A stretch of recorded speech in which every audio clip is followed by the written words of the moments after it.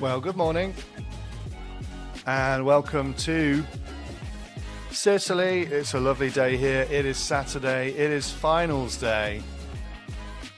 And here we are. It's the 1/10th IC Track European Championships 2023. It's an EFRA event. It's brought to you by X-Ray, and we're about to kick off with the quarter-final B. We've got Frank in the booth.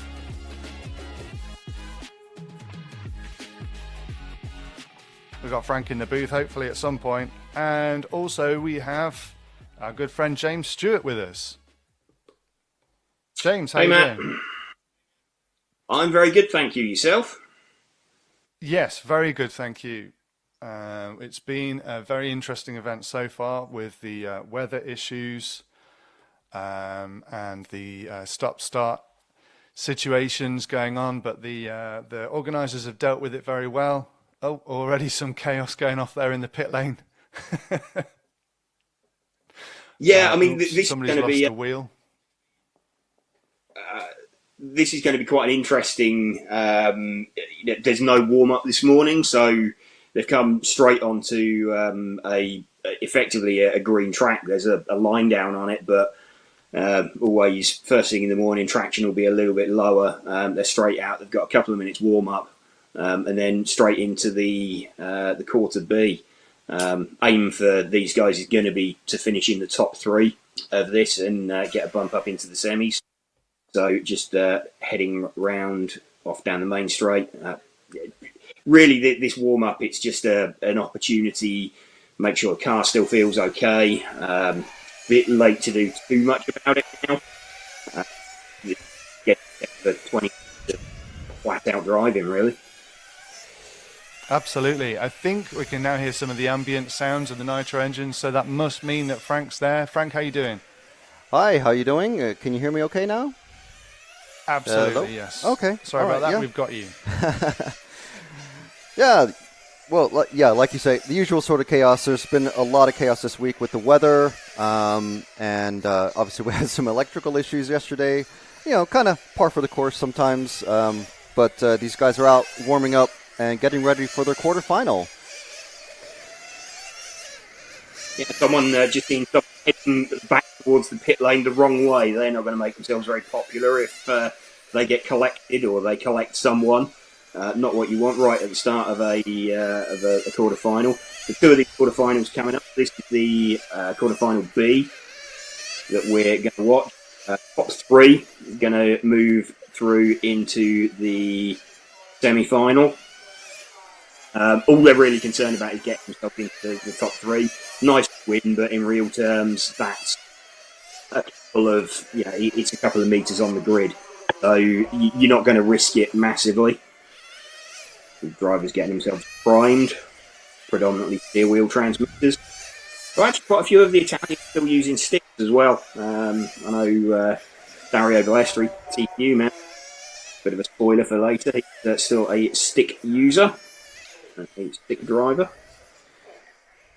And his teammate Taroni as well, both using sticks. Yeah, it's they're gradually fading away as the more experienced old racers sort of drop away from relevance and new guys come in.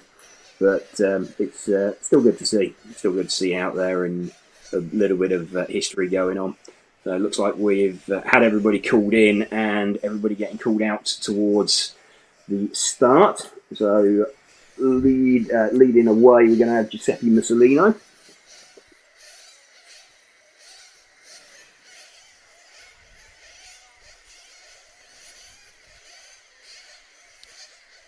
Not sure if you've cut off there, James, but yeah, Mussolino, Glorenic, Strasser, Pelois, Legay, Figueroa, Domanin, the younger of the Domanin brothers, Ryskov, Vandal, Grassa, and Caruana. It's a spattering of French and Italian racers. We have Strassers from Austria. One of the Maltese racers, Caruana, is in this one. Yep, looks like they're all getting set to go. Mussolino going to lead off with the green coloured car there out in front. Cars down and off they go. No one flamed out off the line, which is a good start. Leading away, Giuseppe Mussolino, green front, blue rear. Off down the main straight for the first time. Again, 20 minutes. You're not going to win this on the first couple of laps. You're just trying to get around nice steadily. Jean-Marie Glorin following him in second position. It looks like Stefan Brasser got away in third. They're all running no real position changes right. Carolina looks like he's got the jump on Alessandro Grant right at the rear of the field. Front two already making a little bit of a break for it. A little bit of a deep moment there for Stefan Brasser. Should we be following third and fourth in the yellow and the green car? Okay, if that is, that looks like a So pretty close battle going on there. Yeah. That's between Stefan Brasser and, is that Freddie Pelwise? Yeah, it is. And Mussolini makes a mistake. Back. So, a little bit of over-rotation from the leader. Or what was the leader, drops him back in second position.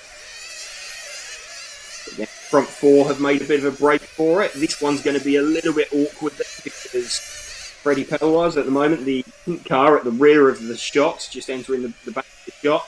He's the fourth place man. He'll want to jump up one position if he can. Still quite a long run to go, and mistake there from...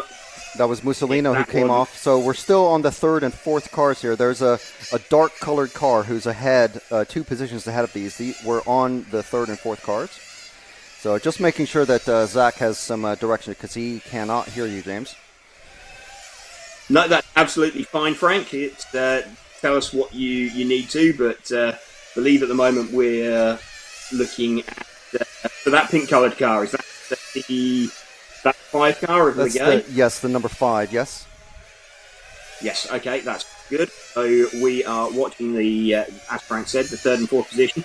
A little bit of a mistake there from Pelwise, getting into third position. So just so our viewers are aware, we're not following the lead cars because it's the bump-up positions are the more important ones in this one because they're trying to go from the quarterfinals into the semifinals. Yeah, we're not worried about fastest times, anything like that at the moment. Looks like we've got Legay to second position. Brasser's just made a mistake. Florinet's still out in front as he crosses the line. And that's Strass going to skip. So that was another car further down the field that's made the mistake. The pink car that we're running with, the 5 car of Legay. He has got, like 1.1 seconds over 4th place. He'll be quite comfortable with that. We'll lose that all in a pit stop. Talking of that, we're going to be coming to pit stops relatively soon. I'll try to keep an eye on the pits and the numbers that have gone in. Okay, Frank. So pit stops, they were running for 4-minute qualifying heat. Yep. So what we're going to start now is we've got a 20-minute final. They're going to, if they're doing 4-minute runs, they're going to need 4 stops to get to the end of a 20-minute final. So stretch that to 5. You can 1 stop out. One of our top cars has just gone in and come back out. The bright yellow car, I think that's Pelwise or Pelwa. So pretty quick stops. Yeah, it was the number 4 car that just pitted. Okay, so yeah, that was Freddie Pelwise. You'll see the order starting to jump around a little bit. Yep. Stabilise. Here we go. Mussolino's just come in. And Legay has just gone in. So let's see as they filter out. Glorinex come in as well. Given where the pit lane entry is, timing line is, it takes about a lap for it to take. So we're just let things settle down for a lap or two and pick up who the new leaders are. I think we got Dominique in the lead now. We have, though I don't think he stopped as yet. Right, okay. So Legay is still 4th and Reiskopf 5th at the moment until Dominique comes in. Yeah. And looking at that, Dominique, I mean, that could be a good advantage for him. He managed to drop that out if he's not stopped yet. There we can see him dropping down the field. He's dropped a couple of positions. Yeah. He has, but Frank, one of the important things about that is he's managed to get 5 minutes, which is beyond 5 minutes. So he should be able to do 3 stops. Everybody else is going to be 4, so he's going to save himself a pit stop. So there's probably, looking at the lap time loss as they come into the pit, probably 4 to 5 seconds. An advantage that he's managed himself by doing that. Yep, certainly I would wager that Fabio, his father, is probably going to be one of the quicker pit mechanics in the pit lane. He's got quite a lot of as well. So experienced pitman out there, and also doing a stop less. So outright pace. We're going to maybe see people towards the end of the finals, if they can do, when we get to 45-minute A main later, if they can get 1 stop, 2 stops left over the course of it, then you're getting on for a 10+ second advantage. You're saving yourself 2/3 off a lap. Yeah, Zach is on the 3rd place car of Legay, who has, I believe it's Pellois, however. Yeah, is the 5, then the 4 car. So that bright yellow car that you can possibly see in the corners of the shots, possibly slowly creeping up onto Legay. I think he is visibly getting closer now. He is. So that's 1 car back. So yeah, if we can get sort of drop back 1 car to follow the 4th place car. We're following Legay for a little while now. So Zach, we drop back 1 car to the yellow car. That'll be the 4th place, who's looks like he's slowly catching 3rd place of Legay. Yep, we've got him now. So Freddie Pellois closing up as he gets a really good exit from that sweeper down the main straight, jumps up into 2nd gear. And so he's got quite a lot tighter approach to a little bit of over rotation there, managed to catch it. That's a bit of heart in the mouth moment.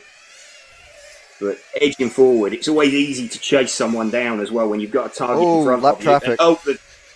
Together, lap traffic. He managed to get out of the way. I think he got out of the way of 1 car of Legay and just tried to come back online and didn't see the car that we're following at the moment, Freddie Pellois, catching him quite that quickly. Didn't realise quite how close he was. Nope, Legay comes scruffy into lap pits. and he pits. Fairly quick pit stop. He's back out now. So we'll keep an eye on the 5 of Legay, see if he goes into pits. You can see a little bit of looseness in the car there, just as they've come out of the pits. They're not on the exactly on the line. So a little bit of dirt on the tyres for the first couple of corners. After that, it will take a small amount of time to clean up.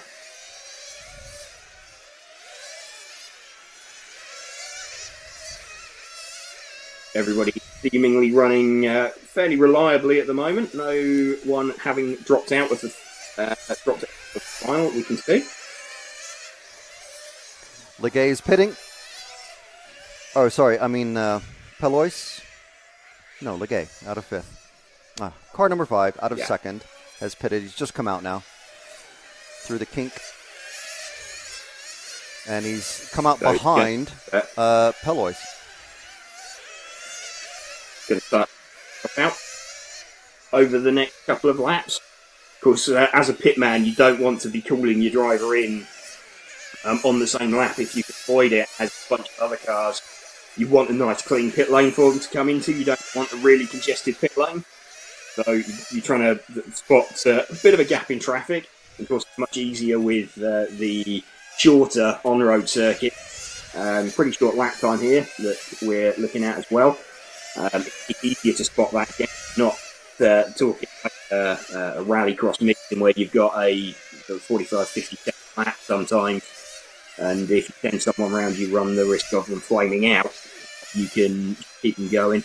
Starting to see a little bit of looseness there in the car. Bit of over rotation. Have you managed to get a hang of that? Oh, Legay comes into problems with the back marker. So let's. Yep, just saw that.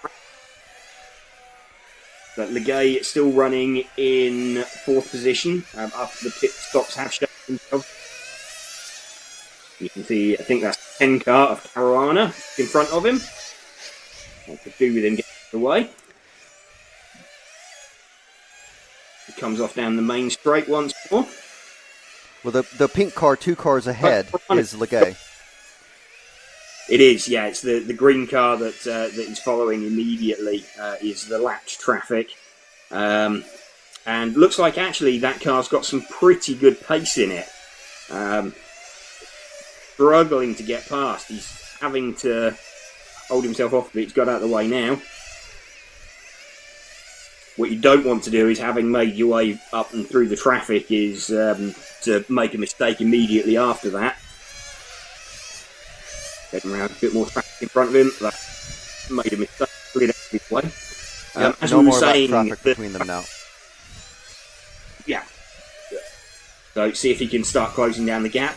Balance of the cars looks like it's changing. They'll start out with a stagger on the tyres to effectively make the tyres wear evenly. So you have here a fast sweeper onto the main straight. You have a pretty fast sweep off of it. So the front right-hand side tyre is going to take quite a beating through here. So they're going to have started out with quite a large diameter tyre. Foam tyres, of course, on these. As they start wearing down, the balance of the car is going to change.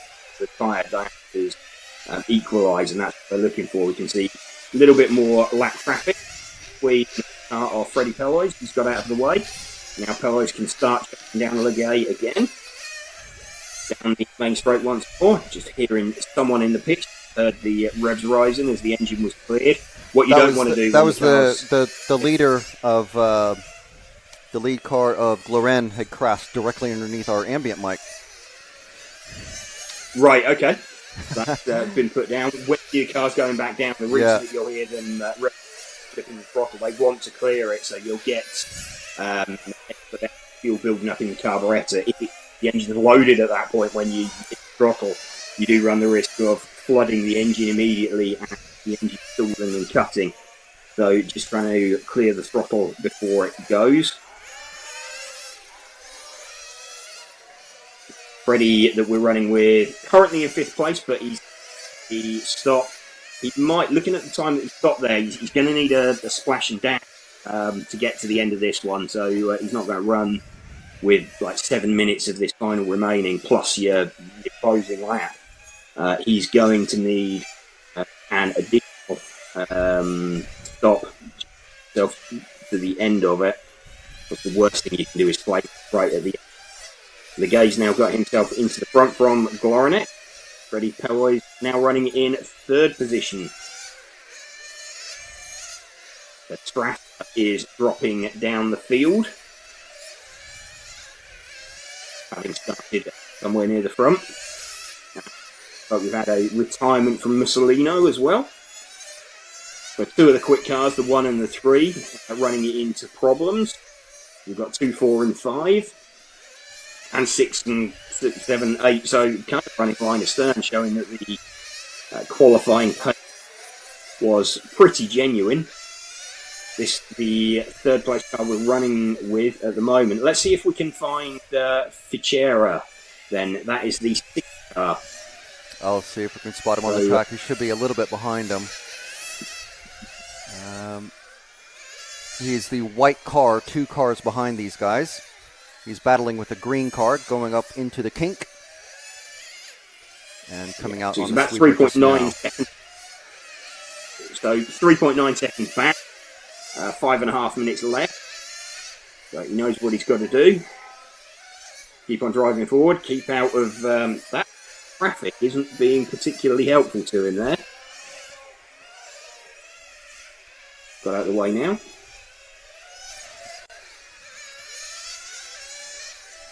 getting good drive. They'll be well into a rhythm by now.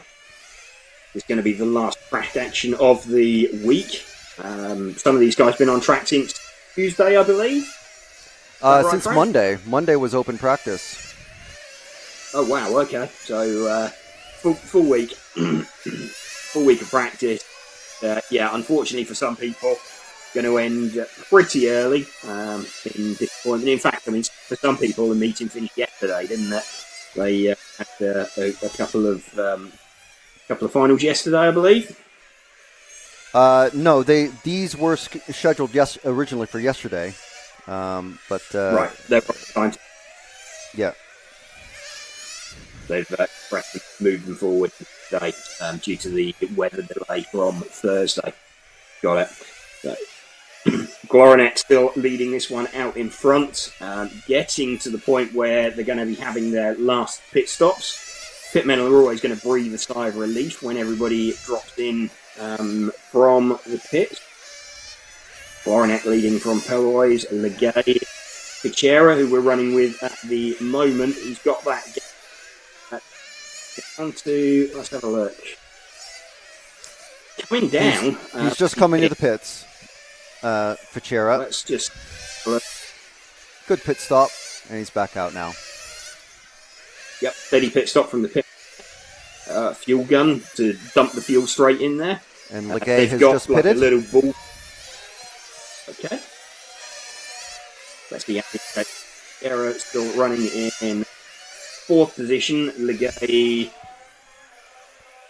Sorry, it was Pelwa who just pitted, waiting for Legay to pit. Right. Always a risky time when they pit.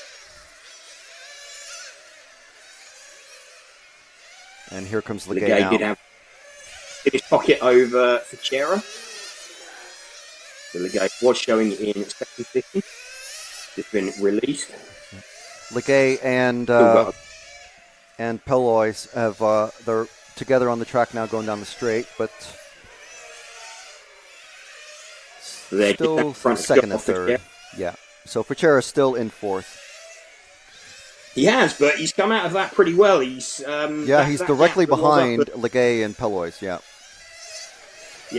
he's definitely got time through that stop. I think he stopped a lap earlier, and what we said earlier, he had that clear pit lane that he could enter. Pit lane was a bit more. There we go, some good track getting out of the way. So right now it is right to the line. I'm not sure if Pichera will know, but that pink car directly in front of him is third position. That's the difference between bumping up into the semi-final or going home for the weekend. So 2 minutes left. It's all come down to this. Yep, it has. Right together, and that looked a little bit leery there for Legay. Pichera did really well not to hit him there. Yeah. So Zach, we're sticking with the pink and the white cars here, both of them. Pichera trying to get a run there, and actually a little bit of over rotation. He was almost too close to the back of Legay. Couldn't get on the power he wanted to. Getting some good drive off of that sweep. He can turn much, much tighter. Legay looking like he is struggling a little bit. Pichera looking like he could be quicker if he can get past. Look at how much he's taken out with him off the end of the main straight there. He's got so much more confidence. I'm not sure if Legay knows the danger that's lurking behind him. This will feel like a very long minute. Has a look. Does Pichera? Oh! Pichera's through. So Pichera through on Legay. Pichera the white car, Legay the pink car. But Pichera has done it. He's chased down that gap. But he was behind. So pretty much across the line. Gets kept up slightly by some traffic. Have to give him a little nudge out of the way to remind him. That lets Legay back in. We've got just over 20 seconds left.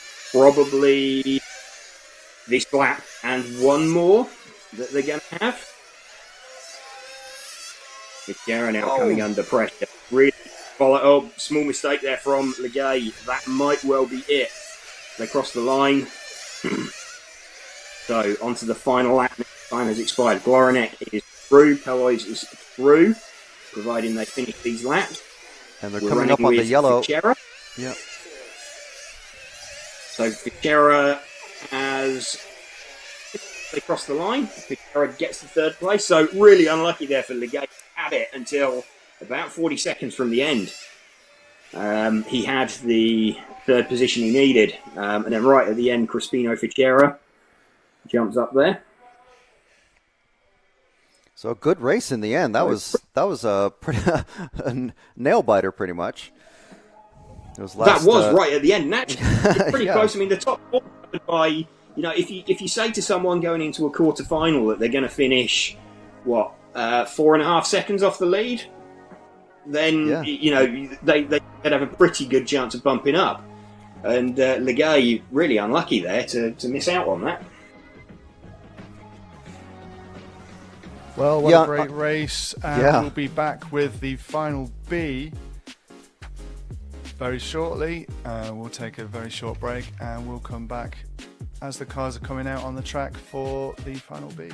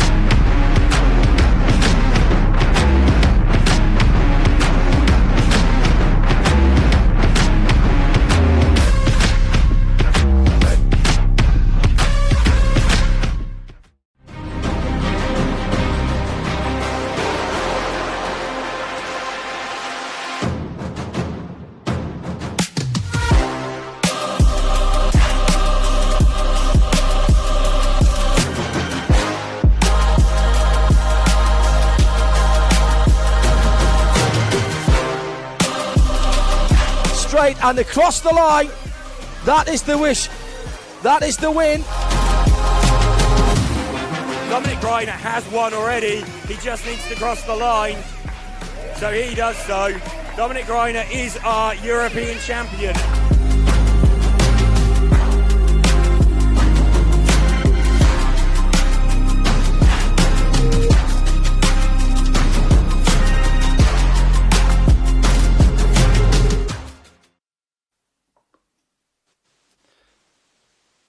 So, we're back. Thank you. You are watching the 1/10th IC Track European Championships. This is an EFRA event brought to you by X-Ray.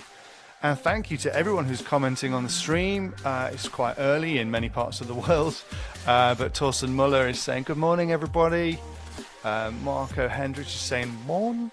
Samuel Morelli, good little Domanin. Well, the Domanis have a bit more racing to do today, and we are still waiting for the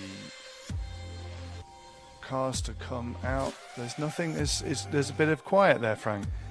Yeah, there's cars are in the warm-up area, and there's a couple that are revving, but they're basically taking their time. I believe there's 20 minutes until the start of the next final, looking at the timetable.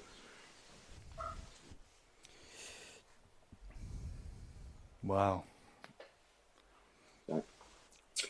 But good race there. Good little race we've just seen.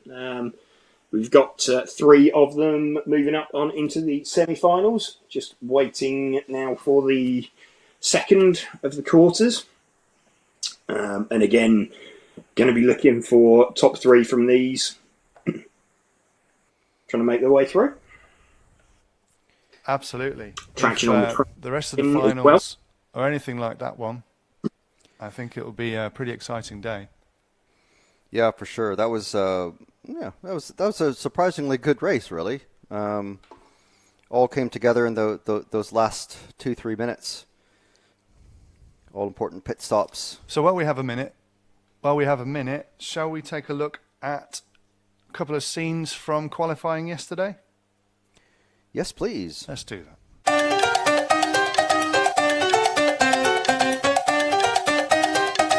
Oh, we got a bit of argy-bargy.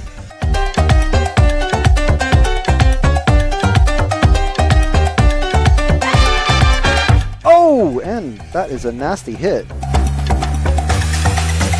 And, oh, and they knock each other out.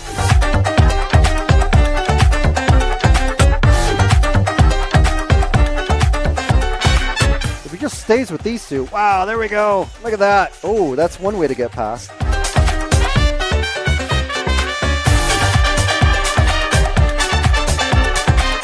Keeping himself very busy as he's getting sideways there. Mixing. Oh, there we go. That's not a quick way around.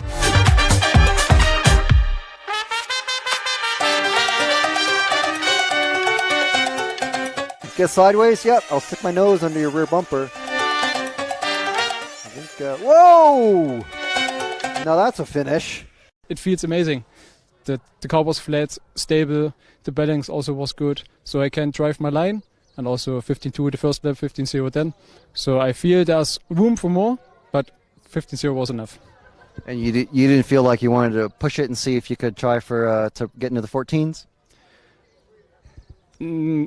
Yeah, in one side yes, but in the other side I'm happy to make the job.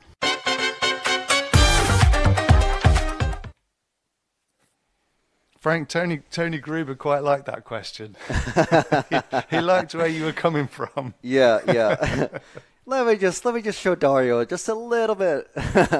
But no, Dario was. I think he expected Gruber to take that. I think it was really interesting to hear sit next to Dario, and he's listening to the times and he's going, you see, Yillis has his clutch slipping. I was like, oh, is that a good thing? It was absolutely amazing to sit next to multiple champion like Balestri and get his insight on how absolutely nerve-wracking it is to be up there and everybody is watching your car. All the competitors are listening to your clutch and your engine, how lean you are and everything. It was amazing. It was really good. So if you have a chance after this, watch the Super Pole bit that we did on yesterday's live broadcast, and I think proper racers will really enjoy that. That is always something. His insight. Something that you always notice when you're speaking with top drivers and working with top drivers, the amount of extra mental capacity they have to notice what other people are doing around them. They'll notice that someone else is trying a different body shell, or they've gone out on a different set of tires, or they've made a slight tweak. Like you said, they can hear someone's clutch is slipping slightly. They're just aware. They're not just driving the car. They're taking in all this information and soaking it up, and something that might be useful to them later on in the weekend. Their aim is to be the quickest driver in the main final. How they get there, they're not necessarily too worried about the narrative and the story that gets them there. It's just building to that final all weekend really, and any information that they can pick up that might be useful. Yeah, for sure. And it was we had a good chat with Yillis and a couple other drivers as well. Hopefully we'll be seeing those. So getting that sort of background stuff is really great, and it reminds me of things like Fernando Alonso driving around Monaco or was it Spain recently, and he comments on how Lance Stroll is doing, his teammate, because he's watching the screens as he's driving past at 200 miles an hour. It's that sort of extra capacity, mental capacity, like you were saying. It's like I'm doing my job, but I'm going to just keep an eye on how the competitors are doing as well. Yeah, absolutely, and building all that information together. And I mean, obviously, Gill's probably the most famous example of that back in 2012, winning his electric touring car world championship when he had the awareness to know that the finish to the final was coming up and the line immediately before a hairpin, and he didn't need to slow down for it, and made that famous dive on Hara just before the line. And actually, this might be something that we see later on in the day here, because again we've got the finish line just before a slower hairpin. It's not quite as tight. It's a bit of a sweeping hairpin, if that makes sense. But we might see people, diving for it right at the end of the final, not really concerned about making the line for the corner. They'll still make the corner, but they can run in a bit deep. But if you're in a really close battle with someone, that could be the difference. Yeah, definitely. And Tironi actually did try that same thing. He didn't go full speed into the barrier, but he was sliding and nearly took out our camera on his final Super Pole lap attempt. And Dario did mention maybe someone will just fly through the line instead of slowing down. So, which is something that Masami actually did back in I think it was the early 2000s, or it may have been the 96, 98 Worlds. I can't remember which. But he did something similar way back when. So it's something these guys are always, it's the driving 10/10ths and using 100% of your mental capacity. Absolutely. It's like we said, it's all part of the game, and knowing everything else that's going on around you on track. It's always important, and that little bit of information, it's never useless information. Exactly. If they go out you'll see later when they go out in the warm up, no doubt Dario and Tony, when they go out for the sort of warm up around lunchtime, they'll have things that they want to try, with a mind to running them in the final. You'll be. Sometimes you're a little bit limited in risk going into the last round of qualifying. Obviously, Dario had a good opportunity there. He was already on pole position, so he could make a fairly risky change if he wanted to, without it affecting anything. Someone on the bubble of dropping it between the semis and the quarters couldn't really do that. You need a run, so you've got to run with something a little bit more conservative that is gonna. It's going to get you a good time, and you know what it's going to do. It's all part of the game you play. It's not just going out there and driving the car. It's engineering yourself into a good position for the way that the weekend works, really. For sure. So, guys, we've got 10 minutes. We've got about 10 minutes to go before the next final.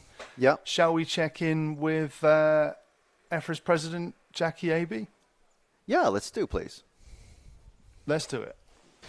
All right, so we are here. The track is quite wet once again here in Giordani Naxos in Sicily. Here with the current EFRA president, Jackie Aby, come down from Switzerland. How was the trip, and what are you here to see? Yeah, the trip was 2 hours. Came from Zurich with the plane early in the morning, from 6 to 8 was the trip, and I has been had a lift to here with the owner. I understood it is the owner, it's Dario, went to me to this track. Objection is to visit here the track, the facility, also every driver, also the organizer, and we have some thoughts to discuss with Julie, chairman, and Dan, chairman from EFRA, so that we can maybe figure out if we have to things to improve, or we see directly that it's going well or it's going wrong, so that we can have a little bit guidance on good quality of races. So that is one of the main topics what I would like to achieve. Yeah, of course. And as president, you're kind of overseeing the EFRA board and the various section chairmen. You mentioned Julie, and you mentioned Dan Jones, who's the new GT8 vice chairman or chairman. Chairman, yes. Okay, chairman. So that's a new section. Obviously, it's encompassing electric and nitro GT8 racing, because there's a world championship in Australia later this year, so it should be very exciting. We'll be talking to Dan in another interview. Make sure and keep watching. So you're the new, I suppose you were voted in at the last AGM at the end of last year. So how do you see the current state of EFRA, and where would you like to take it or see it go? Good, it's an important question for sure that everybody wants to know that. My first goal is we have excellent races in parts of organization, in parts of fairness, in parts of the correctness of the setup of the rules. And if you can control what needs to be controlled at such races, so sometimes you have also a little bit grey bandwidth that you need to discuss any decisions which needs to be taken. But last but not least, I really want to have that the organizer have a good feeling in organizing this event itself with his huge organization behind him. Or normally on a local club, we know that, and we also in EFRA wants to do and improve ourselves also in doing our jobs right and have absolutely a competence in respect of the category which drives, and that's it what I like to improve or hold on a very good level. This are the important things for me. Yeah, of course. I mean, it makes complete sense. I suppose we should have started maybe with your background in RC. I mean, people who maybe are watching this and they're seeing you for the first time, talking with us, they might be going, well, what is Jackie's sort of background? You know, where do you get the knowledge and the authority to be president of EFRA? So yeah, just real sort of a short background of how you got into RC and yeah. Likely. So it's 42 years ago when I saw first time a model car, radio control car, and this was from a friend of my father who had this hobby at that time, and he takes me with, and I was in the beginning only the mechanic, because I have a good I would say affinity to have mechanical works fast done, and had seen when a car does not goes right, so I have to screw up or do that, and I was really a good configuration manager on a chassis part. So then, but after 5 or 6 races, I thought, hey, I like also to drive, so can we not change a little bit the roles, or we go both racing? And then I got my first cars. I was, I guess, 19 years old at that time, and went to a track, and after 5 minutes all was gone and broken, so I crashed already in the first wall into it, and we have to go home and pack and again work on this car another 5 hours. So this was a little bit my starts.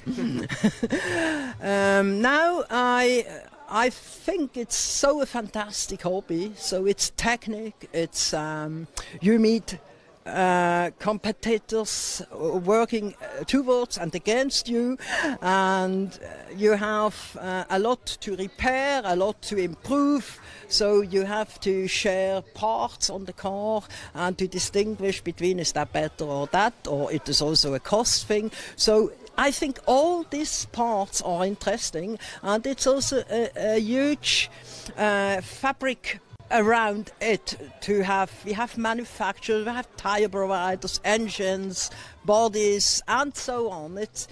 And last but not least, we have also the software who manage that all around. And there I was one time hit it. It was about 1982, so something like this. At that time, you had manually took the time lapse. Yeah, you have to punch in the numbers on the. Yes, with clickers. So everybody has a clicker from 1 to 10, and this was a parallel interface. And I always thought, after 2 beers, you don't click anymore right. So that was then the initial moment where I decided to make an electronical lap count system, and this was my first system. I started in development in 1989, I guess. Yes, it was still the DOS world or the Macintosh. You can also use the Macintosh, but I started with the DOS world. And then I created the first RCP. It's the race control program, RCP. That's why I'm also an rcp.ch in my email address and my business email address. So it's still, this company is still around, but we do not anymore this lap counting. I started with that, and in 2002 we started to renew the lap count system with Felix Romer. He took it then over later. I have given him the chance to make the spin-off with this lap counting, and I think it's still doing well. And this was actually my main knowledge, what I could get into mine. So if you are a lap counter, you need to know the rules, you need to know how to manage the heats, how many drivers are in, how long are the qualification, why you have to check laps, why is it a correction possible, why is it not the correction possible, or is it a penalty, or is it not. So you learn there a lot, and I would say my beyond knowledge I have from that. Huh? That's quite a background. Yeah. So I mean, we covered where you'd like to see EFRA going. Are you going to be attending any more events this year? Yes, this year I have in plan to go to Spain.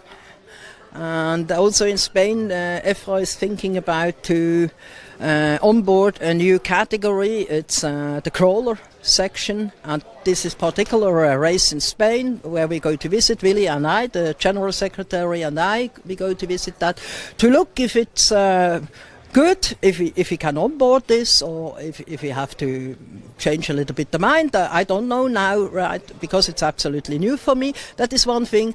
We go then later to the Worlds in Japan. This is in November. And at the moment for this year, I do not have that much time, even when I want to have that. But my business at the moment is this year very demanding from my own capacity. So I try to get managed that much what I can. For sure those two, and maybe, okay, now I know already that end of the June I will manage in Lo Stallo. I will deputizing Ian Audi for the large scale race. And here I also need to make some knowledge inside to get all the large scale rules correctly. So then I have also a little bit to learn how to do that and what.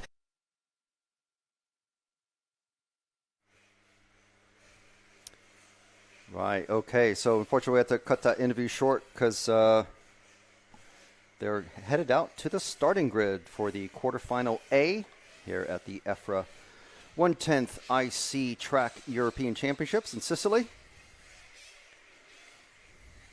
Francesco Perella going to lead this one away from Alexandra Cazot, Mirko Giarata, Bryce Turco, Sebastiano Scuderi, Nicolas Della, Fabio Scuderi, Eduardo Dulac, Massimiliano Abramo, Dan Jones, Dylan Cauchi, and Darren Di Cesare.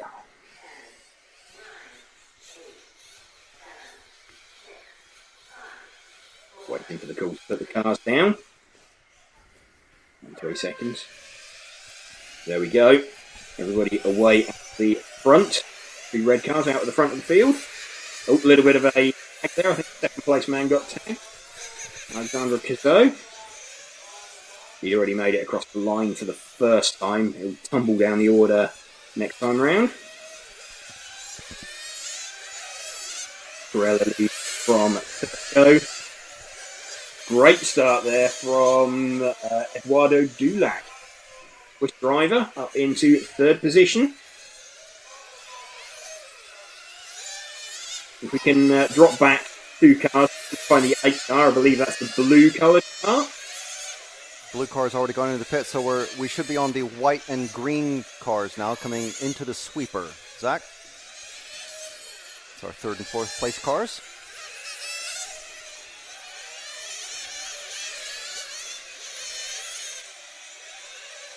There we go. That is the 4th place, looks like, of Bramo. Yeah, Bramo, way up from P9 on the grid.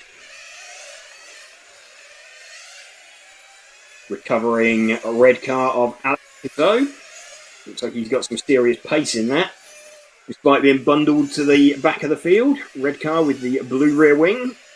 Down the main straight. He's got speed there. Back of it and actually cost him a little bit. But he's managed to get himself into a pretty good position. You can see some people have picked already. What that is doing is it's offsetting themselves against the rest of the guys. Scoring the last final, drivers stopping around the 18-minute mark. So what the pitmen are doing is flipping that on its head almost. Get the first stop out of the way early. You've got to do a splash and dash.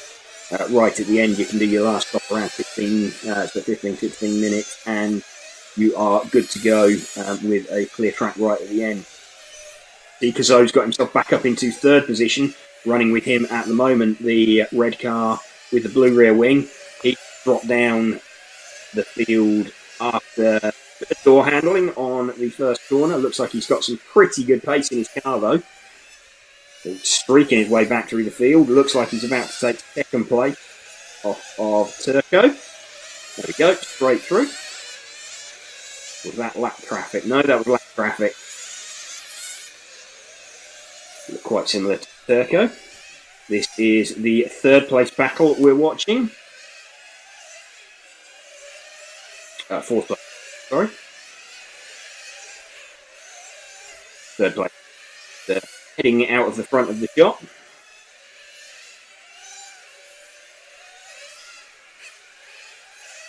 You can see the ebbing and flowing really between these guys as they cross the line. This is the 6th car of Nicolas Delia.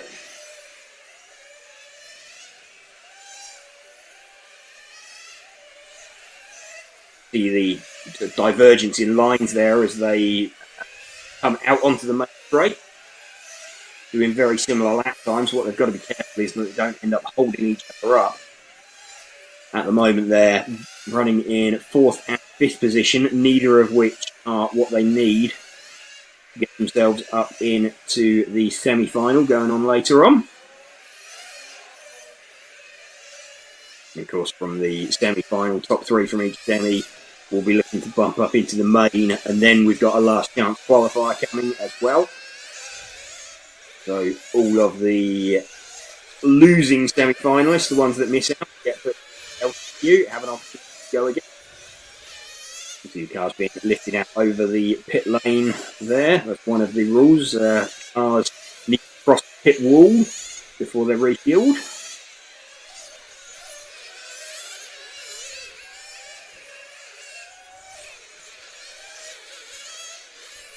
Still running with the green car. Got some traffic closed up on him. That looks from the edge of the pit. The green car is the number 6 in 4th place. Delia. Yep. Nicolas Delia. Just passed another green car out there. Be closed down by the green white car that's following him. Gideri. Yep, they were running together before the pit stops, and they're still running together now after the pit stops. Trying to chase down Cazot, who's just passed the number 8 back marker. Number 1 car. Sometimes it depends. It depends how well you know some of the the other drivers that you're racing with. Sometimes there's a bit of an unspoken agreement that you won't you'll work together. There's no point fighting each other and slowing the pair of you down. Exactly. Delia up into 3rd position.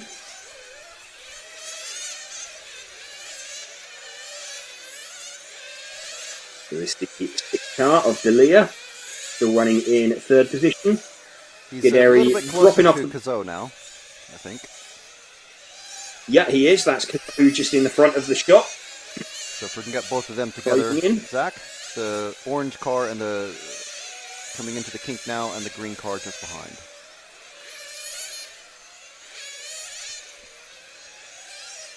being hampered slightly by the lap traffic of number 9, Odo.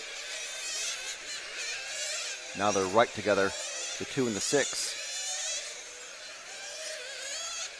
Now these guys, they don't want to be fighting each other really, because they're second and third. That will do both of them. It's the worst thing is if they have coming together and take each other down to the tail end of the field. So they'll be giving each other a little bit of respect, a little bit of room. They need to know that they're running in second and third position. The pitmen will be keeping an eye on the overall positions, letting them know that what they're both doing is good enough. Oh. It's kind of an unspoken respect. There you go. So Delia kind of sent that, and the spot back again. So Delia sent that a little bit. Zoe saw him coming. Fourth place Scuderi is just about a second behind them now. So Scuderi is the white and green car behind. Yeah, it's the Alex Hagberg inspired body, almost.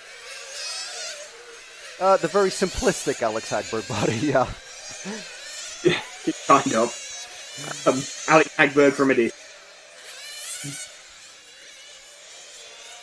So these two out in front. They are, 2 seconds off of Turco?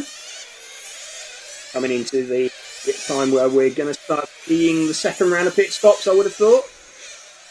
We've got 12 and a half minutes left, so 7.5 minutes in. Again, long, seemingly long races these, but we're going to have 45 minutes later when we get up to the.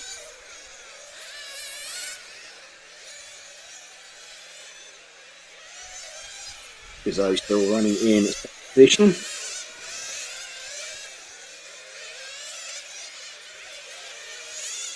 Gazzo running with the red body shell, blue rear wing. Turco now only 1.3 seconds in front. So I think he's just been taking his care through traffic more than anything else. Gazzo's just gone into the pits. Yeah, and I believe Turco did just in front of him. Yeah, I think so, yeah. So just spotting that. So it's going to be fairly close to come out. Have a look as they cross the line. So yeah, gap come right down now. Gap is like 0.7 of a second between this car we're running with of Gazzo and Bruce Turco. Running order 4 from 2 from 6. So it's the 6 and the 5 are in 3rd and 4th. See if we can spot them on track.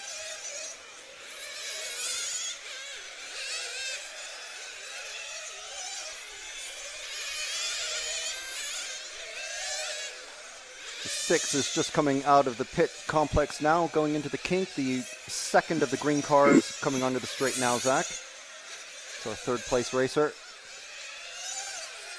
And he's got the number 5 of Scuderi about a second behind him.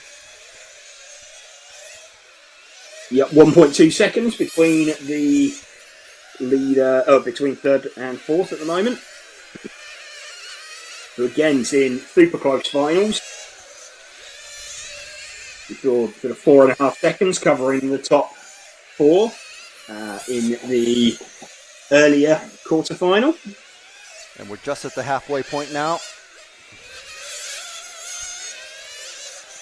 Yeah, as everybody making their way through traffic.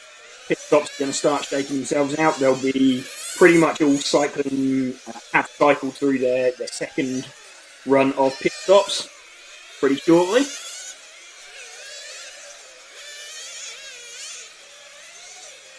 Again, at this stage of the race, you're pretty well locked into a pace, locked into a rhythm. You just keep on pounding out the lap. As you're approaching people, you size them up. They're getting out of the way quite nicely by the looks of things. You're trying to make progress, keep it moving, and then you'll worry about whereabouts you are overall, more towards the end of the run after the last stop. So, quite content at the moment. Circulate if you're a very to another car. No sense in doing a really risky move at the moment. You'll start sizing up, maybe doing what we were saying earlier about taking in extra information, where you're faster on track, where you're slower, where you might want to be thinking about making a move, but unless the opportunity presents itself, you don't want to be putting anything particularly risky at this stage for a run. It's too much to lose. Work too hard all week to get yourself hit, and don't want to drop out of that position. So still leading this one from Turco. Then in third position. He is about 1.7 seconds down the road from Scuderi at the minute. This is the car that we're running with in third position. Doing everything he needs at the minute. Turco just in front of him. Again, we had this position earlier on in the run as well. Second and third running around together. Both of them doing exactly what they need to. Of course, you want to finish as well as you can do in a final, but no sense in throwing yourself off the track. We've got Delia into the pits. There we go, old school with a fuel bottle rather than fuel gun. Staggered stops are starting to happen now. Yep, so getting them going through. You can see there some of the pitmen using a fuel bottle. You'll see some of them using a fuel gun as well. So what the fuel gun does is it takes fuel, it puts it under pressure. It's got like a ball stop valve on it. And it means that you can fire it into the tank. It may be a second quicker over the course of the stop. Saves you stopping any, spilling any fuel, but every single second counts. So that's why you'll see the pitmen choosing to use those. See if we can capture any of those later on. Delia still running in third position. Traffic very nicely gets out of his way. Does it in the best way, coming out onto the main straight. Just runs a little bit wide. Delays picking up the throttle. Makes it super easy. Been communicated nicely to the lapper what they need to do and where they need to keep out the way. Still this sort of battle for second. Not really a battle, they're just holding station. They're both content to circulate in second and third position. This is the car of Delia that we're running with. Turco one car in front of him.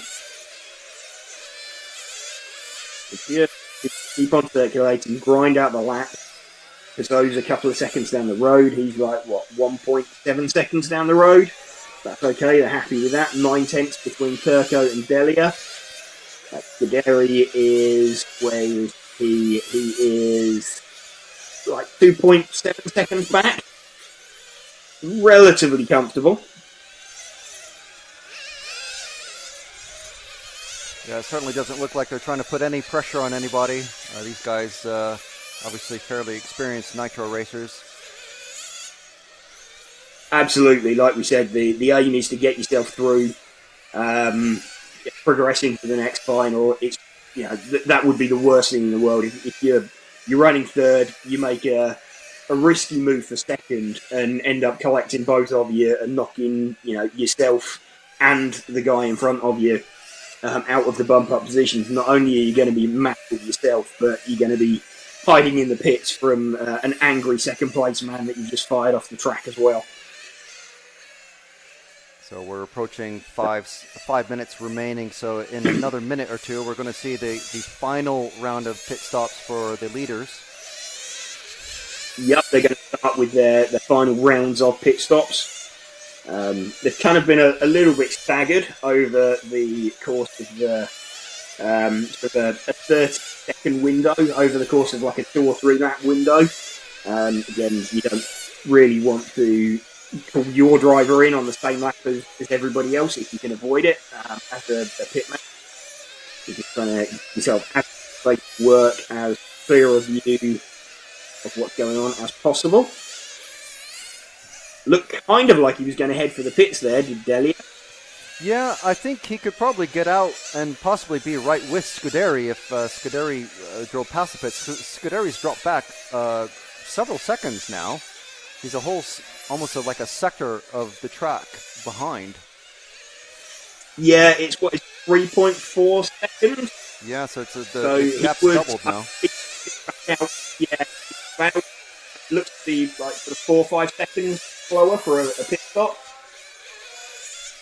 that it's costing them. So yeah, he would drop out just behind, I believe, behind Scuderi. But then obviously if you get it back, Scuderi's got to stop. And he's coming to the pits. Number 6 car of Delia. Final There we go, stop. fuel Just bottle. under 4 minutes remaining. And there we go. That's exactly what you want as a driver, a non-panicked pitman. So super experienced there. Car back up and running. Pitman breathes a sigh of relief. The engine's not flamed out or anything like that. Scuderi's So, a couple seconds behind, so he must have pitted around the same time, or just before. It looks like, yep. So Delia currently in 4th position. Giorata's got himself up into 3rd, but he hasn't stopped yet. So Giorata now moves to the lead. Kazo and Turco. In fact, Delia got in front of Kazo. Kazo's dropping down the field. So Kazo looks like he had some kind of problem in the pit. Scuderi's jumped in front of him. There's a bright orange car that's just been taken off the track. Just stopped, so it looks like it flamed out. Was that Delia? He through that pit stop sequence moved himself into the lead.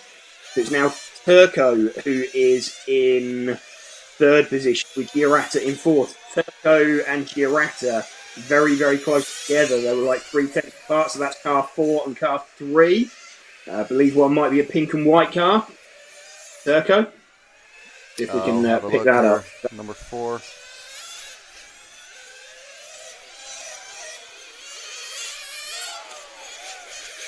Just coming into the pit lane complex, is battling with, he's just been taken out quite harshly by a couple of back markers. He's coming through the kink now, the pink and white, or the white and pink. Number 4 of Turco. Or is it Bryce? I never know which is the last name. It's around the hairpin. I believe it's Bryce Turco. So Scuderi up into 2nd, Kazo in 3rd, Giorata in 4th. And in fact, we've got, Delia is like 3 and a bit seconds down the road, but Scuderi, Kazo, Giorata, Turco covered. In fact, Turco's dropped off a little bit, but Giorata, Scuderi, Kazo, Giorata covered by 2 seconds, covering 2nd, 3rd, 4th at the minute. Okay, so we need So to find 5, Kazo 2, in 3rd, 3. coming through the kink, and the white with the blue, the orange with the blue wing. Coming across the finish line now, the only orange car in that sector. That's our 3rd place man, car number 2 of Kazo. Scuderi looks like he's 1 car in front, and Giorata 1 car behind. Giorata is the orange car. We're running with Kazo, just over a minute left. Delia did really well out of that last round of pit stops. He certainly did, yes. So again, with pretty close finish to this. This looking like it's going to be a faster semi, because they did, I believe it was 72 laps quarter. They did 72 laps in the previous one. We've got 45 seconds left. We're already on up on the 71s for the top. Yeah, even Turco's not out of this. He's 5th place completely. He's 3 seconds behind. And Kazo we've got and Giorata are together now. These 2 orange cars. That's our 3rd and 4th. You can see that. That's 3rd and 4th position, right together as they come down the main straight with 20 seconds to go. So we're going to see a late change for the bump-up position. Giorata, now's the time. If you think you've got a risky move in your pocket, now's the time that Giorata needs to think about this. He's going to be, oh, there we go, bit of a slide. We've got Scuderi in 2nd position as well. So they're on to their final lap now. So this is the do-or-die moment. Turco missed it out. Giorata going to try everything down the main straight. Is he going to throw it at the line, see if he can make it? He's gone around the outside. Oh, just about missed out. So what did we have? We had between 2nd, 3rd, and 4th. We had, what was that? Half a second, effectively. Yeah, at best, that was tight. So that was really, really close between them. And in fact, Mirko Giorati, best lap 15.29. So he had the fastest lap of everybody in that. But another really, really close final going on there between them. So Mirko Giorata, really unlucky to miss out on that one. But we now have our semi-final lineup. complete. Indeed. Wow, that was even tighter than the first quarterfinal. Yeah, absolutely. And like we said, that was a faster semi-final than the first one. Partly, I think that's going to be down to track conditions. It's also sort of the way that the stagger builds. You tend to get the A side of the finals being faster than the B side. Because they're the quicker qualifiers, or they've tended to be the quicker qualifiers. So all things being equal, you'd expect them to be slightly faster anyway. But then also the track conditions, sort of zero practice this morning other than the warm-up. So these guys had a advantage of a cleaner track, having had 20 minutes of running on it. Track temperature is going to be rising slightly. They're going to have risen slightly on there, so that's good to see. Building for later finals, just going to have a quick look at the timetable and see when the next 10:30 for the semi-final B. Yeah, okay, that's correct. Yeah, so 10:30 is the start of the next final. So it's around 20 minutes that we have before that one. Indeed. You're watching the EFRA 1/10th IC Track European Championships, brought to you by X-Ray. If you're watching at home, thank you very much for commenting along. Chris Grimes is saying good morning. Francesco Di Gabriele, good morning everybody from Malta. A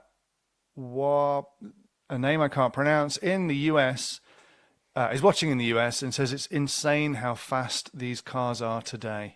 Indeed, Greg at home says these cars are making me dizzy, and John Burrell simply gives us the thumbs up emoji. Keep your comments coming in. It's going to be, that was a cracking set of quarterfinals. So the semi-finals, I think, are going to be next level, leading to a main final, which is going to be off the scale. It may appear like Dario Balestri has run away with this, but that's what happened last year. He ran away with it, and then due to some pit errors, it ran away from him, unfortunately. So definitely everything is to play for. I did I didn't want to bring it up directly when we were watching the Super Bowl together, but I noticed.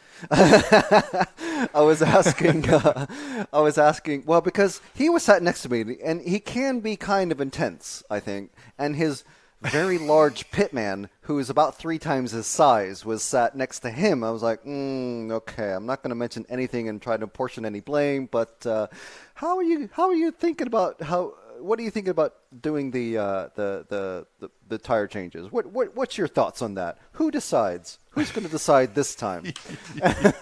So I kind of skirted around the issue, but I'm not one for hardball questions really when we're on air.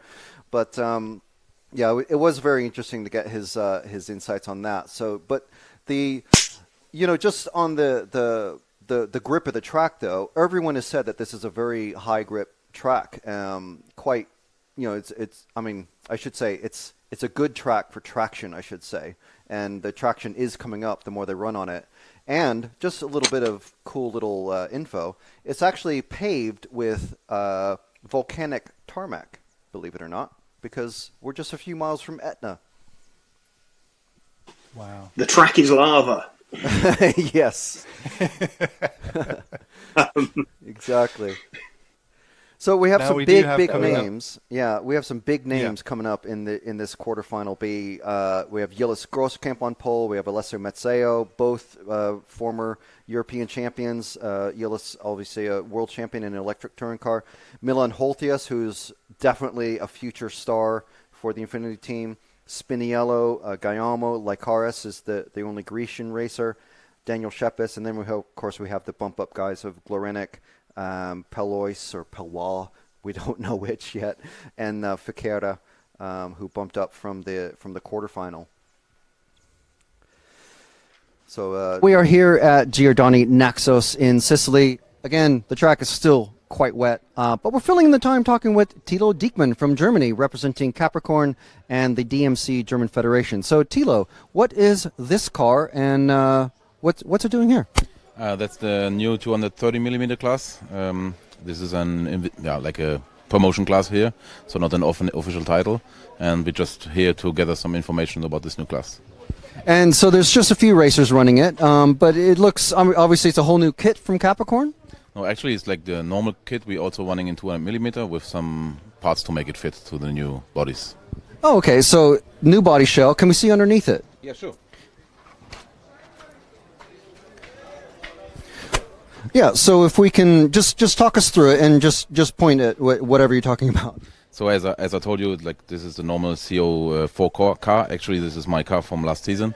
I bring it here, and it has the normal CO4 spec.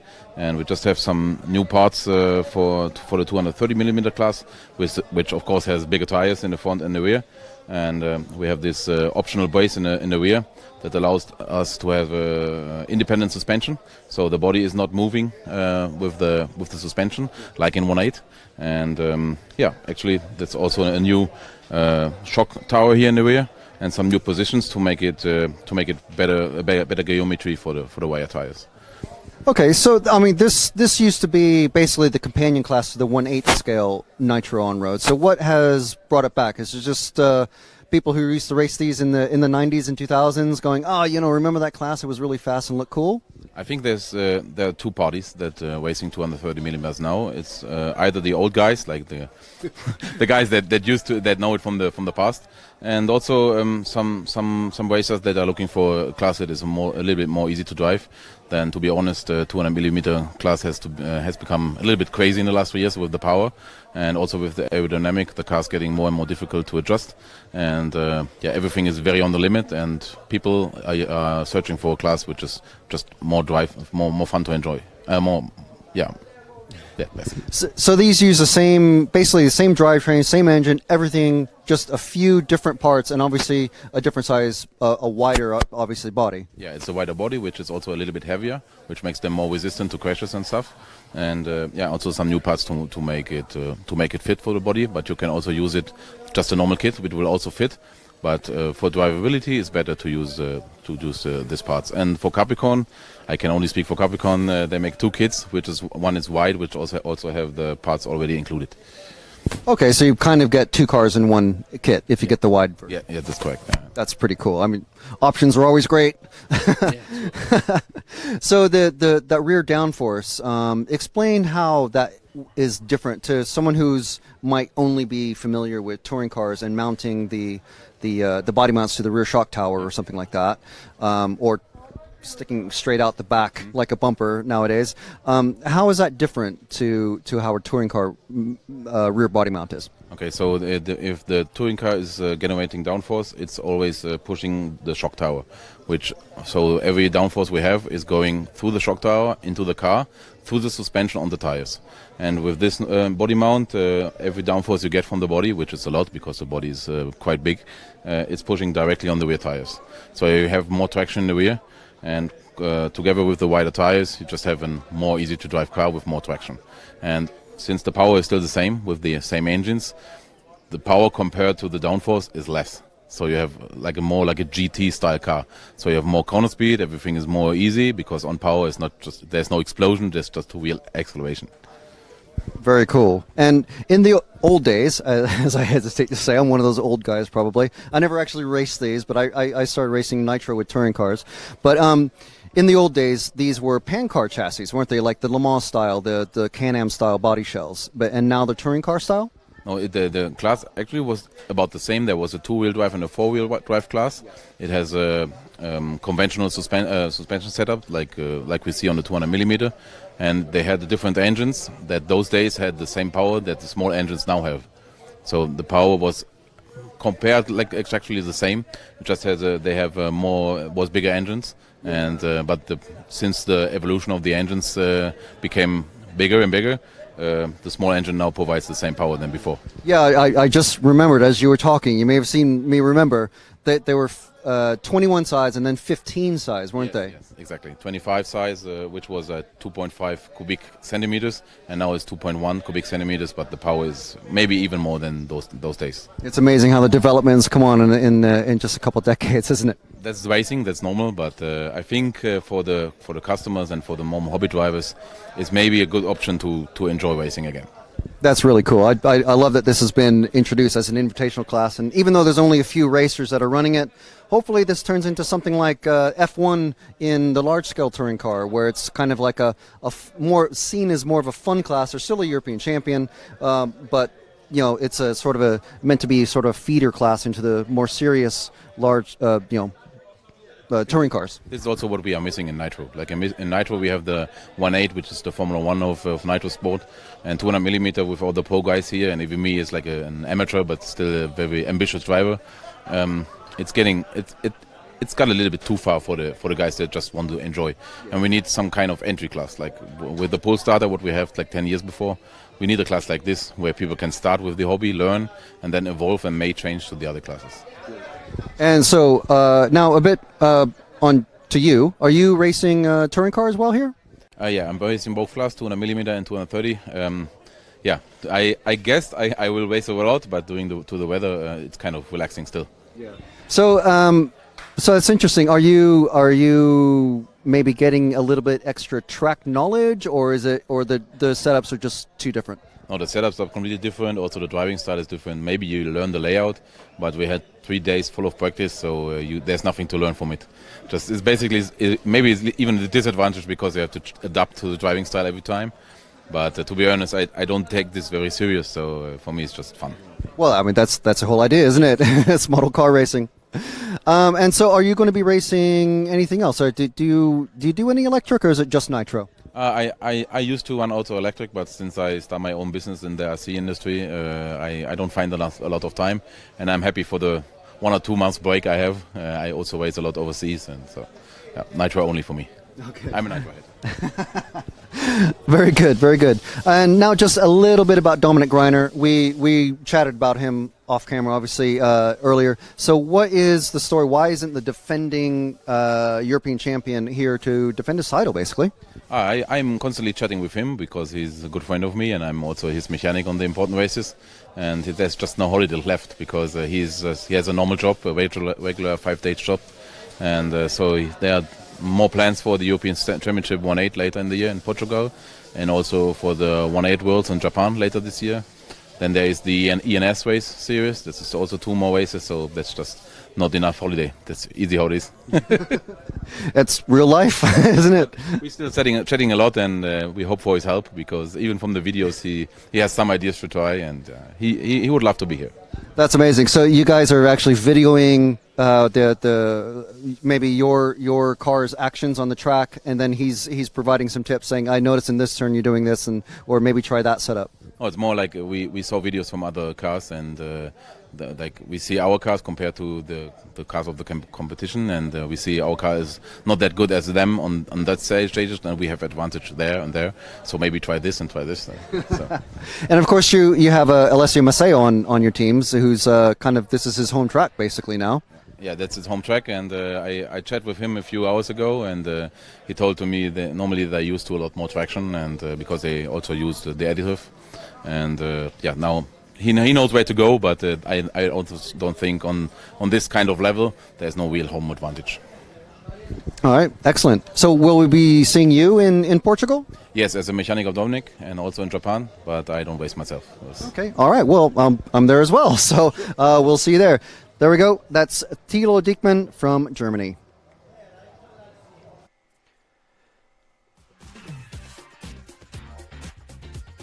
So I hope that was some very interesting stuff and useful info. Yeah.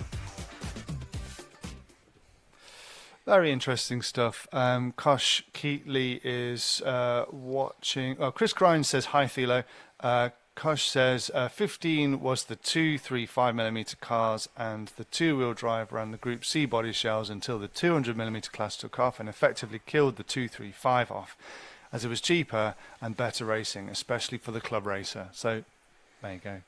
Yeah, and it's interesting how now the Nitro touring car, which killed off the 15 235 class, is now being killed off because it's too complicated, and the 235 using a touring car chassis is now maybe coming up, hopefully coming up. So yeah, it's interesting how it's all, I mean, fashion is cyclical, everything's cyclical now. Cyclical? One of those. Absolutely. You put any class in the hands of racers and they try and make it faster. It's everything. Always the way.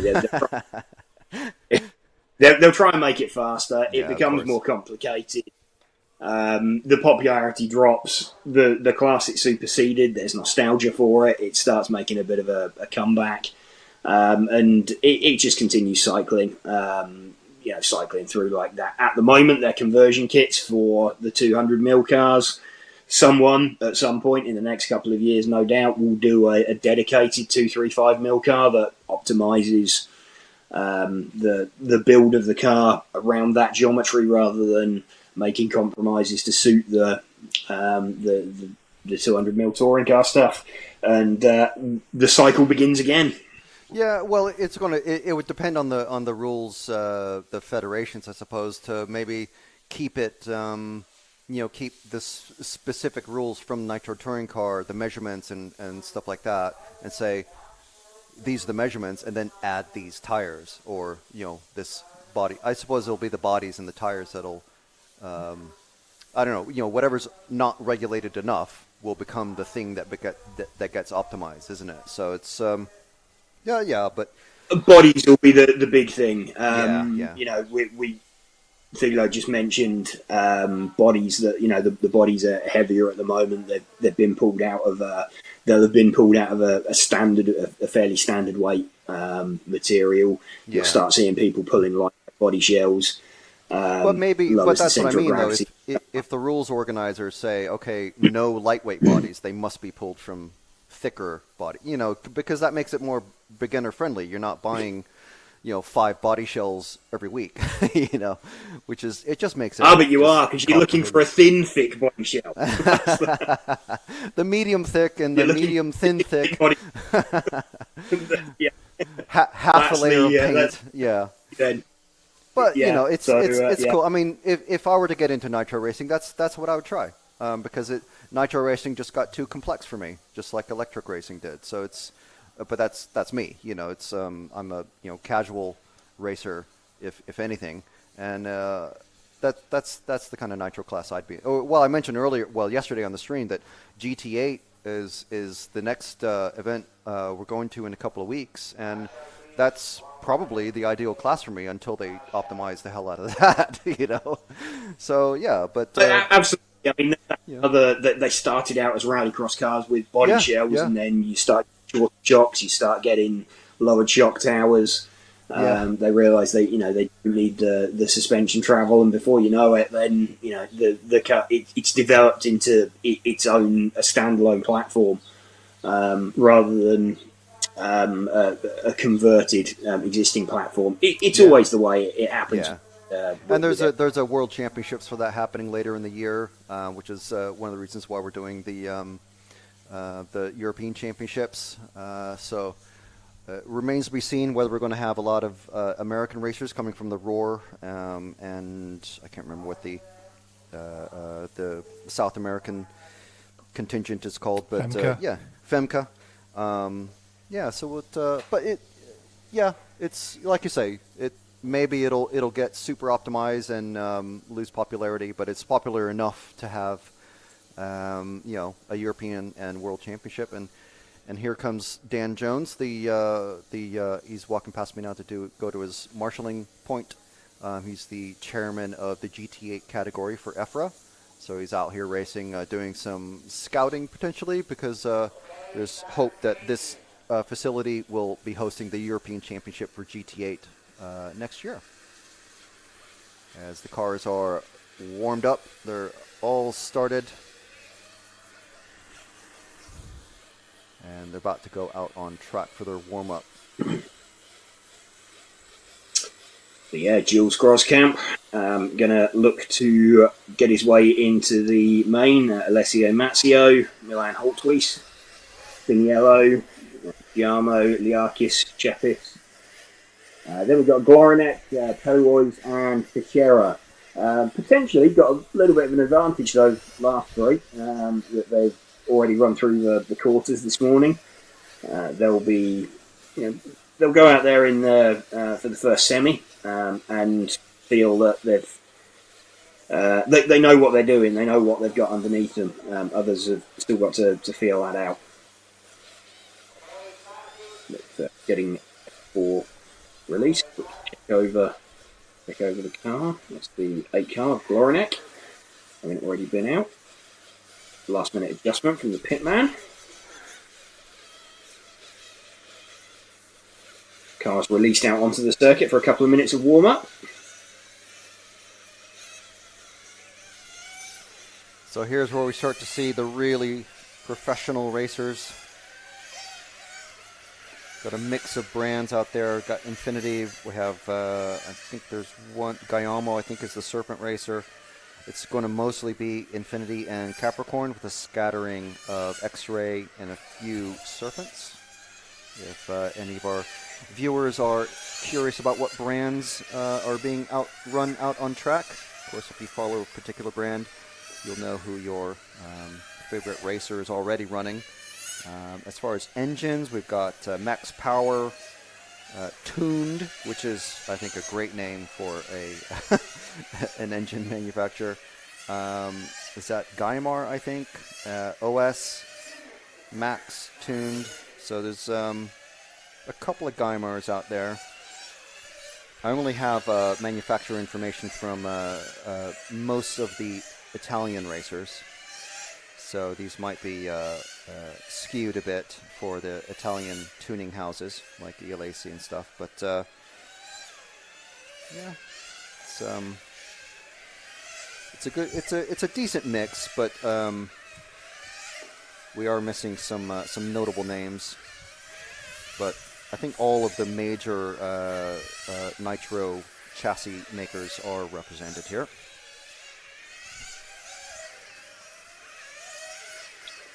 Yep, just as you'd expect at a European Championships, getting everybody in and involved at the front of the field. The warm-up going on now. Again, this is the first time on track for 7 of these 10 drivers today. That's true. There's no free practice or controlled practice allowed on finals day at the EFRA events, the European Championship events. It's straight out. The first time you go out on track is the practice, the warm-up time immediately before your final. Unless, of course, you bumped up. For the top 2, I was going to Dario Balestri and Tony Gruber. I've got believe it's a 10-minute warm-up session directly before the last chance qualifying.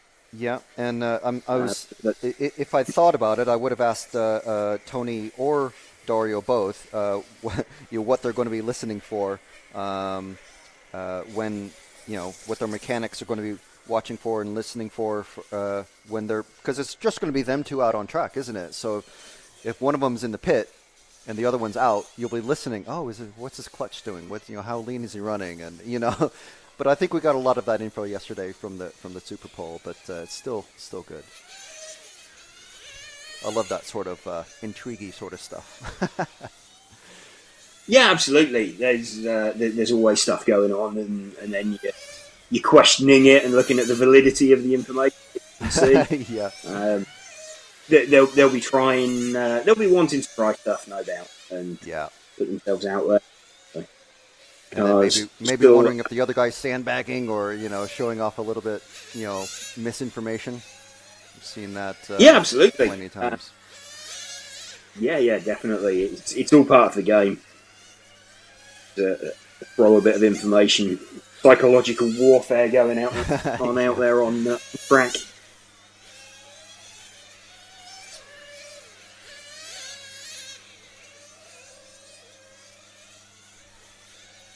The car's still circulating at the moment, just during the warm-up. Yeah, the bleachers, or I believe it's in Italian, it's called the Tribune, next to the driver's stand is starting to get full up now. I think it's the top row is already full. We've got people filming and taking photos. Well, of course, you've got the quarter finalists who haven't made it through to the semis. They're now effectively, their weekend's now done. They haven't got any further races. During qualifying, they've got to go and prep their cars. Yeah. Now they're done, so they can go and cheer on their mates. Well, they're not chilling just yet because they're actually out marshalling. But the mechanics and the family members and they're out there. Yes, there's it's as you go on through the meeting, the number of people with an interest in what or needing to prepare stuff to go out on the track reduces. So weirdly, everybody but this one car is out on track, is in the pits. There's another car just going out now. So I don't know what the thinking is. Oh, they still I think they're kind of expecting that they've been out there for, they've been out there for quite a long time. I don't know if they've had the modern equivalent of an interference call. I think it still exists in plenty of rule books. Yes. But, I haven't heard anything. It's a bit hard to hear the tannoy or PA system from where I'm at, but it could be someone is called a 10-minute. There is a little window that they can call for a small break. We have seen a car. They wouldn't be allowed on track, would they? I'm not sure exactly on that one. I don't know. Yeah, there is a car being worked on underneath the pit area. None of our cameras would be able to see it. I can only just see it with my bare eyes, so to speak. But there is a gathering of Infinity shirts. It could be around. It's either Milan or Yillis. I'm not sure exactly. No, if it was Yillis, I see Yillis's mechanic, I believe. So I don't think it's Yillis's car.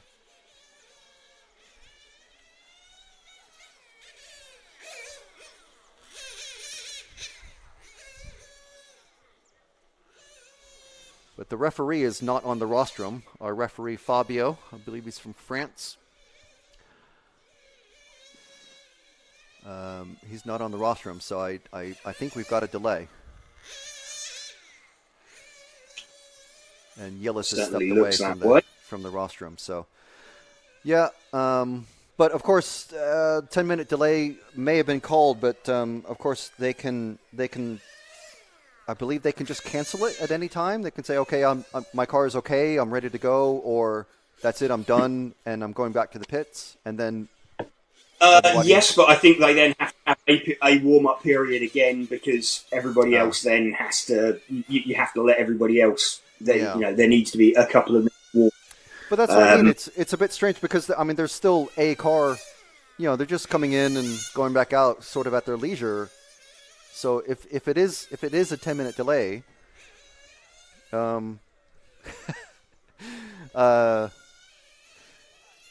they're still letting people go out on track. So I don't know the procedure though.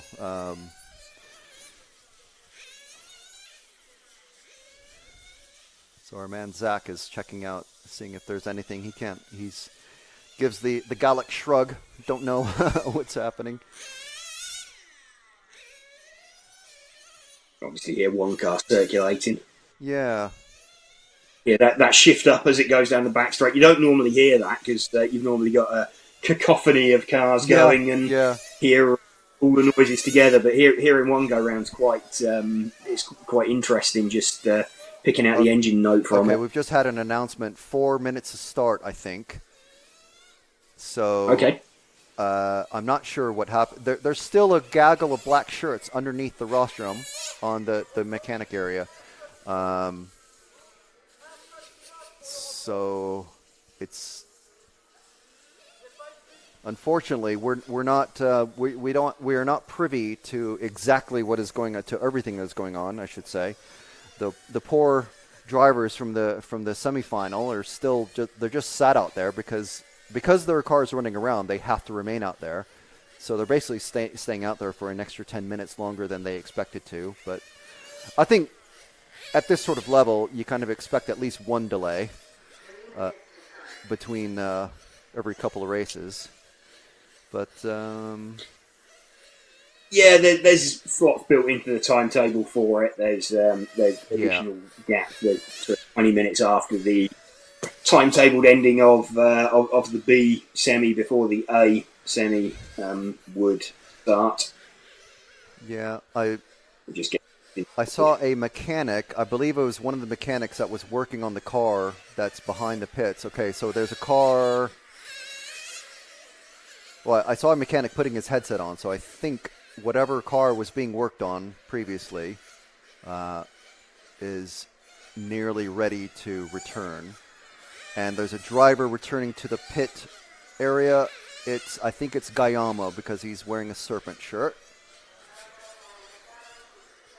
So yeah, all the cars are revving now, and everyone's getting warmed up again.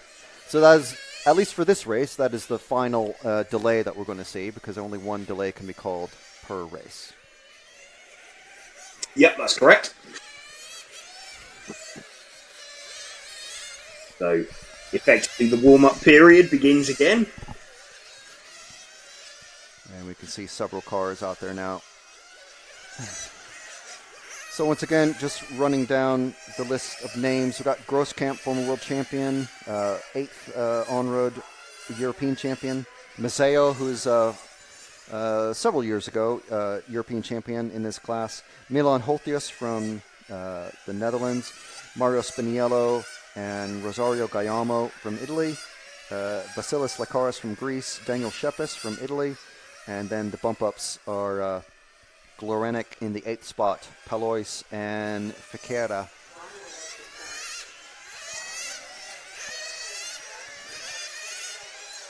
And I think it's like there's new people who are showing up. They look like RC people, but like extra cars are starting to get parked along the back side of along the main straight. So I think we actually have some extra spectators. Unfortunately, I don't think they're non-RC people, but still, some extra people coming in. It's cool.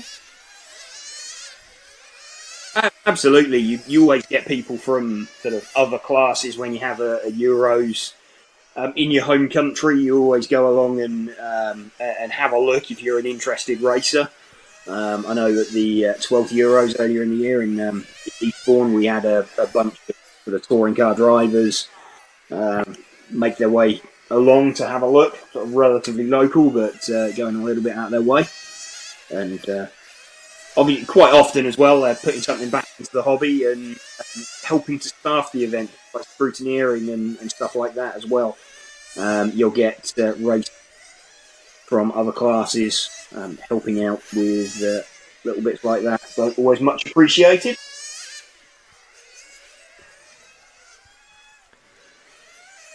We've got Tony Gruber stood in the shade near us, our Super Pole winner.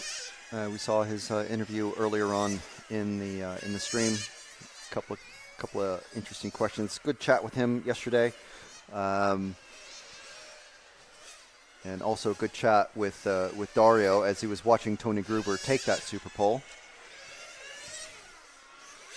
So Tony, I think Tony is. Apart from Dario, between them both, they're the most like jacked up, as in muscular dudes here at the track.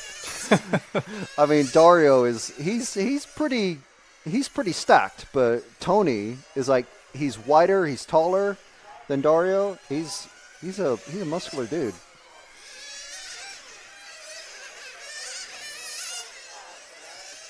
That's good intel, Frank. It's good to know. Well, I'm just using what I see with my eyes. He's just stood right there. So, stood next to Papa Thurston. I think is this Alex coming up? Stand next to him. So just waiting for the warm-up to run down. I think Teo from Amchi is he stood there with the red flag, just waiting to wave it out and tell everyone to come into the pits. Signal everybody into the pits so that they're he's ready to. He's ready to. Most of the cars are in the pits now, but there's still he's letting them circulate still.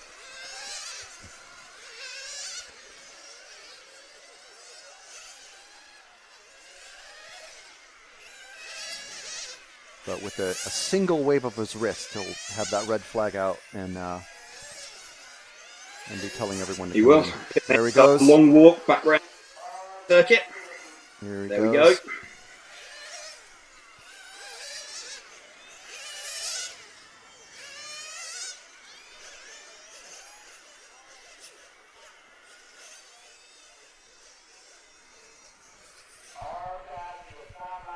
Semi-final B, ready to start imminently. There go the mechanics walking around the rear side of the circuit, or across the circuit in some cases, taking the shortest route. They're heading out there just with a fuel bottle to top it up. They're not allowed to take starter boxes, anything like that. So you really don't want your engine to flame out when you're stood right the other side of the track.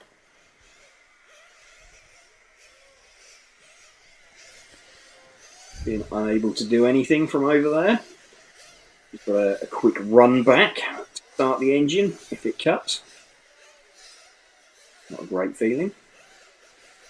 Yeah, effectively a very long pit start. But here we go. Here we go. They'll get put down at 3 seconds.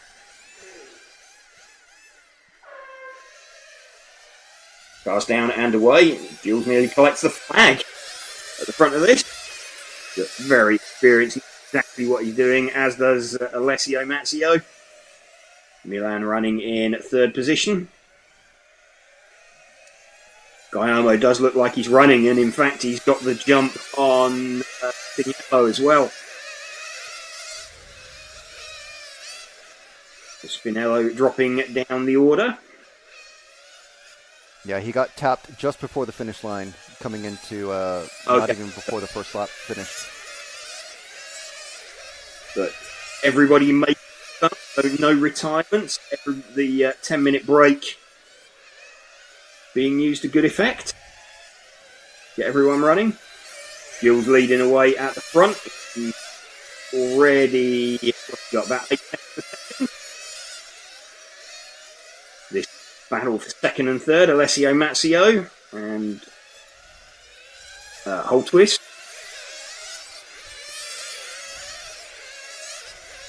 Guillermo is the yellow-coloured car in 4th position. So he needs to be making a bit of progress.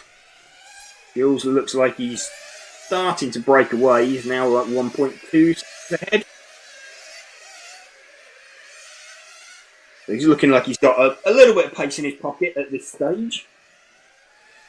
I think he's definitely going to be one to watch for the finals. Didn't quite have the pace in Superpole, but very experienced racer. Always very smooth, normally pretty good on fuel mileage. Makes him a strong threat for finals. Holty is crawling all over the back of Alessio. Mazzeo is kind of the cork in the bottle here, I think. It does look that way a little bit. Groskamp's gone away. That's a fantastic figure when you're in Jules. You're driving around and you're circulating, and it feels quite easy sometimes when you're doing that. And you get away from everybody. It's you don't know necessarily the gap in terms of time, but you mentally start sort of checking yourself where you're crossing other people on track. So you'll know that as you come out the corner and go off down a main straight, you know, where someone else is, and you're always checking yourself at your position on track relative to other people. Even if you haven't got an idea on time itself, you're using the judge of your pace. relative course, to others. The mechanics on the radio headsets are going to be acting as spotters for their drivers, but from the drivers I've talked to, they don't like to have big, long chats. They just like to have, okay, come in now, or something like that sort of information.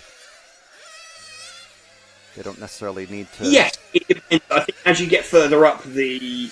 as we discussed earlier, right, as you start getting further up the field, I think the mental capacity and spatial awareness of the drivers is greater. When you start speaking to some of these top guides, they'll start... It's amazing what they identify going on track. But Mazzio's still running in second position. Yeah. Holtwist in third. Yeah. Quite a gaggle behind him now, all battling for position to be... they're actually battling so much they've fallen behind Mazzio just a bit. So how many drivers are going to be bumping up? Is it going to be 5? Who should we be watching here? 4th or 5th? We've got... we've already got 2 through to the main, so we're going to get the... What we're going to get, I believe it's 4 and 4, and then we've got the last chance qualifier to make it in. Is the normal procedure that we're going to get. So what race position should we be looking at here as they're starting to do their first pits? I think 3rd and 4th is what we want to be looking at still. Okay, so at the moment, we'll let the pits circulate as we're counting down to the 15-minute to go mark. But at the moment, we're going to be looking at the 3 and the 5, it looks like. See if you can spot those on track. Yeah. And they're in just fact, what we're going to see is towards it'll you, be Zach, the in the pit section, about to go into the kink, the bright pink and yellow, and then the orange car. I believe those are all 3 in line together. That is the 3, the 5, and the 7, who's jumped up, of Shepis. Yeah. So looking at this, what it's going to be is it will be the top 3 from each semi-final. It will be the fastest 4th place.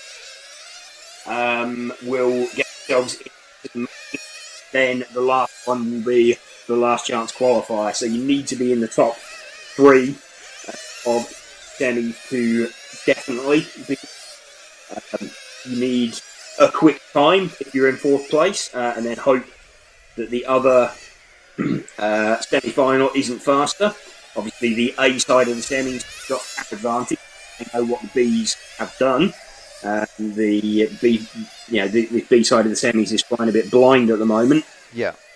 Gill's looking pretty comfortable out in front at the minute. He is 4 seconds up on Alessio. I would say that's a pretty good gap. It's pretty comfortable. The one thing is, when you say it does matter and it doesn't matter, obviously you want to get through, but then at the moment, we only know the first 2 positions on the grid. The grid order then gets sorted by your fastest time from the semi. So potentially, you could have Gilles win this semi, but the next is a lot faster. He could still end up to 7th on the grid. Yeah. So it looks like Milan, who we're following on the screen right now, is currently in 3rd. So if the flag were to drop now, he would be into the final for sure. But he's visibly catching Mazzeo, who's in the red car just ahead. So this is going to be 2nd and 3rd of Mazzeo and Holthius. Yep, Guillermo's not a million miles behind. No, he's just behind. 2nd. But just in case these two come together, because Holthius is not afraid to put a move on Mazzeo. So they might take each other out and let in that number 7 of Shepis. So this could all be coming together in a couple of minutes.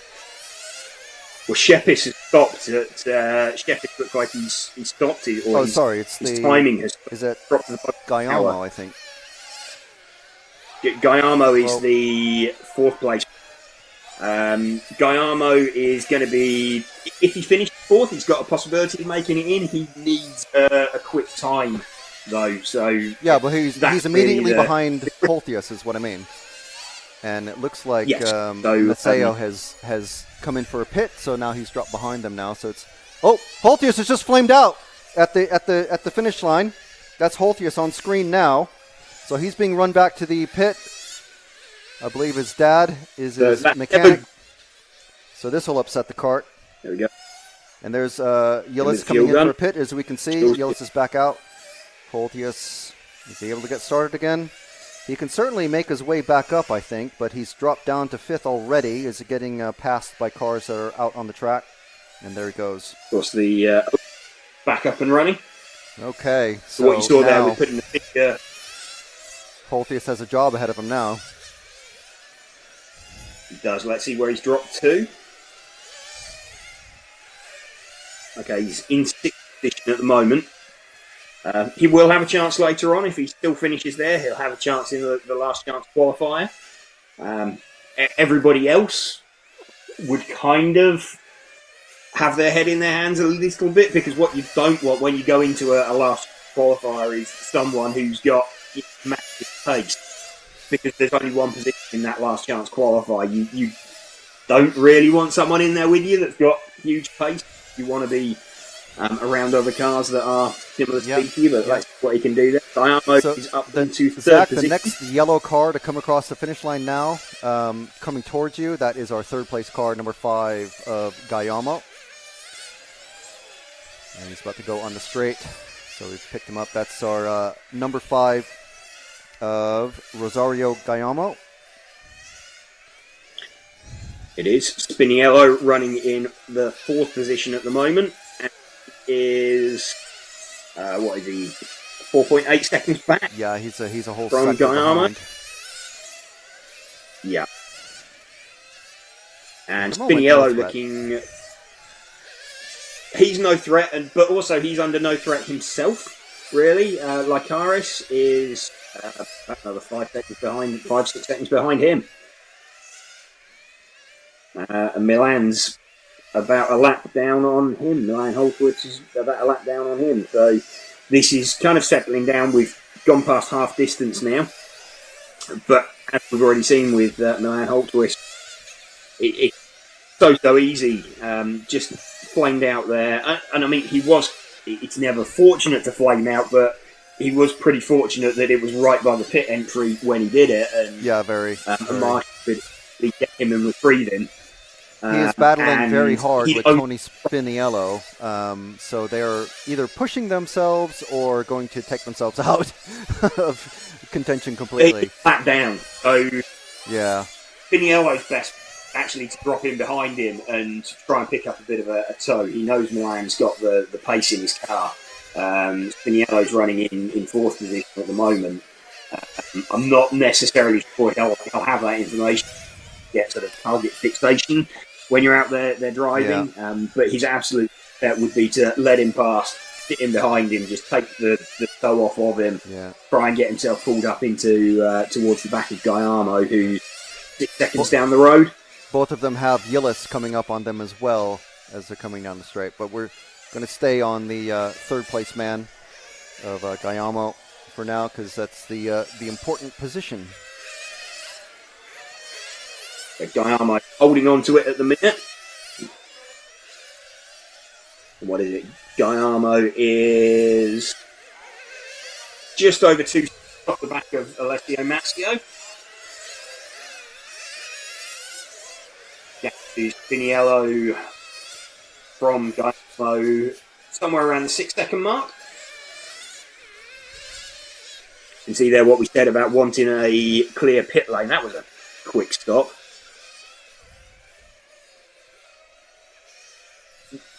Yeah, what we were saying about wanting a clear pit lane so that you can get the unobstructed access to the car. Here comes Gilles.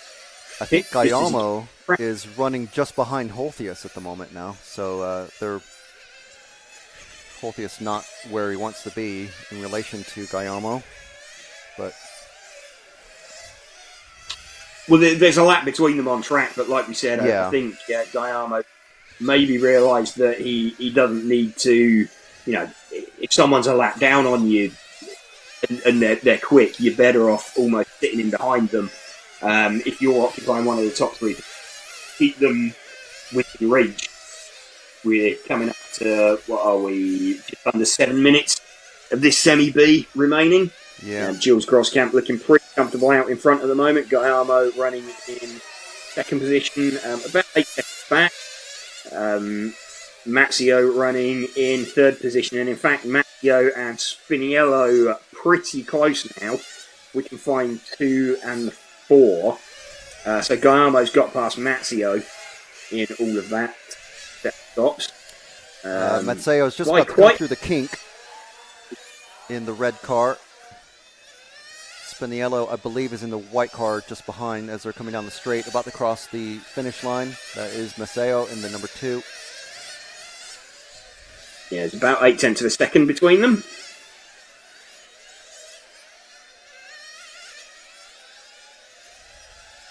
And who's that just behind? Yeah, that's Yillis hassling the car 4 of Spiniello. So maybe a little bit of team game.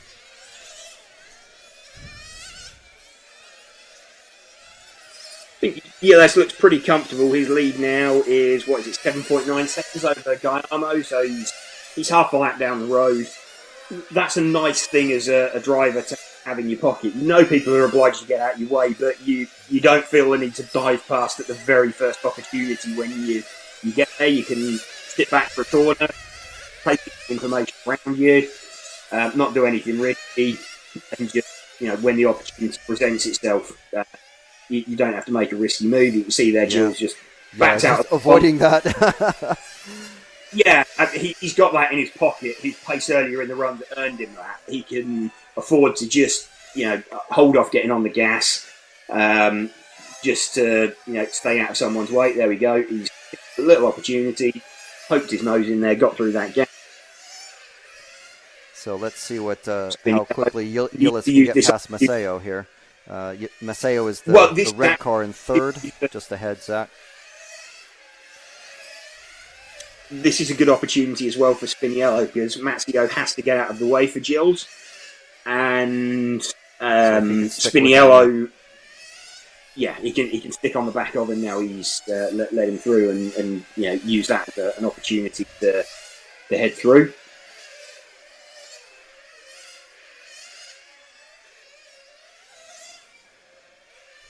Milan Holtquist not really made any progress from that 6th position after his earlier flame out.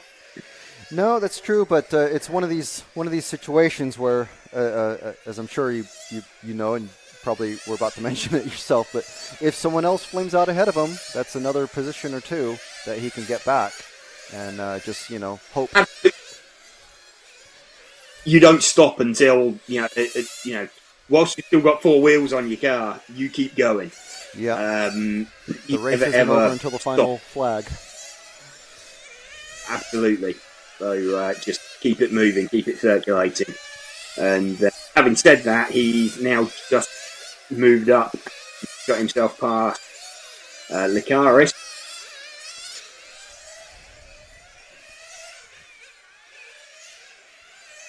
So he's still 8 seconds up on Guillermo. That's Spiniello coming back. Guillermo now. Spiniello has got himself about 5 seconds over Mazzio, and he's less than 2 seconds down on Guillermo. Yeah. And just one last thing on Holthius. Just one last thing on Holthius. He's the car immediately in front of the red car of Mazzeo, who we're watching here. That flash of pink just ahead is Holthius. So but Holthius is the next car behind, if you know what I mean. So he's almost a full lap down on Mazzeo. Yeah. Yeah. So with what is there, 2 minutes 20 left. So pretty much everybody should have done their final fuel stops now. So run for the flag. Yeah, so we're going to stay with this red car here, Zach. This our third place man, Alessio Mazzeo. And obviously he's going to be hoping to... this is basically his home track. We played his interview once or twice yesterday. He's his home track in Messina, which is just north of here, closed down. So this is now effectively his home track. He spends a lot of time here. So he knows the track really well. And, of course, he'd be hoping to get into the main final later today. And if the flag were to drop now, which is a phrase I hate, but is very useful, he would actually be in the final, as he's let Grosskamp through. Yeah, he has. So Grosskamp's lap up to third position. That'll be a nice thing for Gilles going into the final later to get yourself in, pending scrutineering. Yeah, definitely. We've had some. The car still needs scrutineering after this. Most common thing is fuel tank size or fuel system volume. You tend to get, as temperatures increase, you start getting quite often fuel tanks swelling slightly, and volume of the tank or fuel system increase slightly. I'll have half an eye on that. Gilles start off after trying to lap Guayama, can lap the field. You can see him disappearing out the front of the shot. So as we're coming into the final 30 seconds, Matteo has got 2 seconds over Spiniello. Should be fairly comfortable with 20 seconds left. So I have this lap and one more. Yeah, this lap and one more that he gets.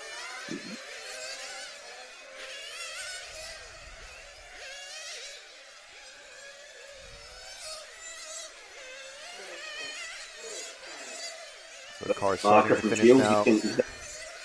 And there we go. That's Mazzeo crossing the line to claim the final bump-up spot in this run.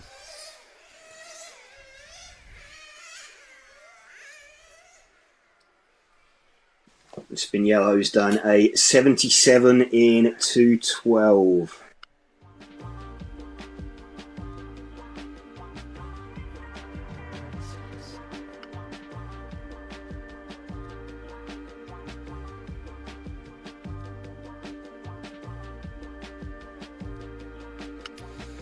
So that's the important. We're keeping an eye out on for Mario Spiniello. Exactly, yeah. Not exactly a barnstormer that the quarterfinals built up, but still, it's all very important information. So we've got former world champ and European champ Grosskamp taking a pretty easy win, really, and then home driver Mazzeo and fellow Italian Guayamo. Not in that order, but Mazzeo third, obviously.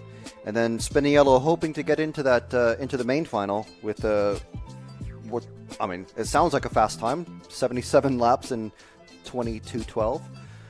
So we'll see. So we've got the next final. I think you tend to get. I think you do tend to get as you start heading through finals, and it feels a bit harsh to say it, but it becomes a little bit more professional as you go through the field, and that in turn makes some a little bit more processional. It becomes a little bit more, a little bit less unpredictable in terms of a little less wild. Amounts. It will happen, but the preparation is. Yeah, it goes with the experience. Everybody knows exactly what they're doing, and is likely to bring it home. So, speaking of professional drivers and Gilles Grosskamp in particular, I believe we have a cool little interview that we got with him the other day during one of our rain delays that we had on the first day that we were here. Is that right, Matt? All right, so here we are in the shadow of Mount Etna, which you cannot quite just see behind those very dark rain clouds. But we're here with, obviously, Gilles Grosskamp from Holland. How's it been going for you this week? Yeah, pretty well, pretty good so far. We were here on Monday morning already, and today's three days later, and so we had 3 days of practice. The first days was really free practice, and then we started into groups. And yeah, the track is really nice. It's just a typical 1/10 scale size. It's perfect, and the flow I just really like it. And yeah, so far also the practice times are good. I'm in the top so far, so it's going really well. That's great. And the Infinity team, they seem to be quite one of the larger teams that are here. Yes, we have 5 guys from the team. Dario, Carmine, Francesco from Italy, and then Milan and me from Holland, from the Netherlands. And so we are here with 5, and we also have the new car with us, the IF 15.2. And it just came out, so it's really also the first time that we really run the whole car. In Bangkok at the Worlds, we had some prototype parts, but now it's just a kit car, and so we had to figure out a bit of the setup, which kind of chassis flex we try and we use. But yeah, now it seems to be working really good now, so it's nice.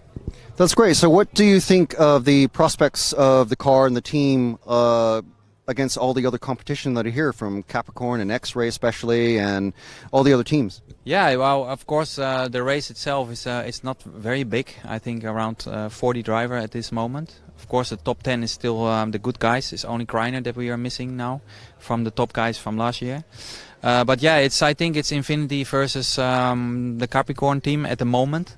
Also some guys, some local guys fast with X-Ray, or I'm not sure what other brands are here, but yeah, it's just mainly Infinity, Capricorn, who are in the top of the heat, really. Right. Okay. And interestingly, you mentioned Greiner's not here. We'll get into that in another interview. And maybe also ask someone from the X-Ray team why Bruno isn't here, which is kind of interesting to myself. I can answer that one. I think Bruno is not here because Bruno, of course, drives also off-road now, and you can see that at the moment the 10 scale group is quite small. So I think the reason is that X-Ray also not sent him into to a smaller race. That Bucky is just bigger, and it's just more important, I think, for them. And of course Bruno's also good in buggy.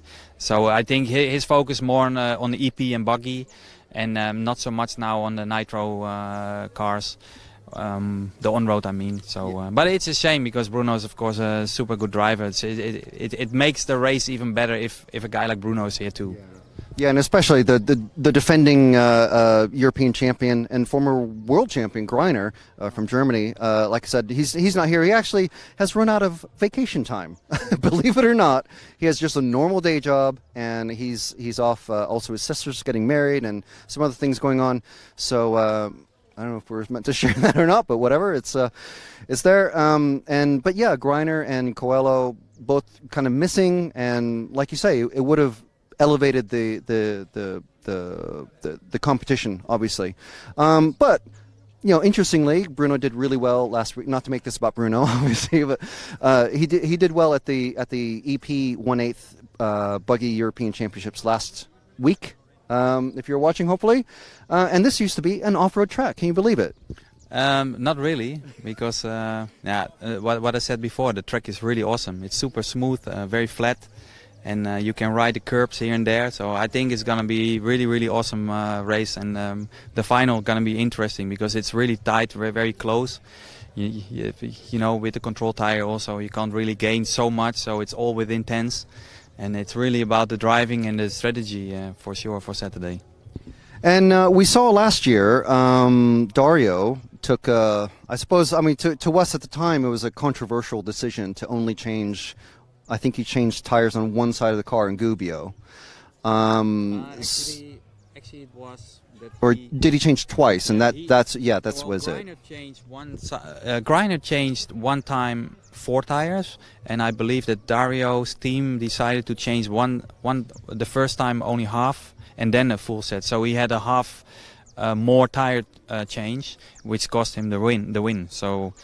Yeah, and I think here this also gonna play a role. What you're gonna decide, what what you're gonna do. So. Yeah, exactly. Those right side tires are going to be very interesting on this very fast sweeper entering the pit, entering the main straight, and then going into the very fast sweeper at the end of basically where the finish line is.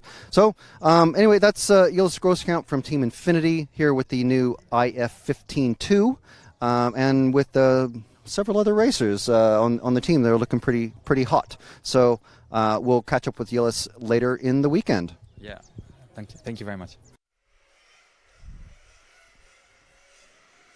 So hopefully that was everyone found that interesting. I thought some good insight there from Yillis. I did.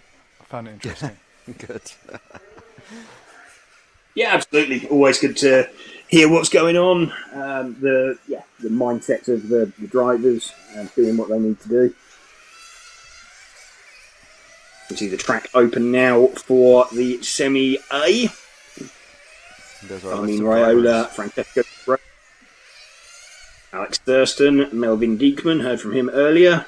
Filippo Dominin. In fact, it was Tylo Diekman, wasn't it, that we heard from earlier? Yeah, sorry. Tilo, yeah. It was Tilo, yes. David Stefanizzi, and then Nicolas Delia, Sebastiano Scuderi, and Alexandra Cazot. Yeah, I'm bump ups.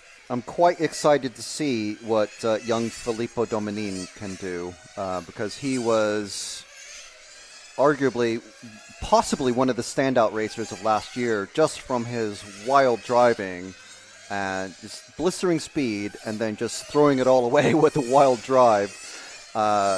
He crashed so many times in the final. He could have had a much better result, and I think it feels like he's calmed down quite a bit this year. I haven't talked to him. I talked about him to his dad. We have played that interview the other day, but it was really good to see. I mean, but it's one of these like sort of Marquez brothers sort of thing from MotoGP, where the older brother's coming up. He's a bit wild, but he's really fast, and now he's starting to calm down maybe a bit. But he also has another brother. There's another Dominin, Francesco, who we didn't really focus on him very much at all in his quarterfinal, but he's also going to be quite quick. And Balestre yesterday was saying that he's going to be quick as well.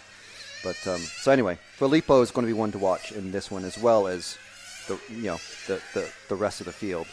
But Thurston, Tironi, Raiola, all very quick.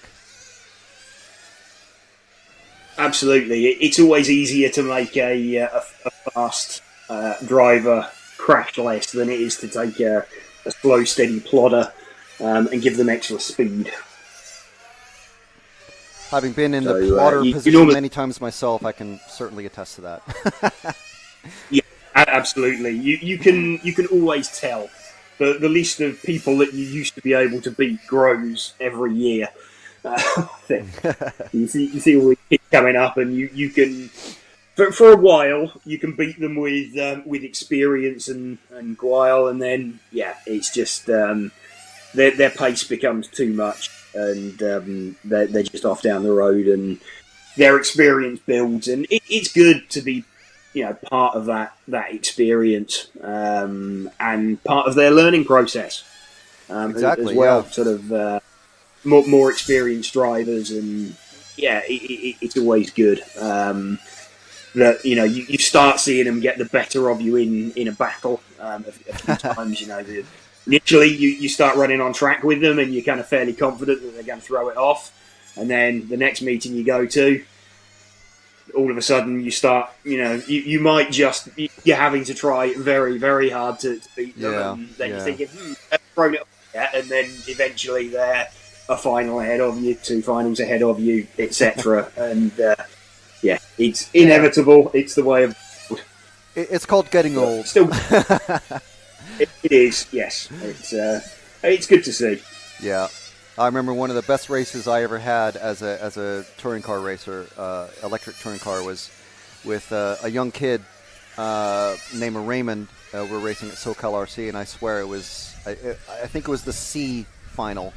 The C main, and it was just absolutely zero stakes Saturday night racing, But it was absolutely fantastic. Of course, he goes on to be a regular runner in the next couple of years in the B and then the A, and it's like, yeah, okay, all right. I used to race against that kid. He used to beat me then too. Yeah, it's always the way. I've got a long and illustrious list of drivers that I could beat at one point that has faded away. Yeah. So still heading through the warm up. Yeah. So just to cover off any potential controversy, because we had some massive, literal Netflix Making a Murderer level miniseries happening in the comments. Thilo Diekman and Melvin Diekman, brothers-in-law. Thilo married Melvin's sister and took her last name. So just to cover that off, they're not brothers; they're brothers-in-law. I know that was on the tip of your tongue, James. You're just about to ask that one. No, I mean talking about families in Sicily. That could get us into slightly dangerous territory. No, yeah. Well, we were watching The Godfather last night, So there are. But speaking of that, though, because we do have a couple minutes at least still. We're running a couple minutes late, but obviously they haven't called anyone in. So there are some actual Godfather shooting locations that are just a few minutes away. So we popped into a couple, and they are as picturesque and as wonderful as you can imagine. Obviously tourist spots now. And you see the odd cafe with the Godfather pizza or something like that. The Dawn Pizza or things like that, advertising, here's our little connection with the Godfather movie that was filmed 50-something years ago. 51 years ago, actually. And then off in the distance, if anyone's familiar with The White Lotus, Season 2 of The White Lotus was filmed from the hotel that I'm looking at right now on a hillside that overlooks the small bay or gulf that we're right next to. So quite a bit of Hollywood and TV show history surrounding us, as well as Etna, and we've got the ocean, we've got the mountains. Hopefully, well, I don't think we're going to get any rain, but anyway, they've looks like, I think, well, they haven't been called into the pits, but they've kind of just all come in naturally themselves.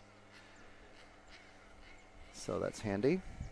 Just a bit of time filling has worked out perfectly. So, oh, and I saw Balestre on the way to the toilets. Is asking him if he's gleaned any extra information from watching the last semifinal. He said, "No, it's good. It's good." He seems quietly confident.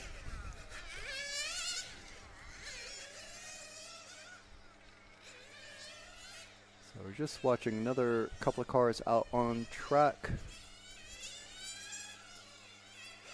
So, is this another delay then? I don't see anybody getting worked on in the pit area. Yeah, there's a car down in the pits by the looks of it. Is that okay? That car number 8, Nicholas.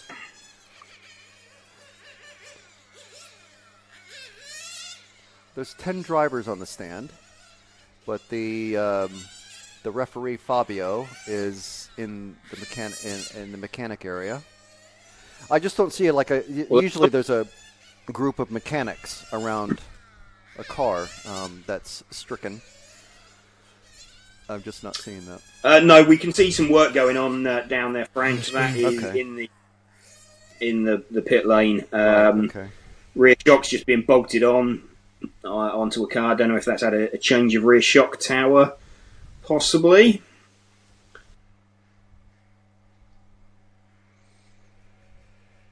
That's is that Nico? It's Stefanizzi. It's the 7 car. Oh, okay.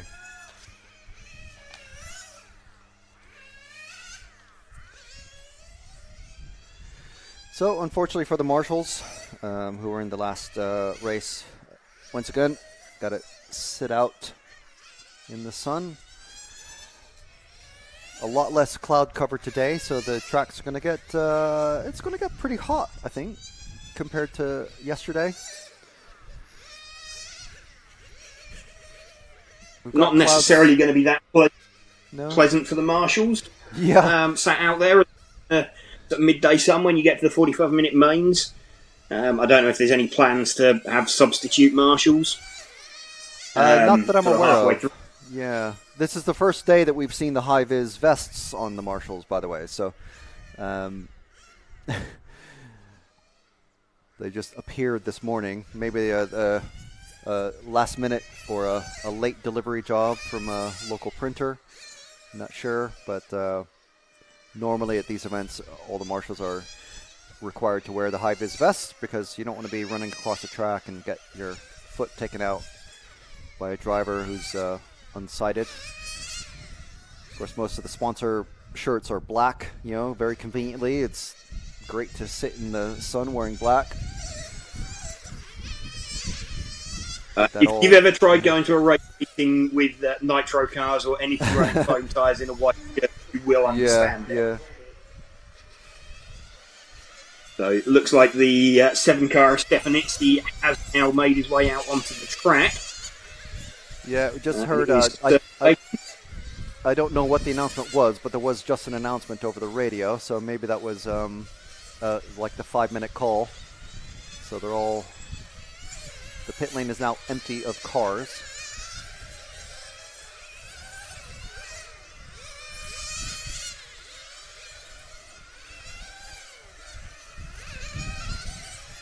But for our average of roughly one 10-minute delay per 2 finals, we're on about the average. This is our 4th final so far. We've had 2 delays, so we're about right. We usually expect to have a delay every final, and just have to plan around it. That's why there's such a big gap in the time schedule when we see them. So definitely looking like he was having a little adjustment there. It was looked like the forward of the 2 rear pivot balls that was being screwed in, so that's going to be just increasing rear toe in very slightly. Lock the rear of the car in a little bit more. A bit more forward traction. Expense of a little bit of top speed. You can see the car still looks a little bit loose. So maybe carrying a bit of an issue. Seeing the rear shock tower, or look like the rear shock tower was being changed during the 10-minute call. Car doesn't look completely stable at the moment, so not overly happy with it. A little bit of over rotation there as he gets on the throttle. It's almost like the rear diff is very slightly too thick. Not an awful lot you can do about it now at this stage. He's coming back into the pits. There's very minor tweaks that you can do if that's the problem that he's having. You can try and drive around it a little bit, just sort of trail the throttle on the way into the corner. Maybe put a bit of a ramp on your transmitter to help you with that as you come off the throttle. But you're a little bit limited as to what you can do at this stage of the meeting.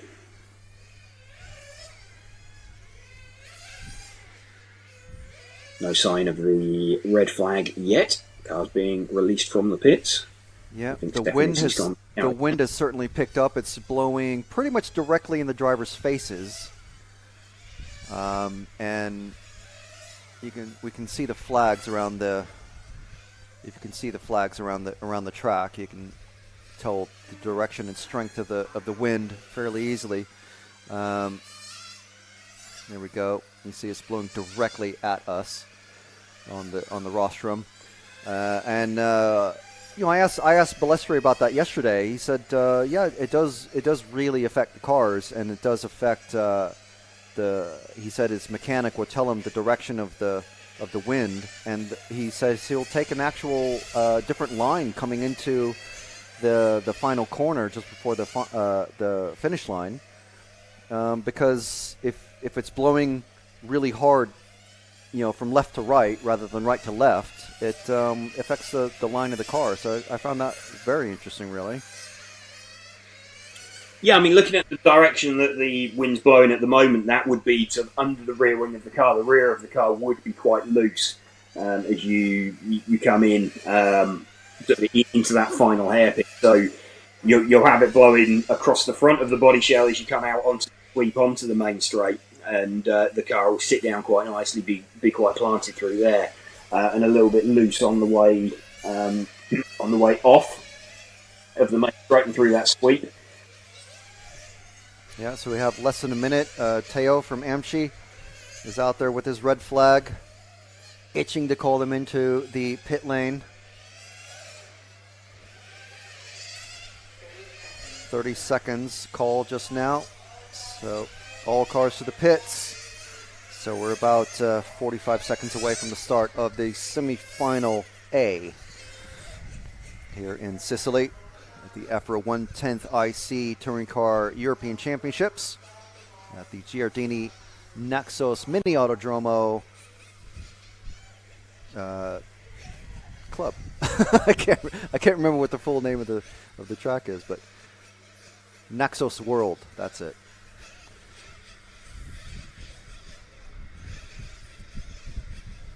Cars heading out there. Notice all the mechanics walking around the long way rather than walking across the line. They're doing everything they can to try and get a bit of an advantage for their drivers. They don't want to pick up they don't want to put dirty feet across that little bit of the even track. Sweeping the starting position with their feet. Absolutely. Give everybody a good launch. And of course, some of these starting on curve as well. The guys starting towards the back of the field. Cars down. Down. Okay, once again, we're watching the top three.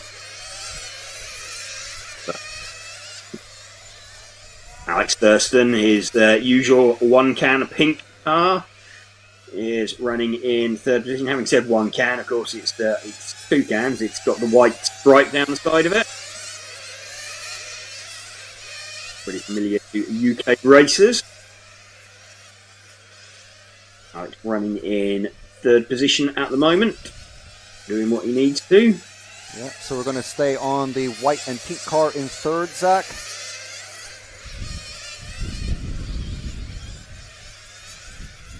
There's a bit of argy-bargy going on behind, but they're only slowing themselves up.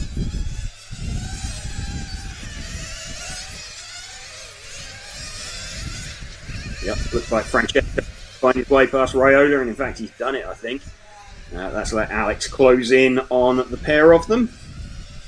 So he'll be quite happy sat there watching the front two knock lumps out of one another. Just as long as he doesn't get collected by. Raiola still leading this one from Tironi. Top three covered by half a second. And that's Melvin Diekman just behind Thurston. So we need to make sure that, because on the timing we can only see Diekman, and there's two Diekmans in this one. So Melvin Diekman running in Melvin place. 4. Melvin's the number 4 car. Tilo is the number 6 car. Yep. So Tilo has the white and green, but we're not focusing on him at the moment. We're watching Thurston from the UK try to hold off Melvin Diekman, who's suddenly all over his back bumper. 3 seconds.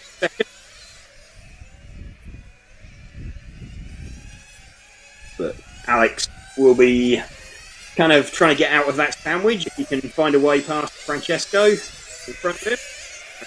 He will do. All of these guys experience, know what they need to do. With the differing lines there coming up onto the main straight. Alex, of course, slightly tighter, more defensive line on the way in. And Melvin behind him, taking a bit more of a flowing line, carrying a bit more speed and getting a better exit. course, Melvin and Tilo both running Capricorn, as is Alex. So will be aware of each other and know not to knock each other off. Yep. And they're following Tironi in the orange car, who's an Infinity driver. And so is Raiola in the first spot. So first and second, both Infinity drivers not wanting to hit each other.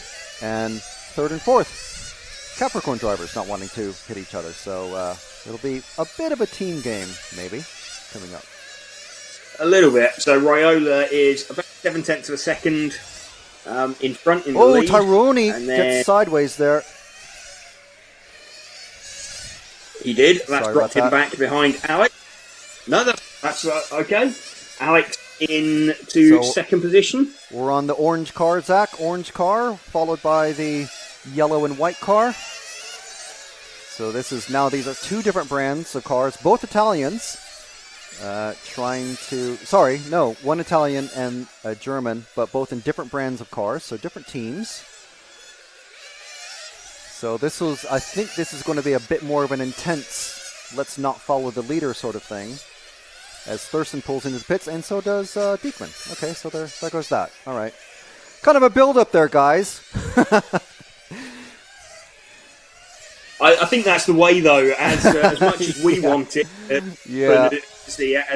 pitmen who are there and effectively managing their race. Yeah, I think Raiola's just gone in as well. Yeah, their pitmen won't want them to get involved in a fight out on circuit if they're within a window. So let's see who we can tell Zach to follow. We've got is that Diekman on the back of Thurston as they're coming into the sweeper now, Zach. I think this is going to be our battle for second, third, fourth. It's Tironi, Thurston, and Diekman, Melvin Diekman. So Tironi's got back past Alex there in that round of pit stops. Yeah, so Tironi must have had a faster pit stop because he was one position behind before the pit stops. Yeah, combination of his pit stop and sort of in-lap or out-lap, clean running to the pits maybe. But yes, to jump himself in front. I don't think Alex had a complete disaster, but he's not... Tironi's car looks quite loose there. I mean, you can hang on to it. It's a bit wild, it looks like a car that you might quite like it for Superpole. You can do a quick lap with it, but 20 minutes is going to be quite hard work to do without making too many mistakes. Yeah, I think it's weird. I think it's a bit of a cliche that Italians love a bit of style, but I think that is just the driving style of Tironi.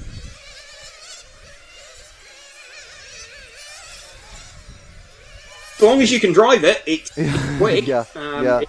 He is pulling away from Thurston though, at the moment now. As Diekman gets a slide on behind Thurston. Yeah, you just see that little slide, and all of a sudden that gap that you've spent 2 or 3 laps building, it just disappears.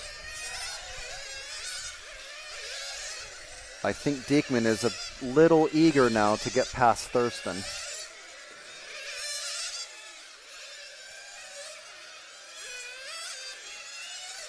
It does look that way. Looks like he's maybe a little bit faster if he can make his way through. Although the pair of them now seem to take the gap to Tironi. And closing... They're kind of staying equidistant now. Tironi's not put away. So I think Tironi might just put a bit of a spurt on to build that gap, make himself a bit more comfortable and give himself a bit of breathing space. Gap remaining fairly constant now. Carmine Raiola is not a million miles away. He's 1.1 seconds in front of Tironi. No, they're holding station fairly well, the two Infinity racers. Yeah. So probably the length of the straight covering top 4 at the moment. Yeah. That's pretty Something much like that. it. There's still anything can happen there. Yeah. Relatively comfortable circulating, but not one mistake can take you from first to fourth quite easily. And as you say that, Raiola is just coming up on the number 8 to put a lap on him. Gives him plenty of space to get around. And Thurston is pulled away from Melvin Diekman now. That's Delia who has got out of the way. That's Alex in again. Martin pits him, sends him back out onto the track. Good in the pit there. Did Thurston just make a mistake or come in for a pit? Because now he's behind Thilo Diekman. Yeah, he's just pitted. Okay, now So Thilo's gone in for a pit. dropped Okay. into pit. It's very quick to miss these 3-second pit stops.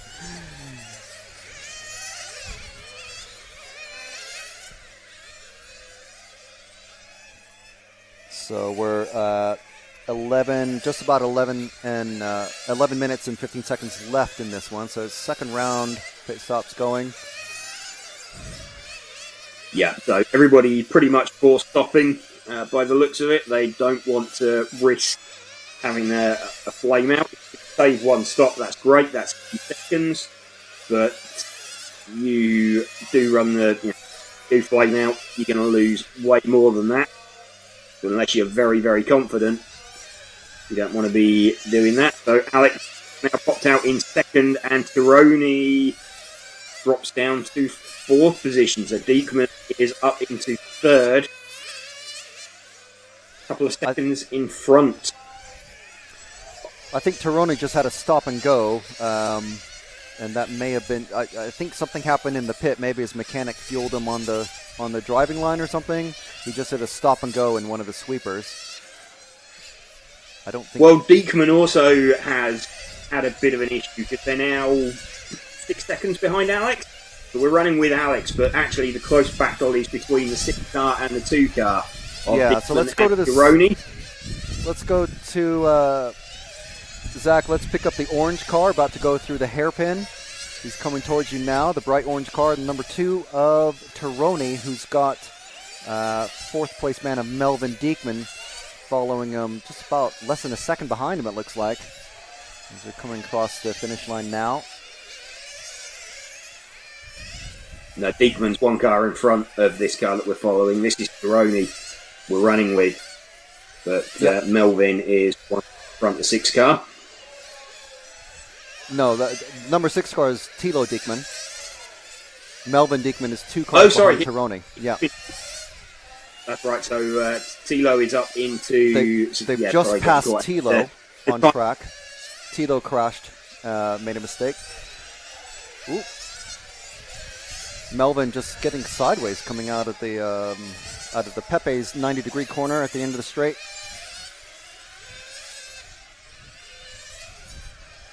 So now there's no cars between Tironi and Melvin Diekman as they're coming into the pit complex. And across the kink. And into the sweeper going down the straight.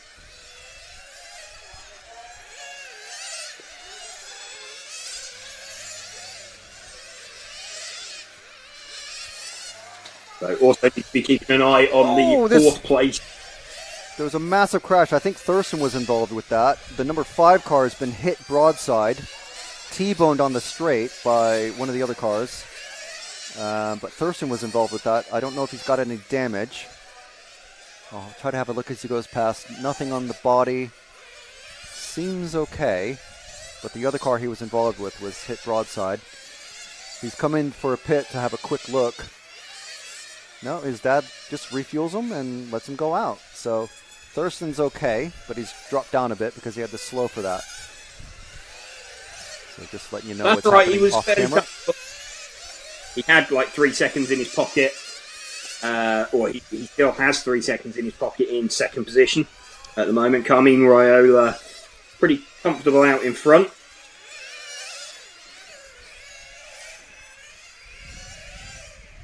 Carmine Raiola is, where is he? Like 11 seconds up the road from Tironi. Tironi running 2nd at the moment. Alex dropped down to 5th, but he has he's already stopped for the 3rd time. But one more stop for Alex, 2 more stops for a lot of these guys. Right, up in 4th place now. And we're keeping an eye on the times as well for 4th place. Spiniello in the previous final did a 77 in 20:12.219. That's the time that 4th place wants to be looking at beating.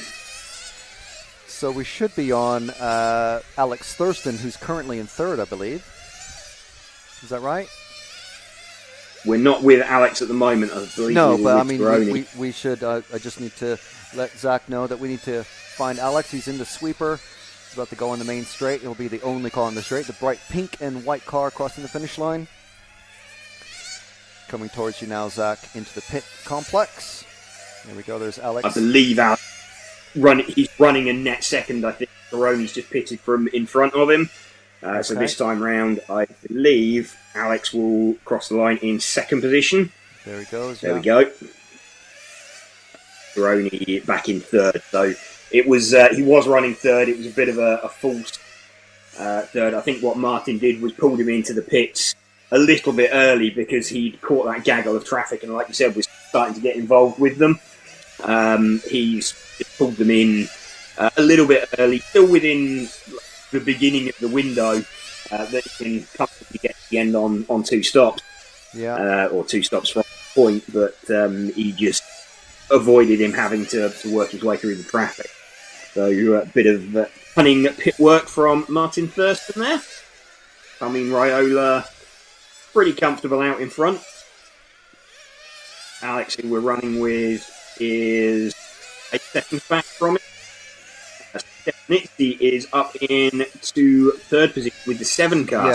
So I was just checking. I've been trying to find them on track. Coming down the straight now, Zach, the dark green car about to go across the finish line. He's being hassled by Melvin Diekman in that white, yellow, and gray. Just got passed coming out of the pit complex. So that is our battle, a proper battle for 3rd. And Tilo Diekman is the next car behind, waiting to pick up the pieces. So remember we said that Stefanitzi, his was the car that was being worked on in the pits, and he had that small tweak to the rear toe, and during the warm-up we said it looked a little bit loose, a little bit felt happy, and it was a small mistake. Having said that, Melvin has a bit of a leery slide as he gets on the throttle as well. Yeah, and they've all 3 of them have Carmine Raiola about to come through for to put a lap on them in the number 1 car. That white car is the race leader. Again, Raiola's got the same advantage that Gilles had in the last final, the last semi, that he doesn't need to do anything super risky. Certainly. And Raiola's got Thurston just behind him, who's, I believe, on a different lap again. So it's... Right, Alex has dropped down. Alex had his last stop, I believe, which dropped him down the field. Yeah, we're at under 4 minutes to go now. So, yeah, everybody making their last stops. So, expect to see Alex pop himself back up into 2nd position once the 2 Diekmans have pitted. Melvin is the number 4 car, so he's running in 2nd position. Tilo is the 6th car running in 3rd currently. There we go. Alex pops out into a net 2nd as predicted. And we've got the 4 car of Melvin is... He's being chased by Spiniello. About to cross the finish line now. The 4 and then the 7. Number 4 is that white and yellow and gray car. That's our 3rd place, or was the last time I checked a few seconds ago. Sorry, he's in 2nd. So Stefanitzi just behind him is in 3rd at the moment. So I think there's still some pit stops working themselves out. He is. It looks like Alex might... no, Alex is still circulating, so yeah, Alex he's had still going. A bit of a problem. Alex 2 seconds behind Stefanitzi. 2.2 seconds back. So it's the 7 car we want to be watching at the moment. Yeah, the dark green car going through the sweeper now, Zach, is our third place man. Thurston, where's he gone? He's the pink car that's he's a couple seconds back. Okay, I thought he was further behind, but no, he's only a couple seconds. So, Stefanizzi, he's pretty wild. If you watch him closely, he gets sideways quite a lot, which is going to be losing him time to Thurston. Yep, I'm just keeping an eye on the gap now. Alex has got the gap down to 2 seconds between them. 2 minutes. Under 2 minutes now. Looks like no traffic in between them either. No. So another straight fight. So.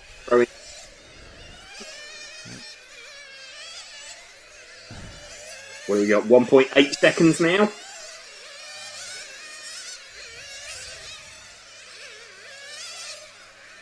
Alex still 1.8 seconds. Yeah, Alex missed out on the A final last year in Gubbio. So with a bad glow plug, and had a hard time dealing with it. But he's come around. He's calmed himself down as well. And 1 minute to go. Let's see if he can force any sort of mistake from Stefanizzi. Not sure if this is David Stefanizzi's home track, but I'm sure he's been here a few times. Doesn't look like the gap is coming down, though. It's not coming down quick enough, no. So it looks like Alex may well miss out on this one. Looking at the time remaining in the final, Spiniello did a 20 seconds or so now. Yeah, Spiniello did a 77, and I think Alex is... So this is the last lap. Last lap for them both. Yeah. 6-lap run, so the previous semi is going to be faster than this one. Spiniello looking like he's in good position. There we go, that's time. Spiniello. Stefanizzi makes it. He does. And makes it by 1.7 seconds in the end. So Carmine Raiola, we have Melvin Diekman, Stefanizzi. So Stefanizzi at the start, that 7 car that was the cause of the delay at the start of that, with the work being carried out on his car. And it looks like it paid off. Yeah.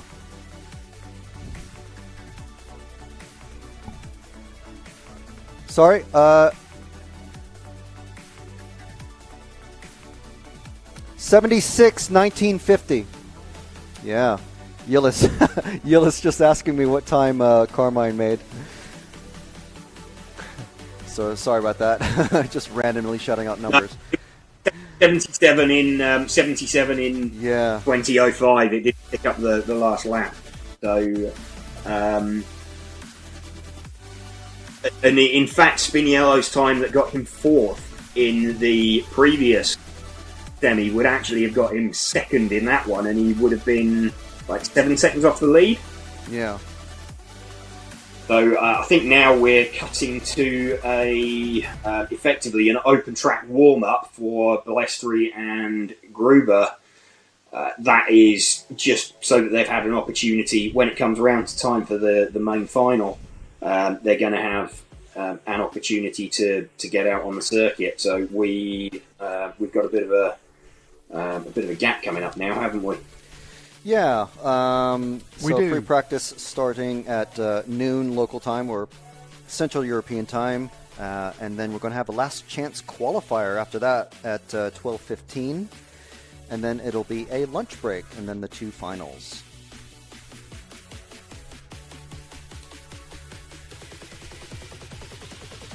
Thank you for watching the 1/10th IC European Championships. This is an EFRA event. We are RC Racing TV, and we are brought to you by X-Ray. Thank you to X-Ray for supporting this coverage. We're incredibly grateful, as we are to everyone who's watching along at home. Basha NZ saying zing zing. We have Kosh Kelly is watching from Brisbane, Australia. G'day! G'day, mate. Alex Youssef says, hi, Tommy. Alexander Wild says, great track. I haven't heard a bad word said about this track. Have you, Not Frank? at all, no. Everyone loves it, don't they? No, I mean, I think they did host the Worlds several years ago for the 1/8 Buggy Worlds, if you can imagine. I don't know if you know that, James, but this is the track where Ty Tessman won his Buggy World Championship. And now look at it. It's been paved with it's been paved with the sands of Etna, and now it's a beautiful, beautiful on-road circuit. It's just amazing. Indeed. Yeah, it's a fantastic. Indeed. Also, Ralphie175 is saying, "Go, Alex!" Heartbreaker. It says, "Can you say a big thank you to my pit person, Lady A?" Well, hard luck for Alex. It seems like he was going to make it, and then something must have occurred during the last 5-10 laps. Brought him out. Yeah. He was running second and dropped back to fourth with a couple of minutes to go. So pretty unfortunate, but he's got a chance to go again in the last chance qualifier. He's got good pace in the car, so we'll see if he can make it through from there.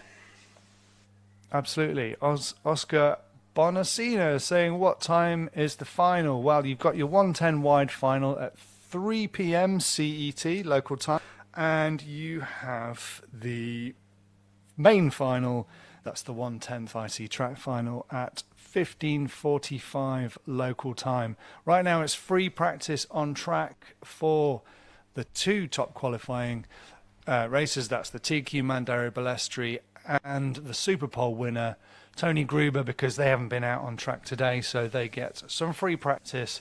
And then at 12:15 local time, it is your last chance qualifier. Now, unfortunately, it didn't go Alex's way, but earlier in the week, Frank, you spoke to Alex, didn't you? Yeah, I wanted to just get his thoughts, because like I said, I touched on it. I don't want to harp on it, but he did have some very bad luck in last year's semifinal. Couldn't make the show, get into the final, and had a bit of a mini freak out. So I wanted to make sure that it was okay to ask him about that before I spoke with him. And he said, yeah, all right. And he seems to be, I mean, even after the interview, he said he's in just a much better headspace now. But he did have a hard time sort of dealing with what happened last year. After, I mean, he kind of built it up, and after that disappointment, he was quite distraught in the pits. So, but yeah, I did talk to him a bit, and I think we're about to watch that interview right about now. Exactly, yeah. Yeah, incredibly passionate and talented racer, and let's hear from him now. We are in Giardini Naxos, the mini Autodromo in the center of town, here with Alex Thurston from the UK. How's the week been going for you, Alex? Yeah, it's been a little bit of a difficult start, but I think I'm getting a bit closer, improving step by step. Maybe not as much as I'd like to, but we're getting there. We're closing in. That's great. So how many tips are you getting from local man Alessio? Oh yeah, he's been really helpful. Like sent everybody a setup before we attended, so we had a good start with him and the other Capricorn guys, Tony and Thilo and one of the other guys from the UK team. I think everyone's working pretty well together. And how are you finding the grip here compared to places like Halifax and Cotswolds and the other trips, the other tracks back home? It's quite different here because obviously the tyres that we're using at this event are quite a lot harder than what we would use at back home. And also for me, they're a different tyre brand as well. Normally I use hot race tyres, and here we have like the SM tyres, which are, I think, from Matrix. Yeah. So there's always some small variants, but it's good. It's a nice layout. It's a little bit smaller than I originally thought it was going to be. That's not a problem. Something different. Yeah. It's a bit bigger than Gubbio, and it's maybe almost bigger than Halifax, you think? Not quite. The straight's quite short, in my opinion, but the entry and the exit is so fast, so actually it feels like maybe the track's bigger than it really is. Okay, yeah, it makes good sense. It is like a very sort of a gentle sweeper, and then you have almost a kink at the end of the second sweeper at the end of the straight. Crossing the start-finish line. So now we're kind of after Gubbio last year, bit of a disappointment there. What are you hoping to achieve in this one? Obviously, with you're expecting to be in the main final, I suppose. Yeah, I mean, after Gubbio last year, we had quite a tough year last year with the international races, where just in the Worlds, 8th scale and the 10th scale Euros, it didn't quite work out how I'd planned. But I've tried to take an outlook now where it's not my job, it's my hobby. We come for fun as a family, with friends, and if the result's there, then brilliant, and if it doesn't, then it's not the end of the world. I think that's helped so far this year in the UK events that I've done, that actually just try to relax, just take it for what it is, enjoy it. I think sometimes everyone all gets a little bit stressed out. I'm included in that. You just got to do your best, and I think so far this year with some of the events that I've attended, I just relaxing and just taking it for what it is. It's actually improved my driving. I'm more comfortable, I'm more relaxed, just in a better place. That's really good. And obviously, I mean, not to get too dark or deep or anything, men's mental health has been like a big talking point in the UK lately. So are there any sort of like techniques that you use, like, I don't know, maybe even meditation or just listening to a particular playlist of music or anything like that, or just you just have that in your mindset now is just like kind of just chill a bit and take a step back if you notice that your blood's coming up? Yeah, I mean, no, I wouldn't say I wouldn't do anything like that. It's just more from a standpoint of I've been racing for a long time now. Some events I've done well in, some not so, and I think you've just got to look at it. I don't know how much better I'm going to get, so I don't want to put too much pressure on myself, you know. If I do well, great. If I don't, maybe I just wasn't good enough on the day or something. So now I think I'm just trying to think, okay, maybe you're not quite good enough to win the big races, and if you do, then great. I'm not really putting any pressure on myself, just it'll be what it'll be. Just one of them. It's my hobby, so I'm just going to enjoy it and take it for what it actually was, like I did 15 years ago before I used to come to these big races.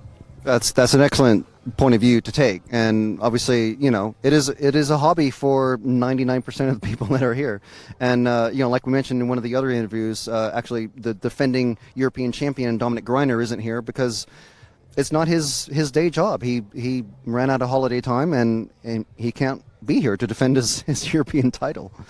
But anyway, are you able to see any of the sort of locale of Sicily? I mean, it's a bit cloudy right now, but it is a beautiful spot. We have the beach, we have the mountains, we have Taormina over there, we have Etna over there. So have you been able to see anything of the local area? Not as much as we'd like, because again, because of holiday time, we travelled on Sunday. Unfortunately, our flight got delayed, so we missed a little bit of the afternoon that we would have maybe had to do some sightseeing. And also on Sunday after the race, the same. We're flying home on Sunday evening, so we've got Sunday morning. Thankfully, we're already in our hotel down near the marina area, so each night we're going to a different restaurant. We try and do different things a little bit, but that's why we're trying not to take it too serious, not to stay too late at the track of an evening, and try and get a little bit of an evening time. But again, because of holiday from work, we can't have lots of days before, lots of days after. So yeah. I mean personally, I think that's key, is to come and see all the really fast guys race and see how you do against your friends and yourself and the last time you're at this track, or experience a new track, but also to see the area, you know, take it as a holiday and not just like a super serious racing weekend. That's great. Thank you very much, Alex, and good luck for the weekend. Thank you very much. Cheers.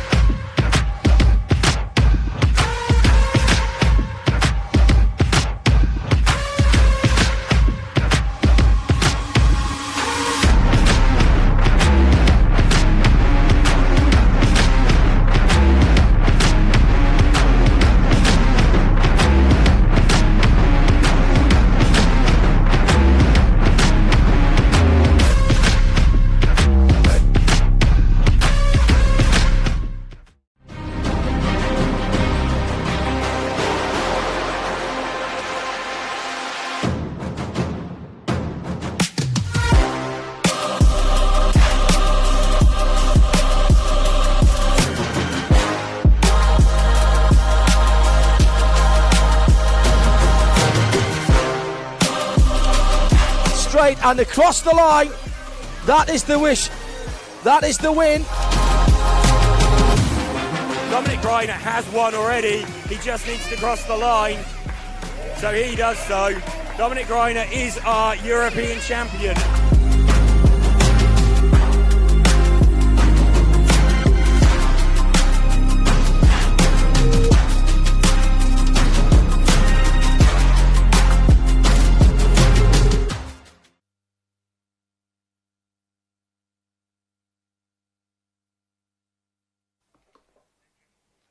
Welcome back. It's the 1/10th IC Track European Championships coming to you live from Sicily. This is an EFRA event. We're RC Racing TV and we are supported by X-Ray. Thank you so much to them for their support in making this happen. The guys on the ground are sourcing us some people to talk to, which is great news. And we have the last chance qualifier coming up at 12:15 local time, so in just over 10 minutes. Yeah, a couple of cars circulating at the moment. That's Dario Balestri and Tony Gruber. Track just being opened up for them. Obviously, when it comes around time for the final, it's not going to be fair on them if all of their competitors have had an opportunity to race and they haven't. So, it's a good opportunity for them to get out on track. They've got 10 minutes, pump some laps in between the pair of them. Give themselves a bit of a baseline so they know what is going on before we get set for the last chance qualifier to drop the last person into the A final. So you're going to have all of the semi-finalists who haven't made it through drop into that one. So hopefully Frank can find a few.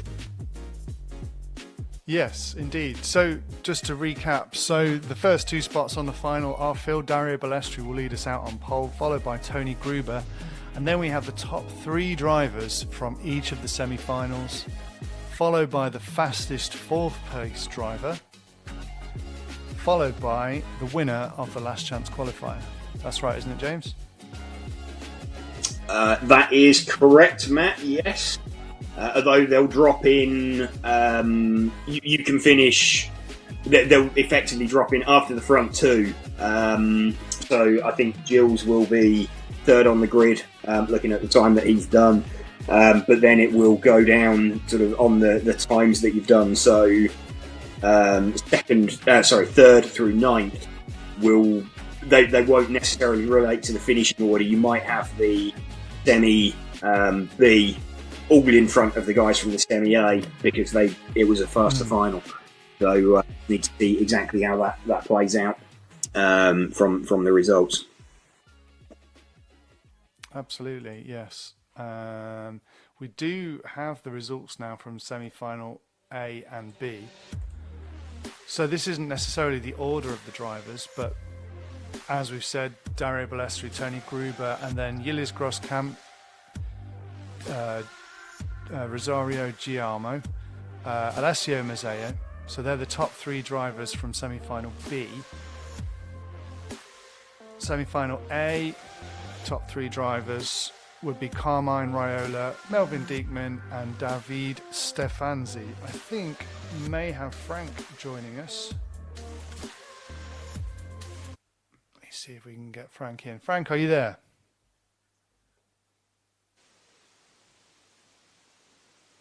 Frank appears to not be there. James, did you figure out who... So it wasn't Alex Thurston, it was the fourth place man from semi-final B, right?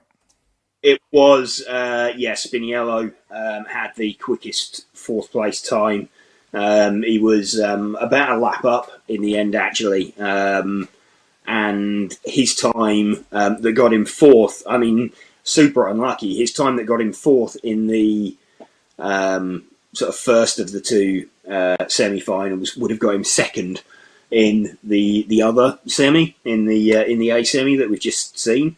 So pretty unlucky there to have missed out. You know, if he'd have qualified one position different and then gone on and done that same final, he'd be locked in. He is locked in anyway, but he's sort of, towards the back of the grid on there. So just waiting. Obviously, we need to see all these cars pass scrutineering as well, so we won't have anything definitive as yet. And they're going to be passing those cars through. They'll prioritise the top 3 first, so everybody knows what the order for the last chance qualifier is, or who's going to be in the last chance qualifier, so they can go off and get ready. And then they're going to be after that last chance qualifier, we're into it's called a lunch break, but I would imagine they'll be quite hard at work prepping the car for the main final later on. Got like a 2-hour gap sat in there. Indeed, yeah. And we've got super exciting racing coming up, and if you're in any doubt about that, let's take a look at some of the moments from previous main finals from this event over the years.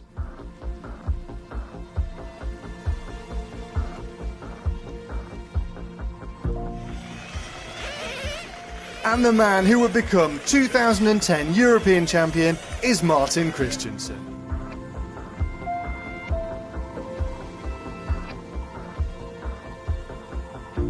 Now this is Robert Peach on his victory run. The young German adding the European Championship, his World 1/8 Championship he won earlier in the year in Miami. What a fantastic performance by Robert Peach, fantastic weekend, and I think he's pretty pleased. Yeah, super good year. Only one title is missing, but I'm happy with 2.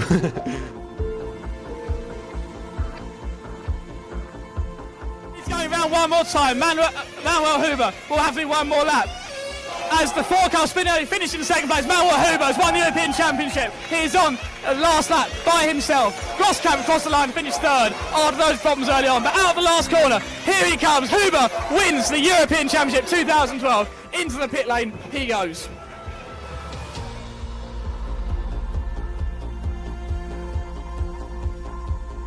And there will be a new name on the trophy. Balestri, the only man who has won the Europeans before in 06 and 07. But it will be the Italian national anthem that plays as the hooter goes and the checkered flag waves for Alessio Mazzio and the Italian contingent to my left go bonkers.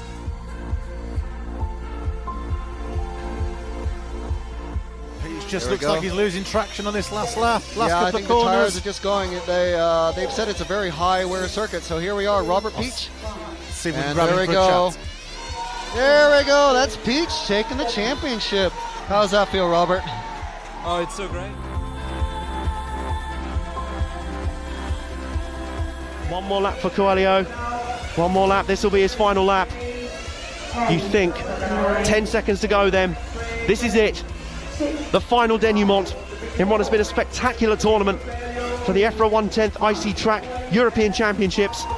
But in less than half a lap, Bruno Coelho is going to cycle home and bring home the victory with some of the finest aggressive racing ever. Bruno Coelho is your new European champion. I am really, really satisfied with this. I have no words more, really. Coming through the horseshoe into the Infinity infield section, whereas Coelho's just come off the straight and across the line. That is the wish. That is the win. New European champion, Toni Gruber from Germany. If Timu crosses the line here, he has won the final. Timu just needs to make it across the line and he will win. So Timu crosses the line. He has won the European Championship. He doesn't know it yet. There goes the buzzer. Mazzio has finished.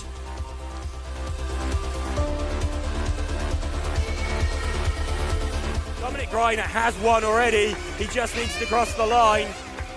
So he does so. Dominic Greiner is our European champion. Under the in the dictionary, under that's the way to do it, so it's the phraseology dictionary, you'll see a picture of Dominic Greiner and the 2022 EFRA 1/10 IC Track Euros. A fantastic performance from the German. taking it home for Capricorn, taking it home for One Power, and taking it home for Germany. Rainer is your European champion, well, again.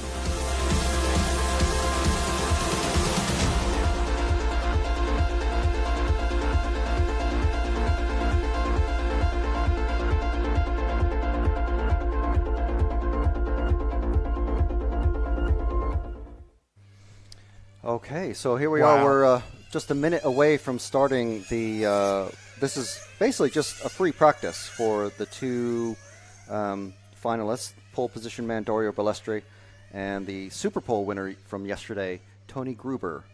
So 30 seconds to start, and somehow, of course, only two cars on track, and they end up close together. So, honored guest.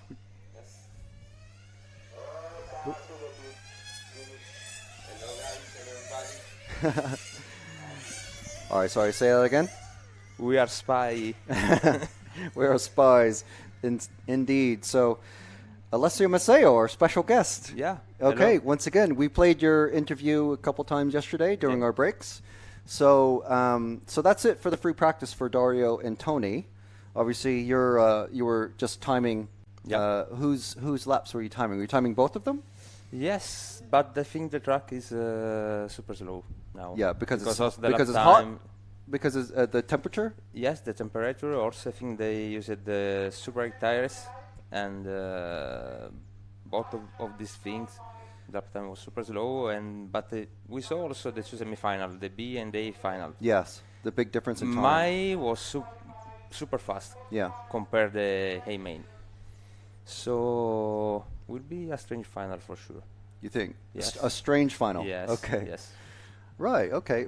But, so I usually, especially for rubber tire events, you see people temp gunning the track, but I guess no one's doing that here now. You just.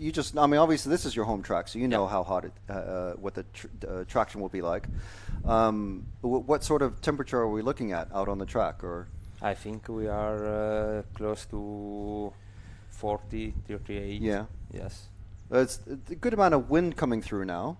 Dario was telling us yesterday during the Super Pole that does affect where the drivers choose to make their entry into certain corners. I think that the hardest thing to do is keep the line. Yeah. Because we have a lot windy, and if in the afternoon I think it will be more. Mm-hmm. And with this temperature, with this kind of tires, to keep the line. We saw also Tirone, I think, after 5 laps in semi-final, the end of the big corner before the main straight. Yeah. There were a lot windy, and he lost completely the car. Yeah, yeah. We saw that. Will be also important to stay safe. So there's quite a bit of luck. Yeah. Still. Luck, or if you push 45 minutes in the limit, for sure, you will have a lot of problem. Yeah. The secret, I think, will be keep calm. Yeah.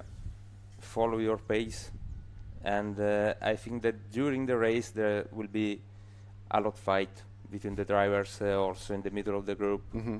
I think that only Dario and Tony will be safe because they start in front. But I see that the rest of the drivers will be in the line for many times. Yeah, yeah. So how obviously you're a Capricorn racer. You're kind of looking after Tony and the rest of the Capricorn team who've come here to your home circuit. What kind of advice have you been able to give them? Maybe. No, we start for win. I start for win. It's my own track for sure, and I will try to win. Okay.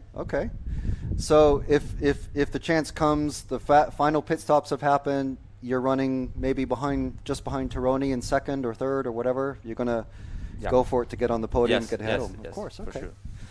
All right. Well, very interesting. No team order, nothing, because you're all competitors. Yes. Yes, of course. Yes. Also in this day, during free practice and also practice was always Dario, me and Tony, or Tony, me and Dario. So yesterday a bit of bad luck in quali, and also in semi-final we flame out. We had problem with the glow plug. Okay. So our semi-final was super busy.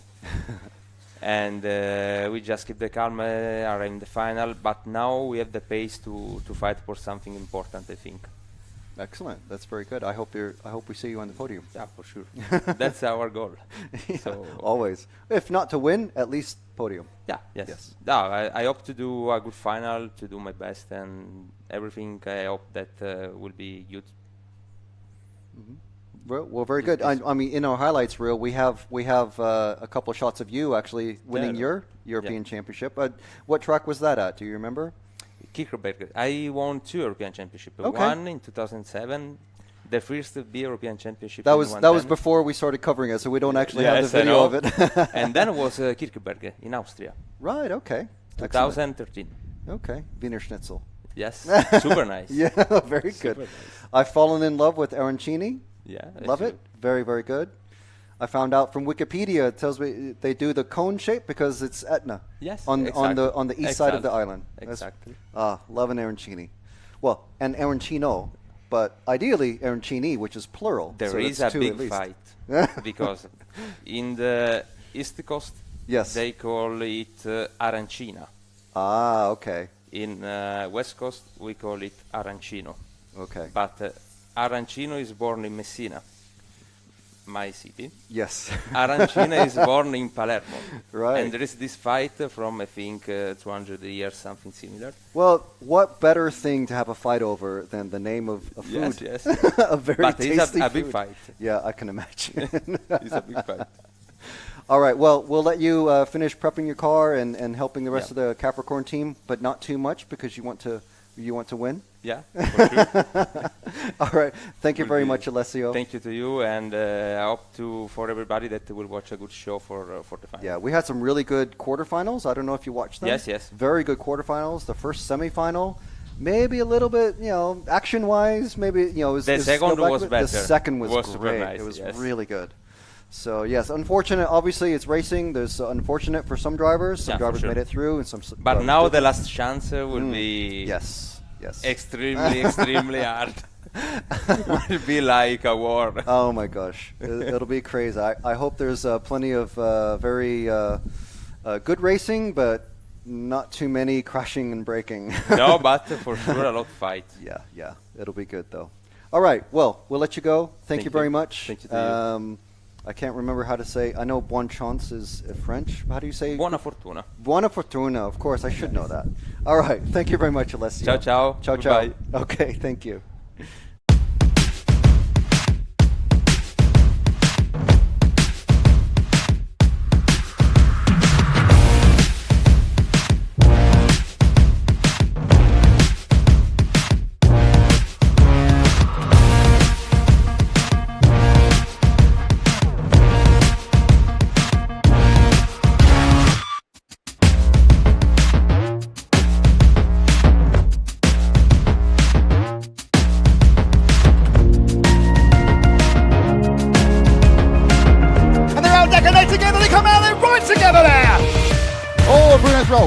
Bruno's roll.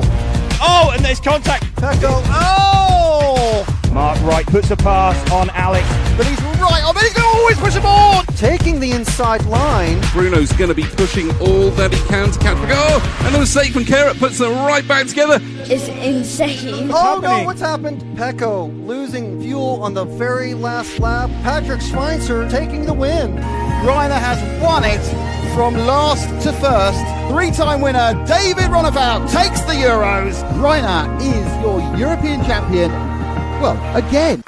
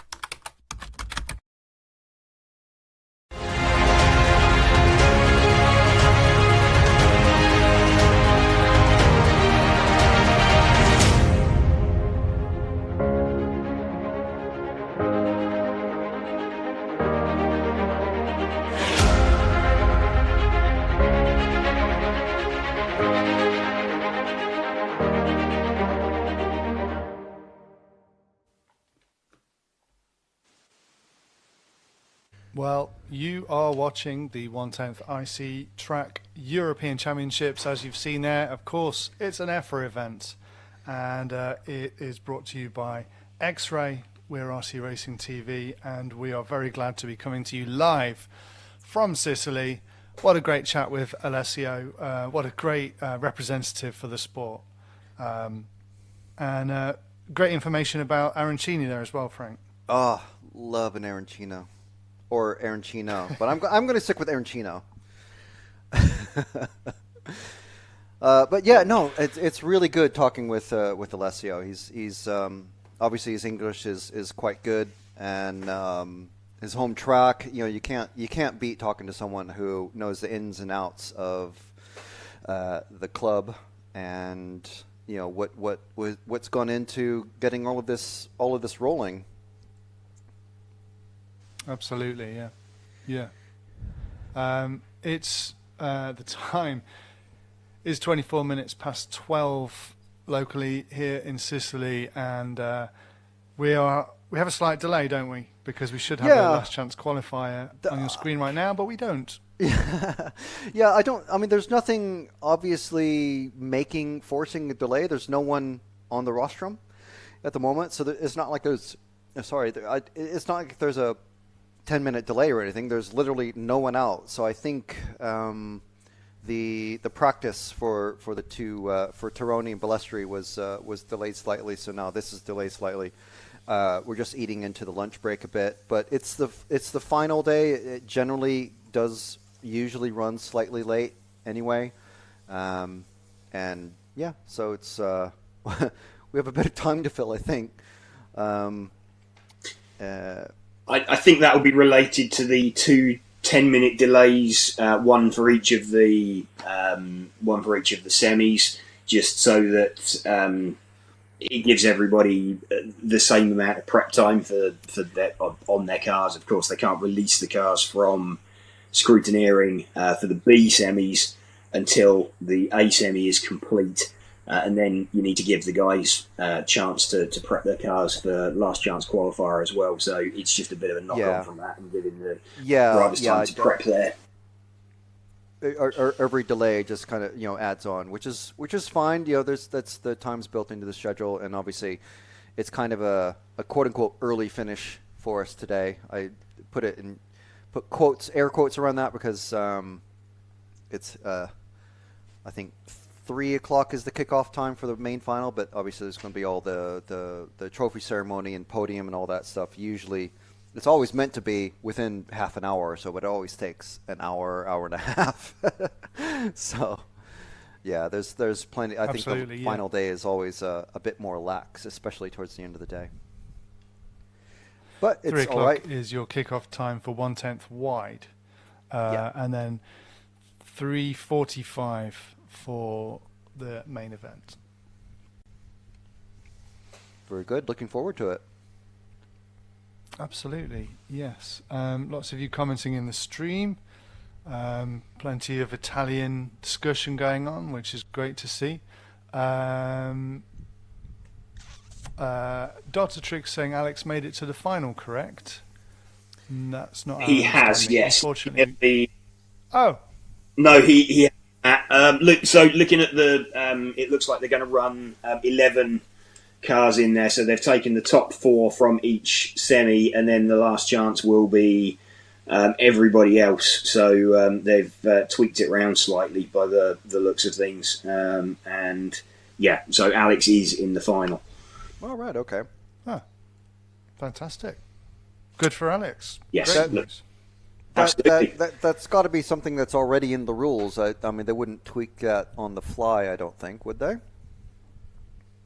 No, it would have been in there. It would have been in there beforehand. There's a couple of options in terms of ways that they can run the meeting. So it's going to be an 11-car main, in effect. So you've got the TQ man is on pole, so Dario on that. You've got the Super Pole winner is second. Tony Gruber gets that, and then you've got top 4 from each semi, and then you've got the fastest guy, or the winner of last chance will be car number 11 in the main later on. All right. Okay. Well, it's good info. Good info. So we're just waiting for the last chance qualifier to kick off. Then we will be going off air for an hour or so because there is a long lunch break before 1/10 wide kicks off. So we will be ending this stream after the last chance qualifier. Just waiting for some confirmation of when they're going to start it. But if we think a 20-minute delay, and it was supposed to be at 12:15, yeah, it's not too far off. It's not too far off. Frank, have you been enjoying Sicily? I know you've been seeing the sights. Yeah, very much so. Definitely enjoying it, and generally hoping that we are able to come back here for GT8 next year. As I mentioned, it's a new category for EFRA, and there's a World Championship later this year, and the chairman of that section is here this weekend. Not having the greatest of luck racing, but he is here to kind of scout it out and meet the club people. Vito is the main man here, and but yeah, so hoping we do come back, maybe visit some more Godfather sites if there's a spare day or afternoon. But yeah, it is absolutely lovely here. It's quite. I mean, we've been to a fair number of locations in Italy. We've been to the Ungaro Ring way up north, and we've been to Gubbio, sort of in the central region. And this is as far south as I've ever been in Sicily. You can't get much further south in Italy. And each section of Italy is just so unique and so different and so varied. I mean, it's, if you've driven around the UK or the US, it's every area is different, and it's just kind of honestly, it's a bit of a joy to kind of discover new places as you're driving around and just going, oh, the housing styles here are one way and housing styles there are one way. The one thing that doesn't change is Italian driving, though. Blinkers. It's like no one drives a BMW. I've literally seen maybe one BMW, but everybody drives as if they have a BMW. It's absolutely insane. There's no pavements or sidewalks anywhere. People just turn without signaling or stop in the middle of the road to buy some fruit or a basket off of somebody that's on the side of the road. It's really bizarre, and you have to keep your wits about you, especially if you're driving a rental car that has no collision waiver on it whatsoever. And it's very nerve-wracking at times. But I think I've gotten used to it, but still, it's, oh my gosh. Beard Rub says that is a shockingly beautiful track. Yeah. Yes, it is. Yeah. And it's not just the aesthetics of the track itself; it's the flow.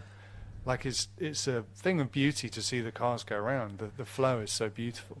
Yeah, there's no stop-start sections. I mean, there's a couple of hairpins at the very start of the timed lap.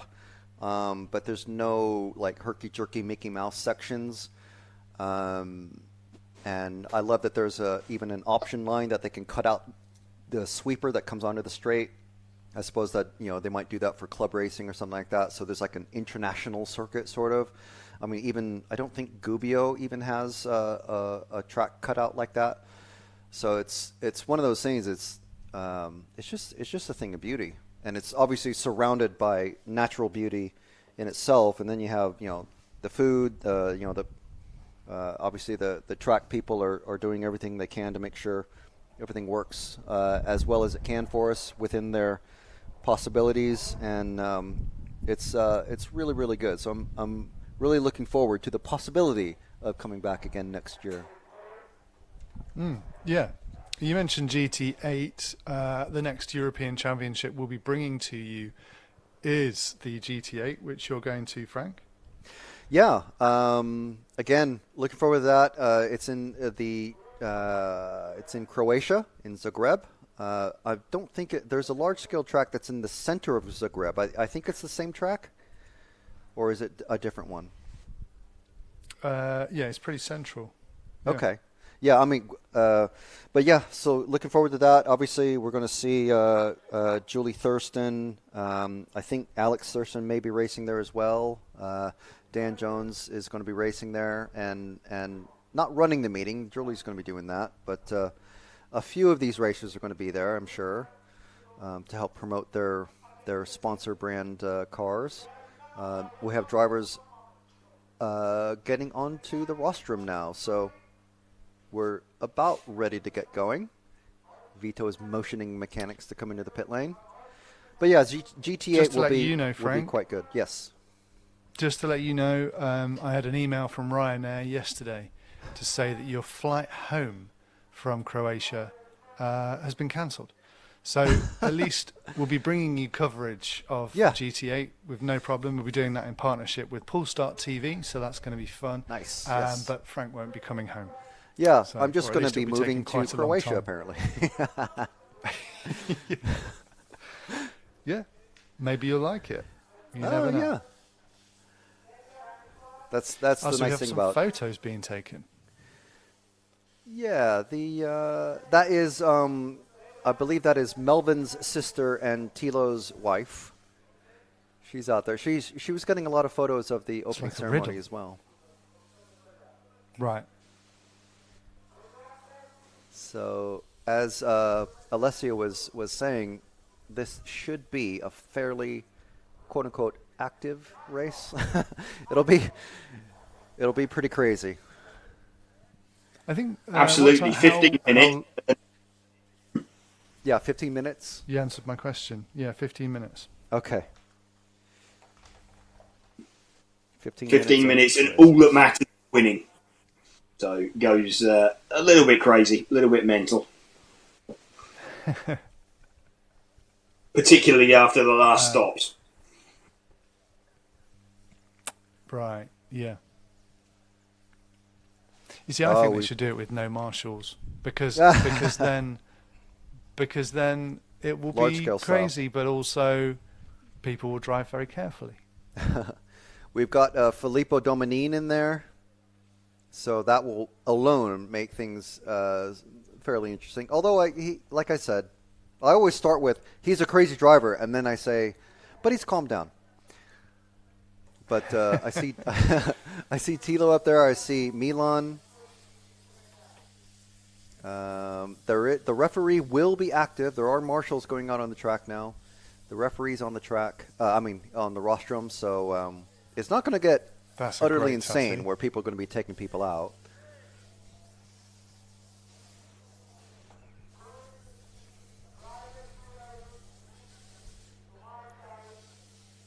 So for 9 of these guys, at least, it's going to be the last time they're running on this track this weekend, at least competitively.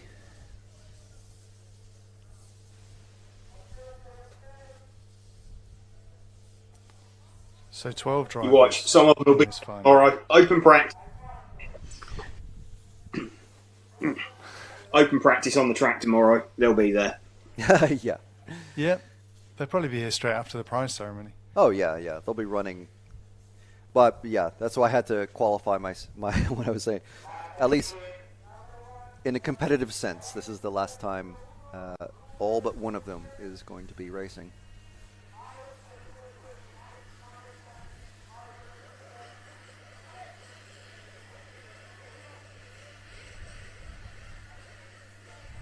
So I believe it's going to be, I believe they've been doing 5-minute warm-ups. So it's going to be either 3 or 5 minutes that they're do some laps and get a feel of the traction and the track conditions and do their tuning.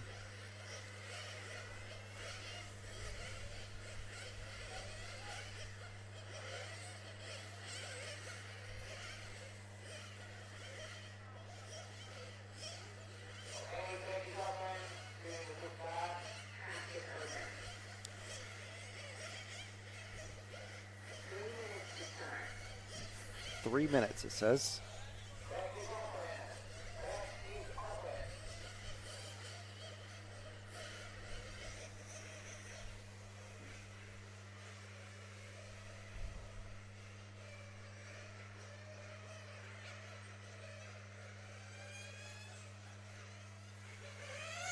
Everybody being released out onto circuit. All of these guys have driven on the track so far today.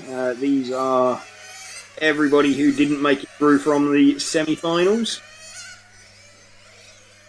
So those guys that bumped up from the quarters earlier on, this is going to be their third time out on track today.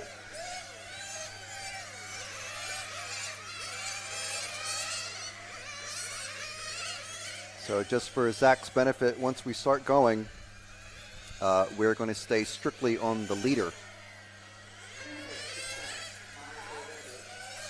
Because last chance qualifier, last chance saloon, winner take all.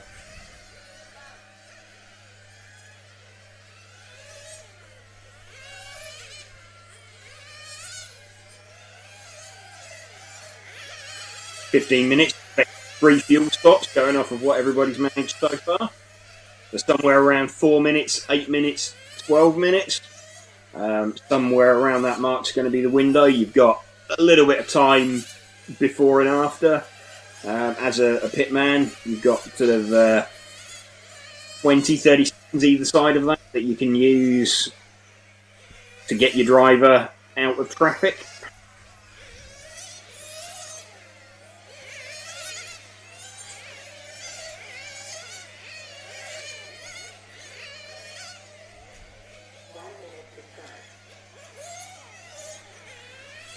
So one will start final now.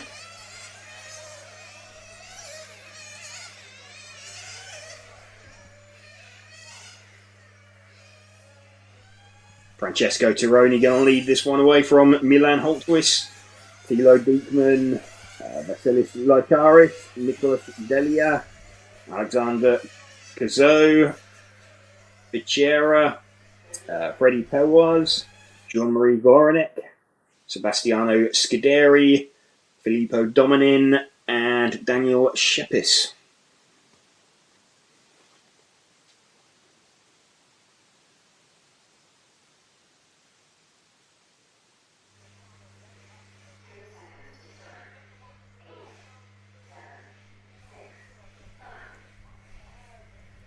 Okay, seems like we could be having some issues with the timing, so we may be flying a little bit blind. We'll keep working on it in the background.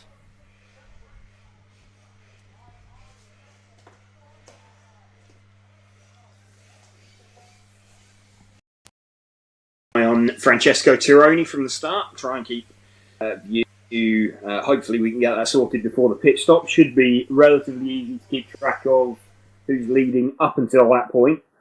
And then we might get a little bit lost through the pits, but we'll do what we can to keep on top of it for you. So 15-minute final, remember.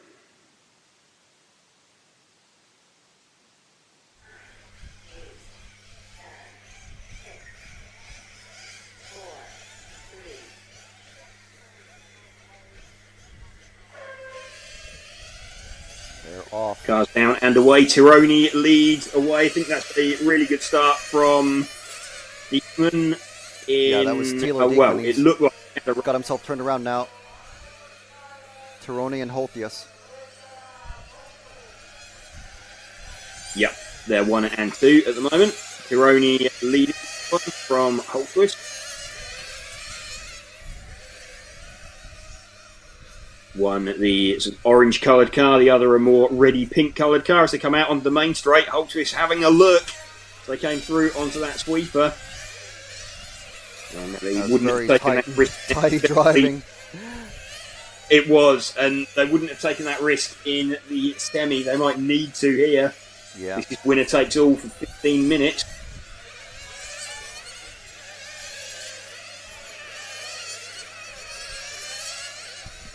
Francesco Tironi is still leading this one a minute. Looks to have stabilised that gap very slightly. Not much in it though. Can't be more than 6-7 tenths of a second. Yeah, it's. Hopefully we'll get some timing back before the end of the run. He's pulling away very slightly, so it's getting a bit hard to keep him in both in shot. But ooh, did he just get sideways there a bit, coming into the 90-degree? Yeah, turn? just enough. Great. In fact, we'll just keep an eye on what the flags are doing as they come out onto the main straight, and you can actually see they've changed direction. So what you were saying earlier, Frank, about the wind, you can see it's now probably caught him by surprise a little bit. He had a tailwind off the end of the main straight there, and I think that might have just caught him out on that particular lap. He did everything he needed to, he gathered it up, but yeah, would have caught his attention.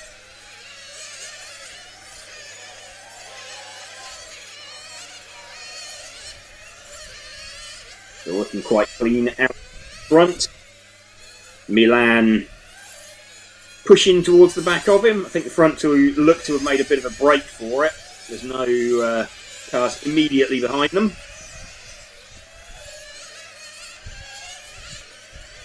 So look, and another small mistake there from Francesco Tironi.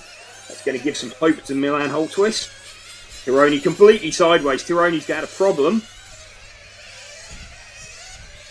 Or was that? No, sorry, that was traffic. That was traffic with a similar coloured body shell. Yeah, so while we're watching these two in the first and second positions, behind them the cars are roughly 2 by 2, with Melvin Diekman in third, not followed but not pressured by the number 4 car. Can't identify it just yet, but I believe it's one of the Italian racers. The number 4 car is Vasilis Likaris, or Likaris, the Greek driver. Sorry. The Greek racer, yes. But they're not quite catching leading.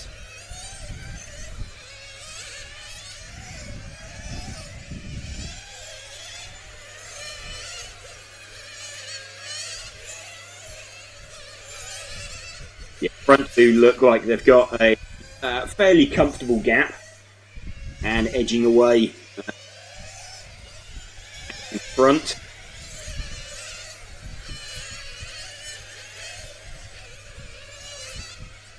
And in fact, we haven't lost. I think one of them is pitted. I couldn't tell. I think it's Holthius that. No, it was Tironi that pitted. So Holthius is leading now. So if we stay on Tironi, Zach, we'll see where Holthius comes in when he hasn't pitted yet. So here comes Tironi into the pit.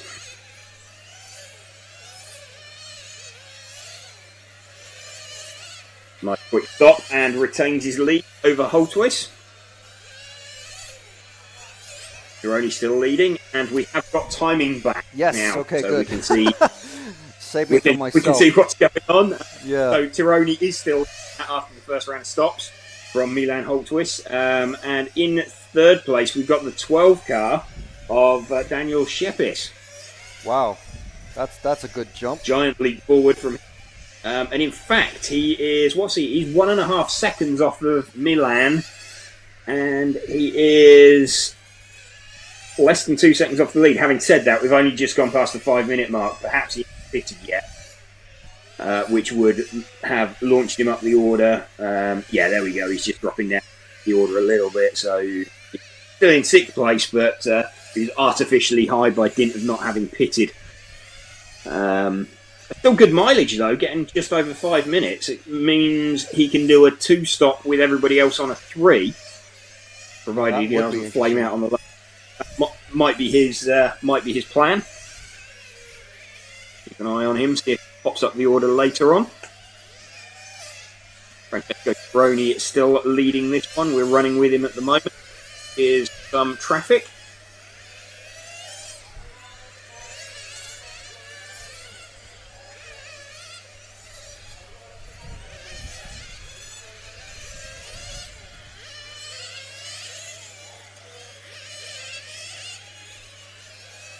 Tironi's lead now 1.3 seconds over Milan.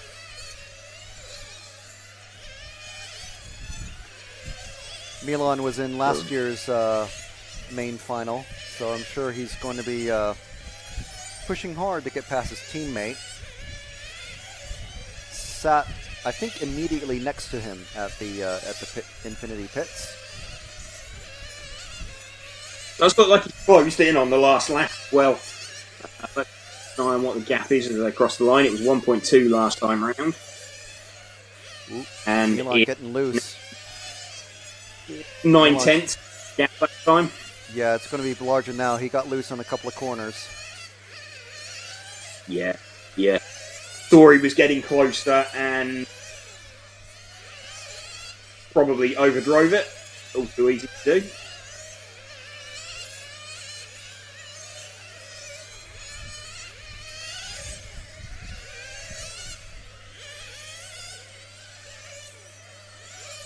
So top 4 running in grid order. 1 from 2 from 3 from 4.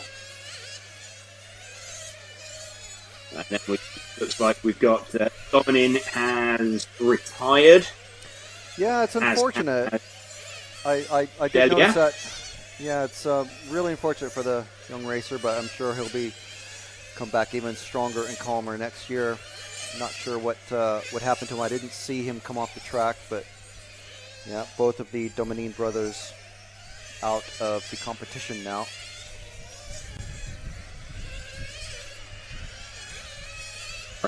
Right down the main straight, we've got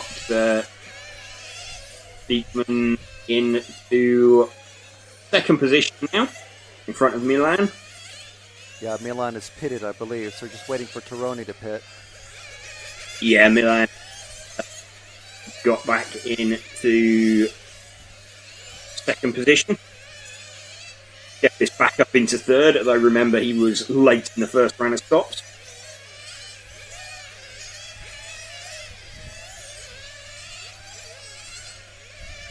We're about 8.5 minutes into this race.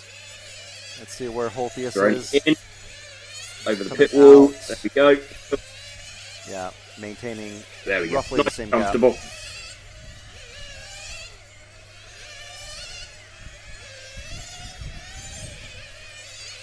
We said earlier, as you start getting up these finals, the heating becomes maybe a little bit more professional. The opportunity to gain time and lose time decreases.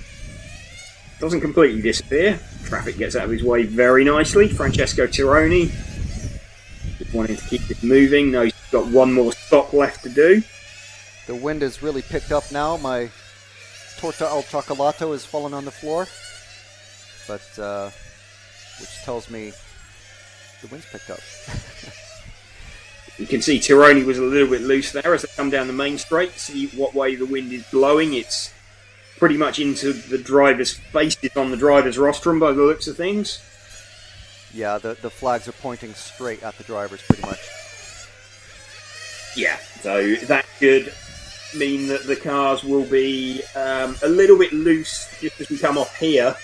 And pretty much as you go into the hairpin coming onto the main straight. So yeah, it might make the cars a little bit loose, but then as you come out the corner, they'll be nicely planted. I think as long as you know it, so long as you're aware of it, then you can deal with it. Holthius has made up a bit of time on Tironi as he's Tironi's just lapped Melvin, or no, is that Tilo Diekman in the 3. Shepis has made his what looks like his second stop quite late. I mean, that's pretty amazing. What's it? He's got to on, so he hasn't got to stop again. Everybody else has. Just having a look, he's too far behind for it to put him in line for the win. But that's some really good driving there. Unless there's any major issue out in front, it looks like one of the front two, Francesco Tironi or Milan Holtz, are going to take it pending any real disaster for either of them. Running with Francesco Tironi at the moment. Just under 4 minutes remaining. 2-second gap.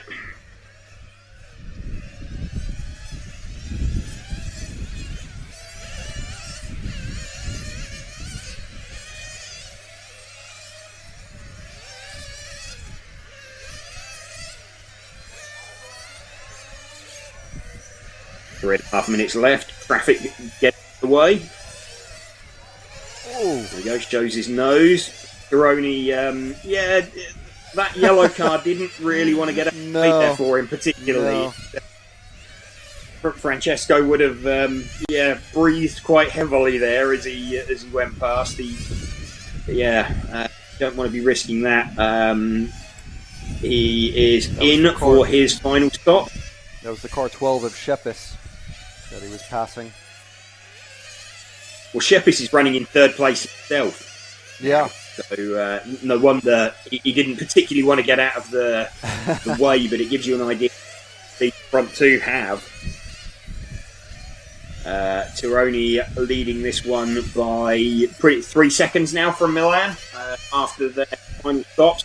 That's pretty comfortable with 2.5 minutes left. Yeah, I think we're approaching the point where we can comfortably say that Tironi has this in the bag. Obviously, we have to wait for the flag to drop, but we're getting there. Yeah, he needs to keep it moving. He'll have an eye. He'll know where his car is. He'll know when he passes a particular corner where Holtwist is on the track as well. He'll have a pretty good idea of how big the gap is. Final 2 minutes of the last chance qualifier. Francesco Tironi looking in a pretty good position at the moment to take the last place on the grid for the final.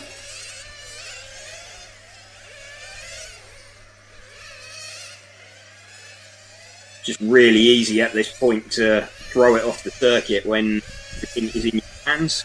But well experienced, 90 seconds left.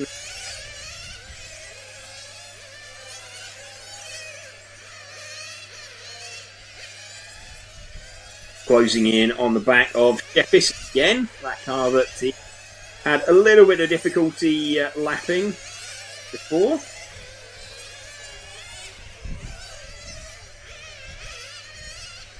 Yeah, 2.9 seconds with just over 1 minute remaining. But looking pretty comfortable. Just needs to keep it on the track. He'll be listening out for every time he opens the throttle, just waiting, hoping that it picks up, not wanting it to stutter, anything like that. Really easy to invent all these kind of problems in there.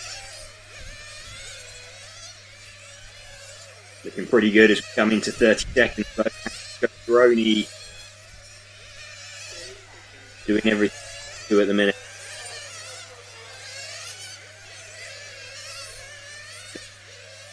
Not going to worry about that. He just needs to bring it home. There we go. Shepard gets out of the way. Tironi. A little bit easier that time.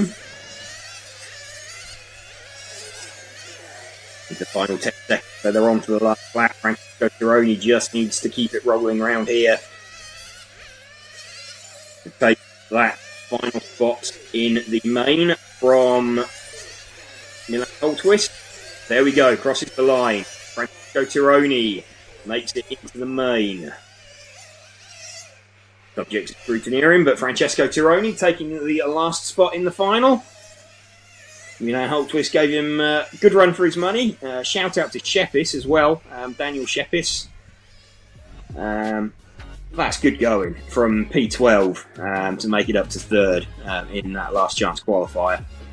But you can see the front two, Francesco Tironi and Milan Holtwist, a couple of tenths faster than just about anybody else on a hot lap. So those two definitely having the pace. Milan Holtwist, pretty unfortunate there. Will be kind of ruining the fact that there aren't 12 car mains, but we now have our 11 finalists. Yeah, I mean, especially ruining that flame out that he had in the semi. That was really, really unfortunate for him. I haven't talked to him to find out what exactly happened, but I think I mean, I didn't. When Alessio mentioned he had a glow plug go out, I hadn't even noticed that. Because we're watching other action, you look down to check the timing, and one or two things may have happened out on track, and you completely miss it. So, but yeah, we'll find out what happened with Holtia. So, of course, like I said, he was in the in the final last year, running as high as third, but unfortunately not able to make it this time. Absolutely. Excellent So stuff. I believe we have a break now, don't we, before the Yes, 110 quite final? Quite a big. It's actually the lunch break, the official lunch break. We were told actually when we got here that because there are apartments, literally not even 200 yards from where I'm sat next to the track, the local council allowed the track to be built, but on the requirement that on race days there needs to be 1.5 or 2 hour break. So that's why we have such long lunch breaks. So it's great to have it in this location, but obviously you have to make concessions for the local residents. But yes, a long lunch break, and then we have the wide final of half an hour. Starting at 3 is the scheduled time, and then at 3:45 the main final. If it actually happens, if either of those actually happen on time, I'll I don't know, I'll eat arancino or something, because it's another one. Yeah, I mean, come on. Yeah, like I said, it's finals day. It's the last half of finals day, so yeah. But we'll be ready to go at 3. So I think we're going to go off air. Is that right, Matt? Yep, we'll go now, and we will see you back here at 3 p.m. CET. That's local time. 2 p.m. if you're in the UK, and if you're in other parts of the world, then Google it. Yeah. Thanks a lot for watching. This is the EFRA 110th IC Track European Championship Finals Day, and it's brought to you by X-Ray. We'll see you very soon.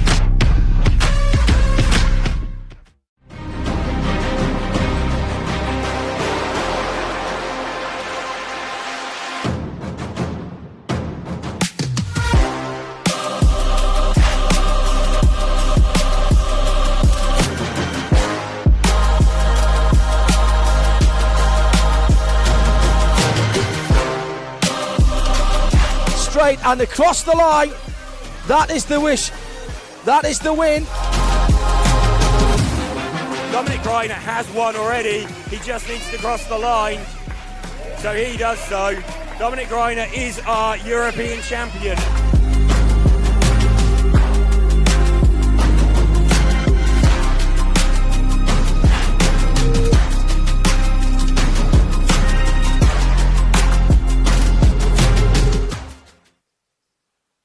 Well, good morning. No, not good morning. Good afternoon.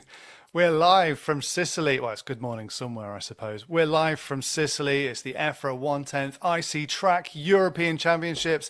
This is an EFRA event. It's brought to you by X-Ray, and we are RC Racing TV, proud to be bringing you the finals. There's 2 finals. The 110 wide is about to kick off. That's 45 minutes where 5 cars will battle it out for the first ever wide title.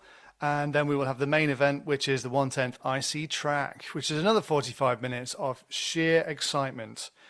In the booth will be Frank and James. Hey, guys. Hi, Matt. How you doing? Sorry. I'm very good, thank you. Sorry. That's all good. That's all good. I need to bring Frank in, which I will do in 1 second. Sorry, Just here I wait. am. There we go. All right. Here he is. There he is. Here I am. And there's our moving He's camera. There's our cars out in the pit lane, getting some photos. Yeah, so ready to start it off. I think we're almost on schedule. Not quite as laid back as I thought. For first time. Yeah.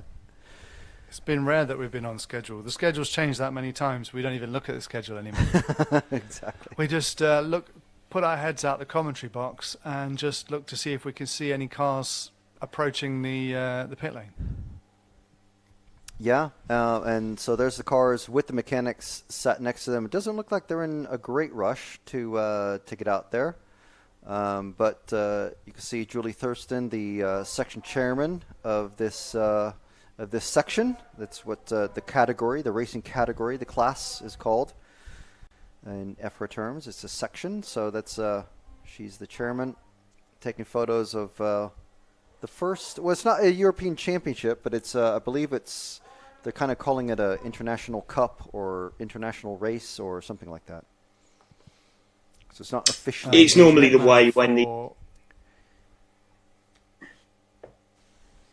ahead, James. It's normally the way new classes when they get introduced that they come in first of all as a cup. It happens at both EFRA and IFMAR level that they sort of dip a toe in the water first with a view to making them a full-blown class later on. Yeah, and I believe as is happening in Portugal later in the year for the 1/10th 1/8th e-buggy World Cup, the IFMAR World Cup. That's the precursor to the Worlds that will undoubtedly follow after that. Yeah, very cool. At the IBC track, isn't it? It's not actually, but it's not too far from there. Okay. It is at the track where we covered our first European Championship from, where Renault Savoia got his third Nitro Buggy European Championship. And a young David Runnefelk was, I don't know how old he would have been, maybe 12 or something was there. And I was there with Paul. It was just me and Paul. Oh, okay. Happy days. I thought it might have been the one I went to with James, and I can't remember who else was there, but at Frexidas. Yeah, Frexidas. Yeah, that was a year, at least a year or so later. Right. The mechanic for car number 2 has a fantastic beard. That is an observation I'm going to be making. Look at that. Yeah, I mean, I honestly thought he was American for a few moments.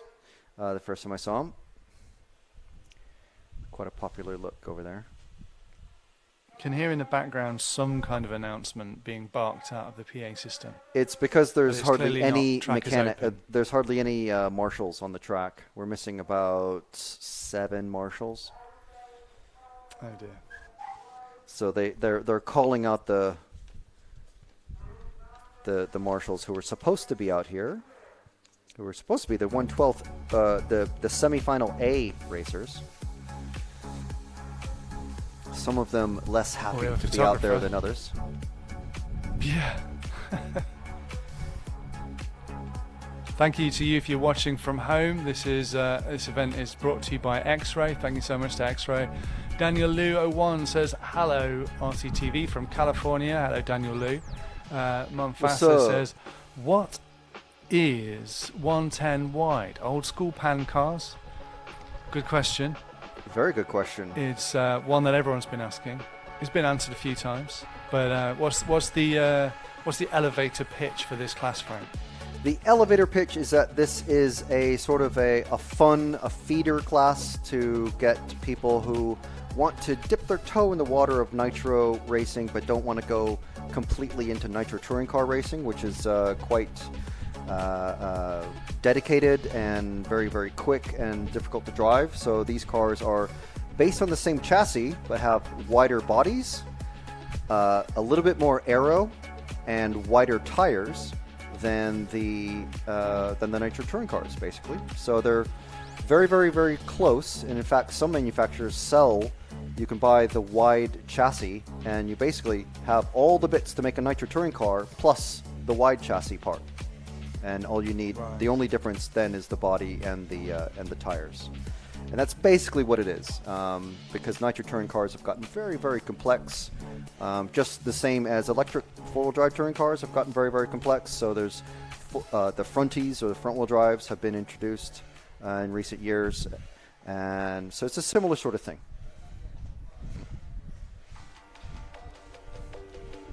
So that's sort of the Looks like they tweak. might be opening the track soon. Yeah, it looks. I hear engines. Yeah, you can see the telltale exhaust smoke there. Also, having a look down the pit lane. Not a huge amount of effort gone into preparation or painting of body shells here for these. No, that's usually the way. I think most drivers that rely on their sponsor stickers to provide the sort of visual breakup of their paint schemes. But we have seen some proper cool paint schemes.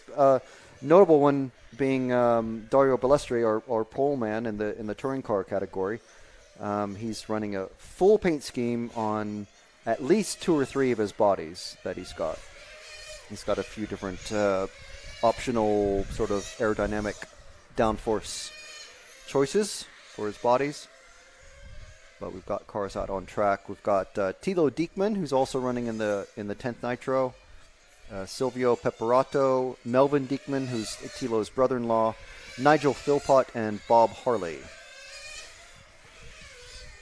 Yep, so Melvin's going to be quite busy, actually. He's out here for 45 minutes, and then he is out in the... Grazie. Well... Okay, sorry about that. Melvin got a busy afternoon ahead. He's out in this wide final, and then he is also in the main final for the 200mm cars as well. Okay, I've just been told by the chap who's been sorting out the timing in the timing booth that he walked up and said 30 minutes. So something to keep Matt busy is to just make sure that the timing will update itself once it actually starts counting, I suppose. And, hopefully, hopefully that will update itself. Well, they've just decided it's a 30-minute final. No, I think... Well, no, I don't think they just decided. I think he was just unaware that it was meant to be a 30-minute. I think that's something. It says Girata 45 in the running order. Yes. On Padlet.com. So yeah, I'm not fun, sure isn't where the communication breakdown happened, but he just told me 30 minutes. So if this doesn't update, just so everyone knows, we might be racing to the 15-minute mark. Maybe a 15-minute warm-up, just... and then a 30-minute race. But just keeping going. No, because from our timer, they won't be racing for the last 15 minutes. So we just have to... Oh, what a mess. Oh, dear. Okay, So they're well... calling in cars. 30-second call? Yep. Tio from Amshi out there with his red flag.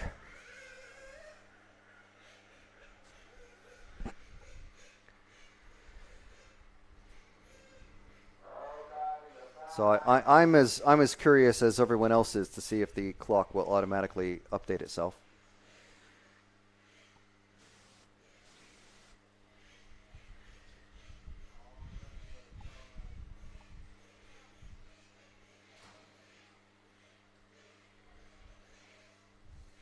Incidentally, Frank, we've got a local driver in this, Bob Harley. He's races at Burton Buggy Club, which isn't in Burton and doesn't race buggies, but just down the road from it. Really, I didn't know he's so when you said Bob Harley's local, I was thinking, does he live in Taormina? Or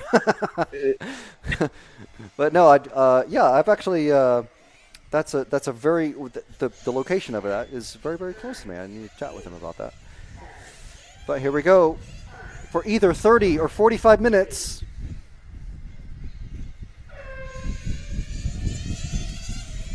Thilo Diekman leads the way then. Looks like Pipperato in second.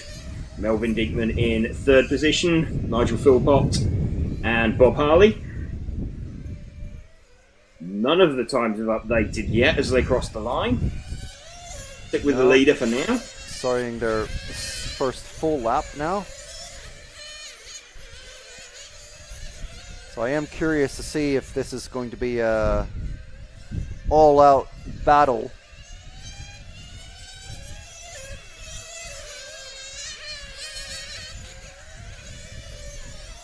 Yeah, we see Bob quite a lot at these Nitro events. He's always pitting with the Thurstons and always has a smile on his face. So he's one of the friendly faces of EFRA, for sure.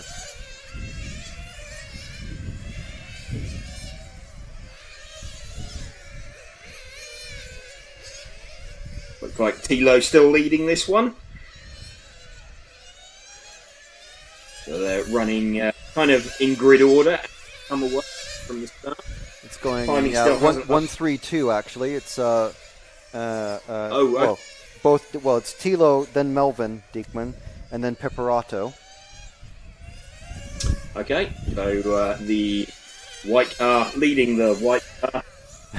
Yes. Brothers-in-law shared a can of paint. Maybe they do. Paint them at the same time. Makes it easier. Save some money. Looks like Thilo's just stopped and waited. Not sure he'd be doing that if this was not. It did look like that, yeah. Well, it's a fun class, so if you're just miles and miles ahead, yeah, you can, you're showing you're dominating. You got so many more laps on everybody else, but if you're going to be blasting around a racetrack in Sicily, why not do it door to door with your brother-in-law? It might be a quiet journey home. Yeah, there's that. Looks like everyone's running the same body. I'm not sure how many different bodies there are, but if you have a close look at these cars, if you're familiar with the electric touring car, or even the Nitro touring car classes, the car's bodies have all these scoops and shapes and channels and things like that really direct the airflow all over it. And basically, because the body is wider, it allows for those channels and cuts and scoops and everything to be more numerous and deeper and wider, providing more aerodynamic downforce. So in addition to the downforce, you're getting the mechanical grip from the suspension because it's wider, and the width of the tires, so increased contact patch at front and rear. So maybe a little bit of they're having a bit of fun out there. You can tell. They are. They're having. They're swapping around. I've got a feeling this might get a bit more serious. Timing does now look like it's up and running. Very good. Okay. They crossed the line quarter of a second apart that time. Yeah, I think. From Pipperato. Pipperato looks like he's got the red and white car. I think that's Bob Harley trying to give him a little bit of grief. Bob's a lap down on Pipperato. Right, okay. But they're together on track, so together with each other. But front two having a bit of a play. You just wonder, they'll probably do this till about the 25-minute mark, and then someone will put a slightly aggressive move on. You can they're playing at the moment, but no doubt it will a little more. There'll be a little bit more. There is a trophy at stake. So and coming at the same time. So that's interesting. And Pit down race, on the track at the same time. Oh, someone spun out. Who was that spun out? It was the white car of Diekman, which is very helpful, I'm sure. Oh, and he spun out I think that again. was Mel. Oh, okay. No, that was Tilo. Melvin's in the car 1, so it's Tilo who spun out in the 3. Oh, and he spun again. No, so... Tilo's car 1. Tilo's car 1. Melvin's sorry. 3. Sorry. There we go. Getting my Diekmans mixed up. I wonder what caused that though. Would fuel on the foam tires potentially do that, or just too aggressive coming out of the corners? Potentially, but you'd have to have quite a lot of. You'd struggle to get foam onto the tyres. Normally, around the neck of the fuel tank, there's it's shaped like a funnel in itself, and it's got a little drain. So if you do overfill it and have a bit of a spillage, there's normally a little channel for the fuel to sort of exit under the centre of the chassis. Yeah. To stop that. So not sure what would have caused that. Though he seems to be up and running 7 or so seconds back. Bob Harley up into 3rd position now. He's got in front of Pipperato. Ah, okay. Pipperato. We can find Bob on number 5. Yeah, it's the red and white car. Just going into the hairpin and coming towards you now, Zach. And he's about to go through the kink. He's just let the white and orange car go past. I think that's Pipperato. He's just let him go. Right, okay. One or the other must have had some moment on the track. And there's Bob getting lapped. But there's Bob Harley. Let's give him a moment in the sun, in the Sicilian sun. Oh, one of the Diekmans is flamed out. Who is that? Which car is that? I can't see the number. So it's number 1 who's still running. So it's Tilo has stopped out on track. No, Tilo's 1. Melvin has stopped out on track. He did cross the line.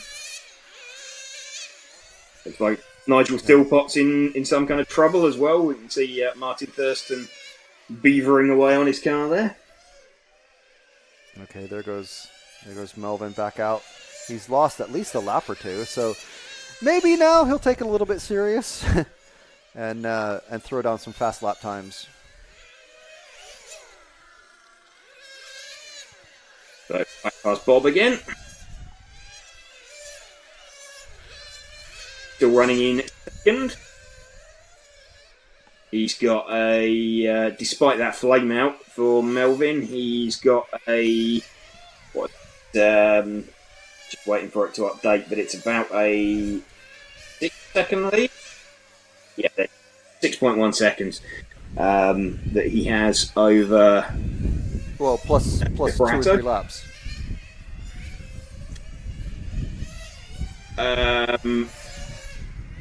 Yes, that's right. He's a lapper. He's got a lap in his pocket, hasn't he, over Pipperato? That's right. So Thilo well away out in front. He's almost 3 laps down the road.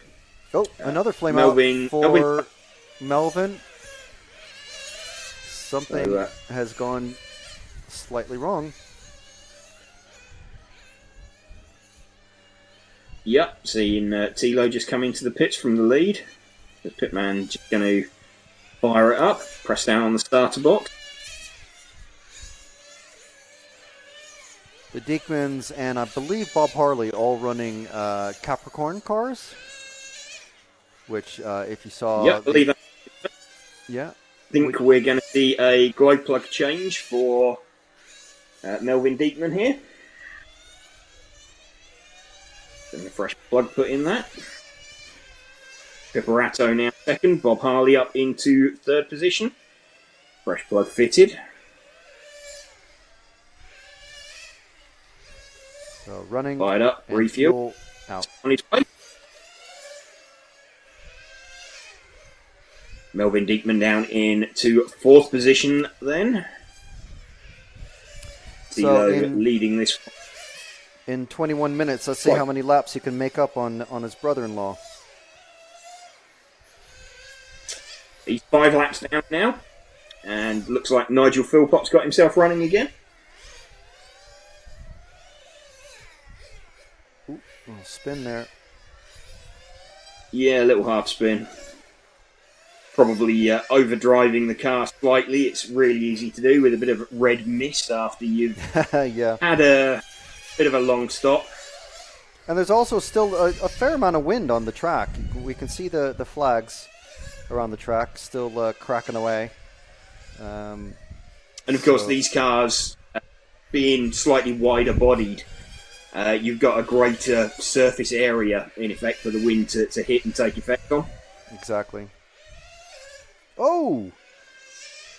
A little bit of a coming together there, I think. Pipperato made a small mistake, half spin, and directly in front of Diekman. Just collected him. No, nothing too major. And imagine Pipperato will probably get out of the way. He knows Melvin's quicker. He knows he's 5 laps down. He's not really a danger to him. Well, yet. Oh, Philpott's just flamed out in number 4 car. So mechanic runs back to the pits with that. See if we can get him going again. And obviously we want to see them all finish. Most definitely. You always at the end of a long final. Don't want to come all the way to Sicily and not finish your main race. Definitely not. So Melvin now a couple of seconds behind Bob. This is actually for position. Bob's just given him the place. But that was actually for position there. Melvin now back up into 3rd position after his earlier issues. Looks like he had flamed out once, had a failing plug.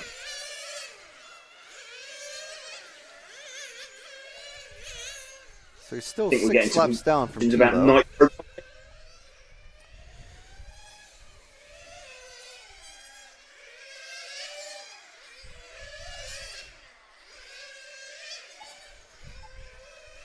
We're getting some questions about nitro content in the fuel. It's 16% nitro fuel, mandated for EFRA events.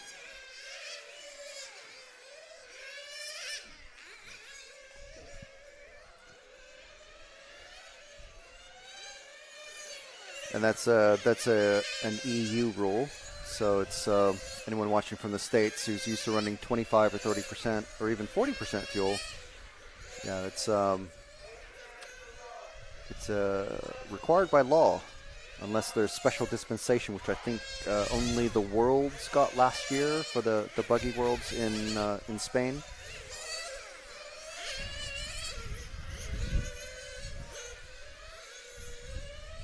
So Bob getting past again. Yeah, the smaller engine cars have tended to run 16% anyway historically. It's the larger engine, the 8 scales with the 0.21 cubic inch or 3.5 CT that have tended to run the 25% fuel. Though, like you say, the rallycross buggies, the 8 on road cars tended to run that. Thilo Diekman still leading from Pipperato. Melvin, who we are running with, I believe, if that's the 3 car, it is, yes. Is in. So recovering after an earlier flame out. He's still several laps down from Thilo, though. He's 6 laps down from Thilo. He's. I mean, several minutes ago he was 6 laps, so he hasn't made up the laps yet. I think maybe Thilo sees his opportunity and he's running 8 or 9 tenths, just so that Melvin has a longer recovery period, maybe. Yeah, quite possibly. I think his main target's got to be to catch Pipperato now, who is, what is he, 1 lap and 1 second in front of him. So Pipperato's in fact this car directly in front of him. be coming towards half distance. There we go. So he's almost, well, 1 lap away from unlapping himself. But if Pipperato makes a few more mistakes like that, it'll come to Melvin a lot quicker. Yeah, he's now on the same lap, effectively, as Pipperato.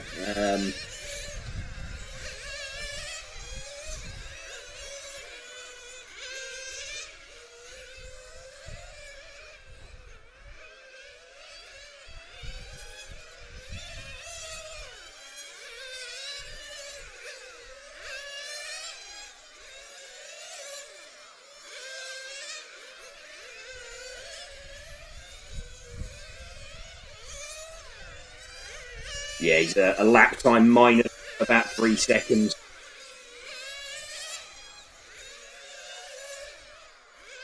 So watch that, see if we start to see that come down. Yeah, you can closing see in on the back of Bob Harley again. You can see the gap definitely growing between Melvin and Pipperato. So yeah, it'll take some time, but I'm sure he'll be on the charge until he's right on the back bumper of Pipperato.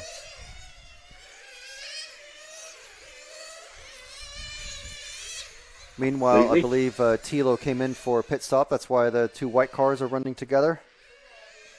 So Yeah, it just saw him is exit from a bit of a funky angle. Yeah. So in order, as we're seeing them on the track, it's the 1 of Tilo and the 3 of Melvin. But Tilo is, I think, still 6 laps ahead. Is that right? Tilo is, let's have a look if they cross the line. I think it's 5 laps. Melvin's in front. Yeah, 5 laps. Melvin's the one in front, so it's 5 laps plus that between them. So if Tilo was to pass, it would be 6 laps.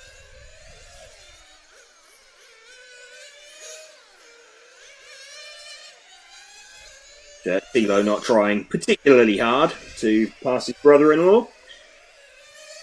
He can afford to sit there and wait. Oh, I think that was Melvin that just went into the pits and spun out. It is Melvin. And he's back out safely.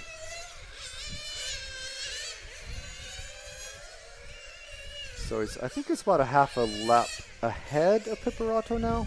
Or no, behind. Let's have a look at the times update. He is 6 seconds behind Pipperato. Yeah.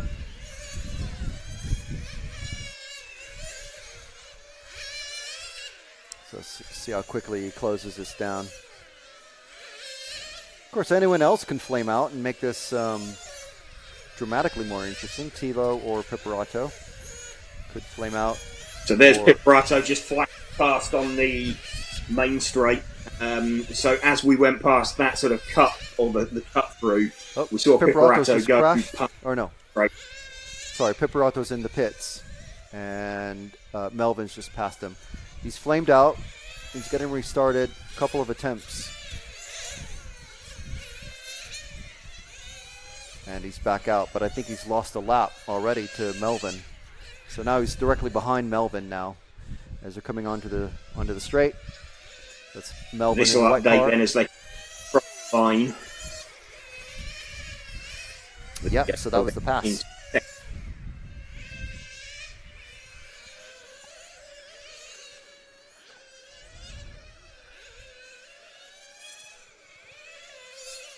Back as were then from the start. Melvin Diekman into second position.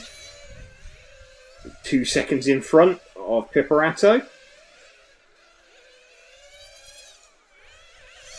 They're 6 laps down on Tilo Diekman.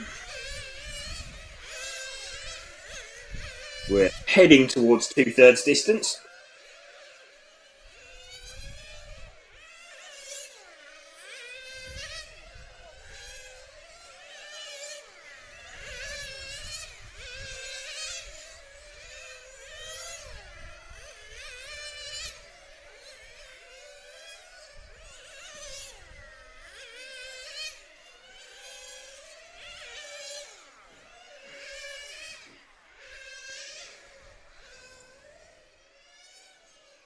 So what we thinking? Another two pit stops to go. Yeah, I would expect so. These cars, I would imagine they're not quite as good on fuel, being a little bit heavier, a little bit wider. I would think that they'll burn a tiny amount more fuel than the 200mm cars would be. Fairly relaxed up there. In fact, that was refueled in the pit lane as well, so not sure if that's going to be...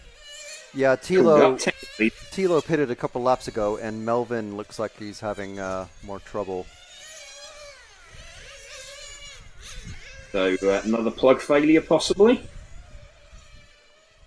So that could be second. Actually, Piparato is running out there. Yeah, Piparato's still running. We did lose Philpott, it looks like, while I was looking away. Yeah, Nigel Philpott's gone, so we've got 4 cars circulating. Tilo Diekman absolutely gone at the front of this one. He's currently showing 5 laps in front, but he gone as in disappeared away in the distance. Gone, yes, as in gone down the road. No one can see him. And in fact, given the lead he's got, if we get to, I don't know, about a minute and a half before the end, he's won it regardless, because no one will be able to match his lap count. So he probably doesn't even need to get to 30 minutes on that one. Diekman looks like he is back up and running, so that's dropped him quite a long way behind Piparato. No, he's still in the pits. He's still in the pits. His mechanic is still in the pits. Yeah, his mechanic has slowed his actions down. I think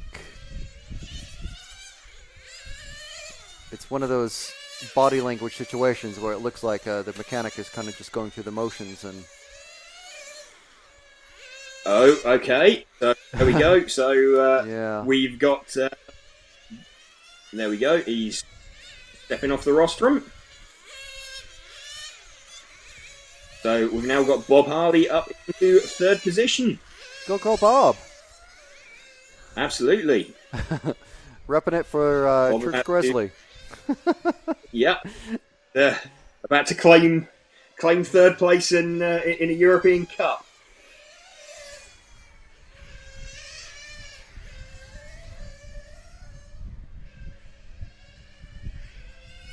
Yeah, even Bob is 3 laps ahead of Melvin. I think Melvin stopped. I think he's got off the roster. Yeah, he's taking his car to technical inspection now as Tilo comes in for his final pit stop, I think. Maybe not. It's 7 minutes to go. He's not going to go 7 minutes. No. So splash and dash with a couple minutes left probably, and that'll do it. Yeah, I mean, there's the cars are pretty well spaced now. Piparato knows he's not going to catch Diekman unless he has a problem. He's not going to catch him on pace. It's kind of taken the sting a little bit out of it in that all of the cars are sort of very different in terms of pace. They just all need to keep it going now until the end. So 6 laps and 3 seconds between leader Tilo Diekman and Piparato in 2nd position. And then Piparato has got 6 laps on Bob, who he's just passed.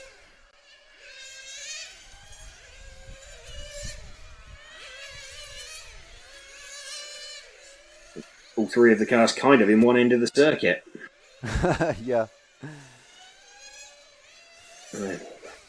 Not quite clumping, as we like to call it here on RCTV, but getting close to it. Well, it always seems to be the way. You end up with 2 or 3 cars there's only 2 or 3 cars on a nice big track, and they're always locked together. Yeah, and then they end up spinning each other off. Basically.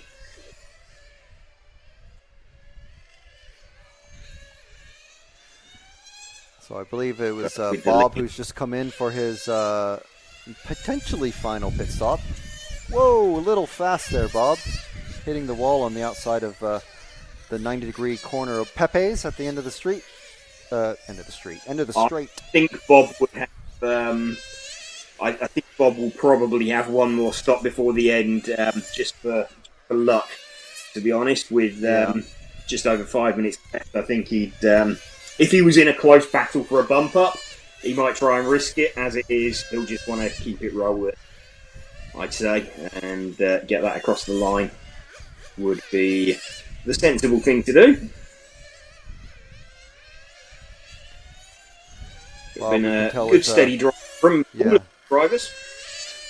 Yeah, Bob is a very sensible driver. You can tell he gives plenty of room for the drivers that are coming around to lap him. Not trying to hold him up in any way. Absolutely, the best way to fit. Big low, a little bit more sideways probably there than the leader of that needs to be. So this will be his final stop.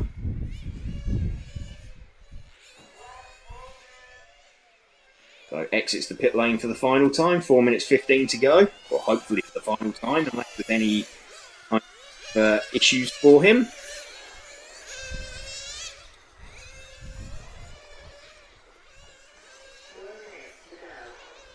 Waiting to see, going to close in on the back of Bob again, and you just saw Piparato disappearing out the shot. So again, all three cars pretty much on the main straight together.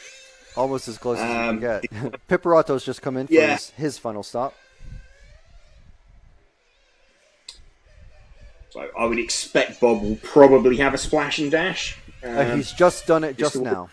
Just as you were saying, he was being put on the ground. I believe it's Alex Search's girlfriend who's doing the pit job for Bob.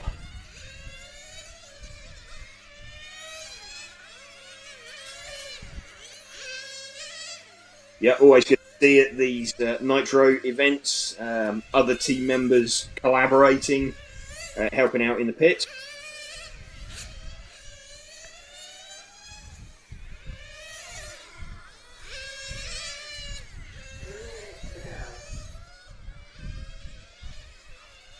Three minutes left now. Three cars circulating. So with a huge lead, we're running with him at the moment, and 7 laps up now.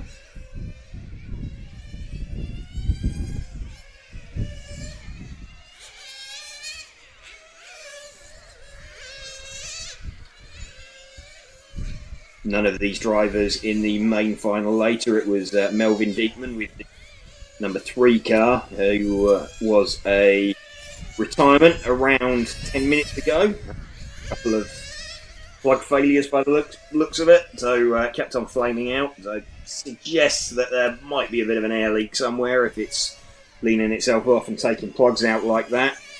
All right. James, I'm going to let you finish off the rest of the race and be prepared myself to capture Tilo as he's coming off the rostrum. Okay, thank you, Frank. So Frank heading out there now so that he can have a chat with Thilo. We've got, 1 minute 40. 1 minute 40 left. Thilo's lead big enough that realistically he could almost stop now with a 7-lap lead. Don't think Piparato's going to catch him, and in fact he's pitting there just to fill up with fuel. Exits the pit lane, doesn't want to flame out. He's got plenty in his pocket.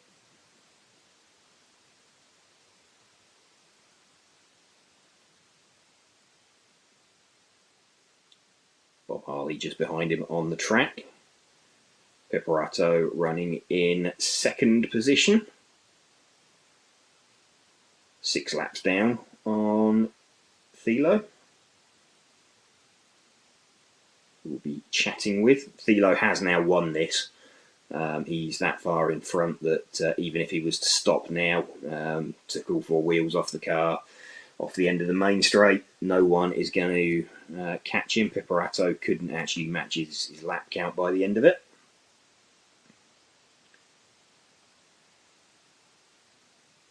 Pretty much run for home, keep the car circulating. We've just seen someone go through the cut through. No, that's heading off down the main straight once more. He's going to make, let's have a look. So he's made it onto one more lap.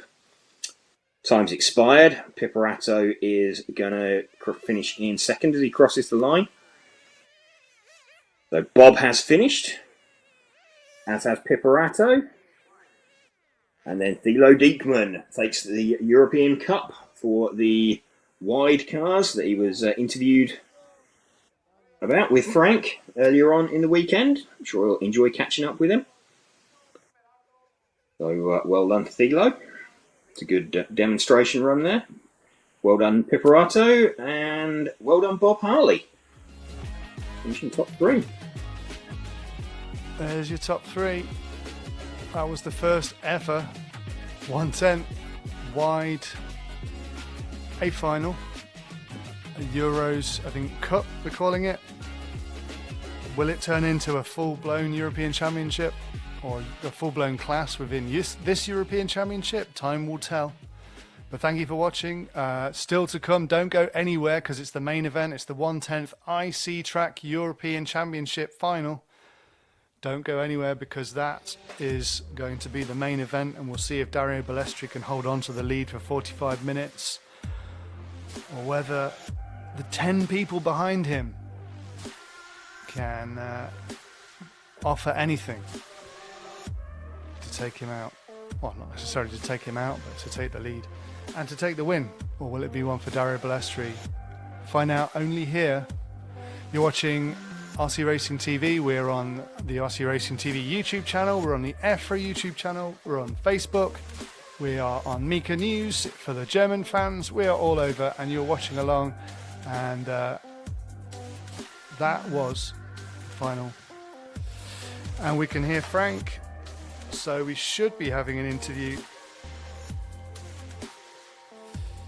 We can hear Frank, so we should be having an interview with the champion very soon. See if he's able to grab him from the celebrations and let us into what it's like to win the cup. Lots of you commenting on the stream, which is awesome. Number one is by himself. That's true. He kind of did run away with it, didn't he, James? He did, yes. I mean, it looked like it looked like Melvin could probably run at a similar pace. They were having a bit of a bit of fun at the front of that, and then unfortunately Melvin ran into some problems, starting having a few issues in that, and sort of flamed out a couple of times. Left Thilo quite comfortable out in front, so a bit of a demonstration drive. But of course, I would imagine he's got to go out there now and probably pit for Melvin. So Thilo won't be able to celebrate too much. He's got to go out there and get ready almost straight away after winning that demonstration race. He'll be called straight back into action again. Yeah, if you may call it so. Yeah. So I think the main lesson here is if you do an interview with EFRA and RCTV, you win. Is it like this? That sounds quite bad. So we might leave them. Does that sound pretty bad to you, James? It didn't sound fantastic, Matt. Yeah, that was a bit. We'll give him one more bit try. Robotic. One more try. And of course. No. Unfortunately, that does not sound great. So what we'll do is we'll talk to Thilo. We'll talk to him off air and we'll put that out later. But congratulations to him and on the win. We've got people, Wesley Van Helmen's watching, saying, let's go Yilliz. Absolutely. We have the Yilliz fan club watching along. And yes, it's going to be a fantastic final. So don't go anywhere. We'll be back just after this.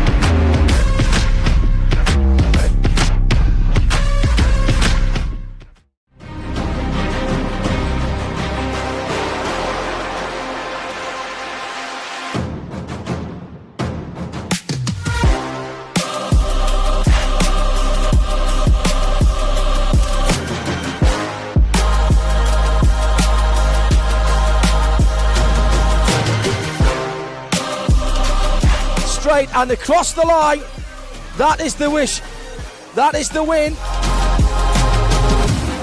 Dominic Greiner has won already, he just needs to cross the line, so he does so. Dominic Greiner is our European champion.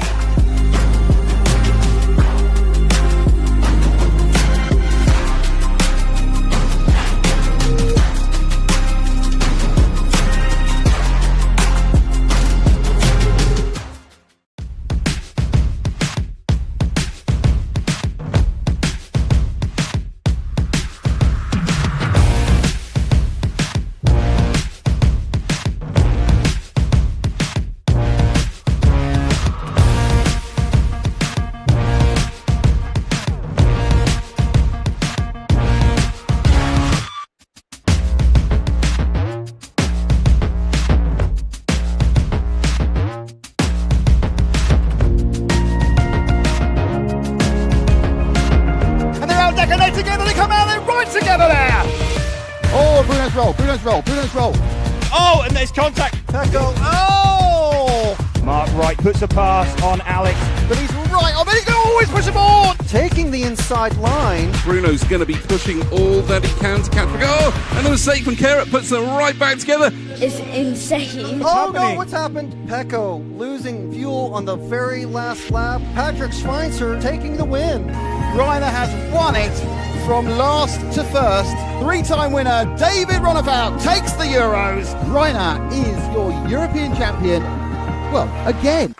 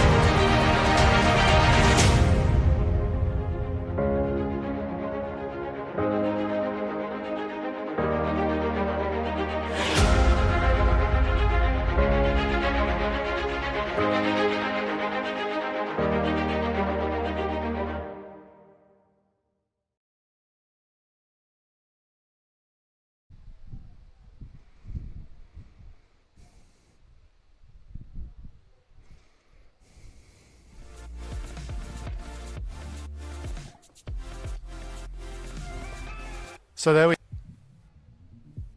be back. Hello.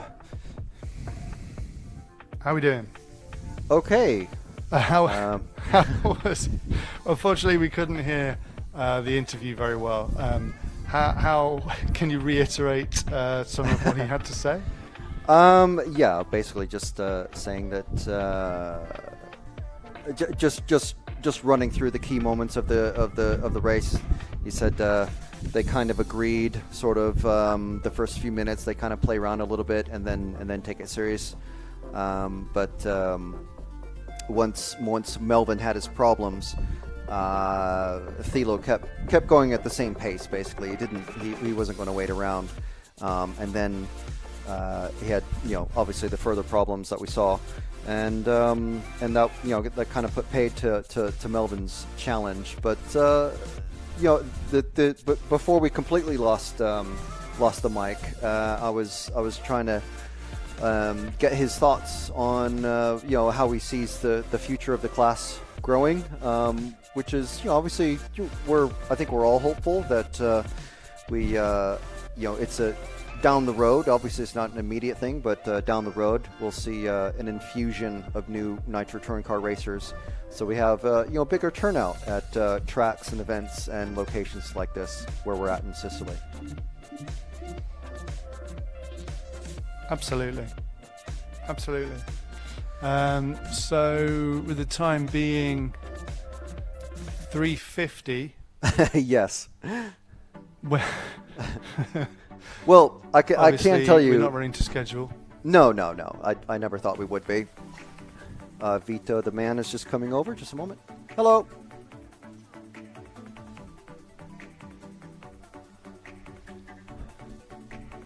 It's when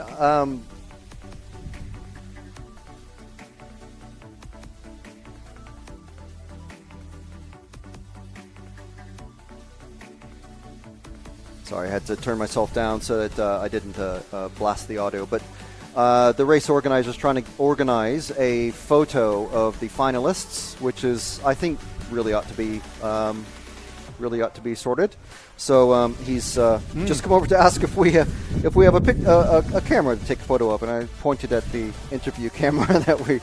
It's like, unfortunately, it's that one, which is not really set up at the moment.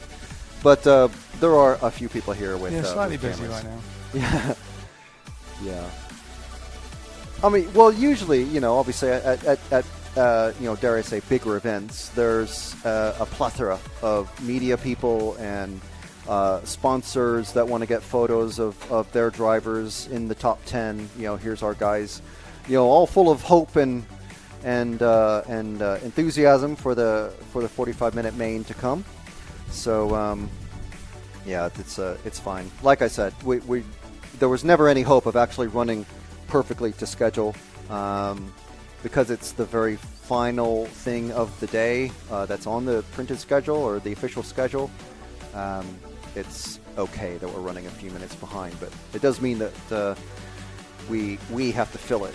We have to fill the gaps. But well, you know what? What's good? We may not have heard the Philo winning interview, but we could hear the original Philo interview telling us about the class. Yeah. Let's replay that. I think it's a good interview. Yeah, let's do that. Yeah. All right. So we are here at Giordani Naxos in Sicily. Again, the track is still quite wet, but we're filling in the time talking with Thilo Diekmann from Germany, representing Capricorn and the DMC German Federation. So, Thilo, what is this car, and what's it doing here? That's the new 230mm class. This is like a promotion class here, so not an official title, and we're just here to gather some information about this new class. And so there's just a few racers running it, but it looks, obviously it's a whole new kit from Capricorn? No, actually it's like the normal kit. We're also running in 200mm with some parts to make it fit to the new bodies.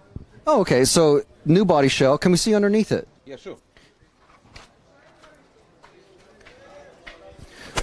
Yeah, so if we can just talk us through it and just point at whatever you're talking about. So as I told you, like this is the normal CO4 car. Actually, this is my car from last season. I bring it here, and it has the normal CO4 spec, and we just have some new parts for the 230mm class, which of course has bigger tires in the front and the rear, and we have this optional base in the rear that allows us to have independent suspension, so the body is not moving with the suspension like in 1.8.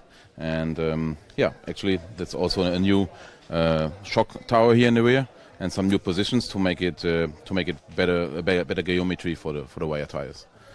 Okay, so I mean this used to be basically the companion class to the 1/8 scale Nitro on road. So what has brought it back? Is it just people who used to race these in the 90s and 2000s going, oh, remember that class? It was really fast and looked cool. I think there are two parties that racing 230 millimeters now. It's either the old guys, like the guys that know it from the past, and also some racers that are looking for a class that is a little bit more easy to drive. Then, to be honest, 200 millimeter class has become a little bit crazy in the last 3 years with the power, and also with the aerodynamic. The car's getting more and more difficult to adjust, and everything is very on the limit. And people are searching for a class which is just more more fun to enjoy. So these use basically the same drivetrain, same engine, everything, just a few different parts, and obviously a different size, a wider, obviously, body. Yeah, it's a wider body, which is also a little bit heavier, which makes them more resistant to crashes and stuff. And also some new parts to make it fit for the body. But you can also use it just a normal kit, which will also fit. But for drivability, it's better to use these parts. And for Capricorn, I can only speak for Capricorn. They make two kits, one is wide, which also have the parts already included.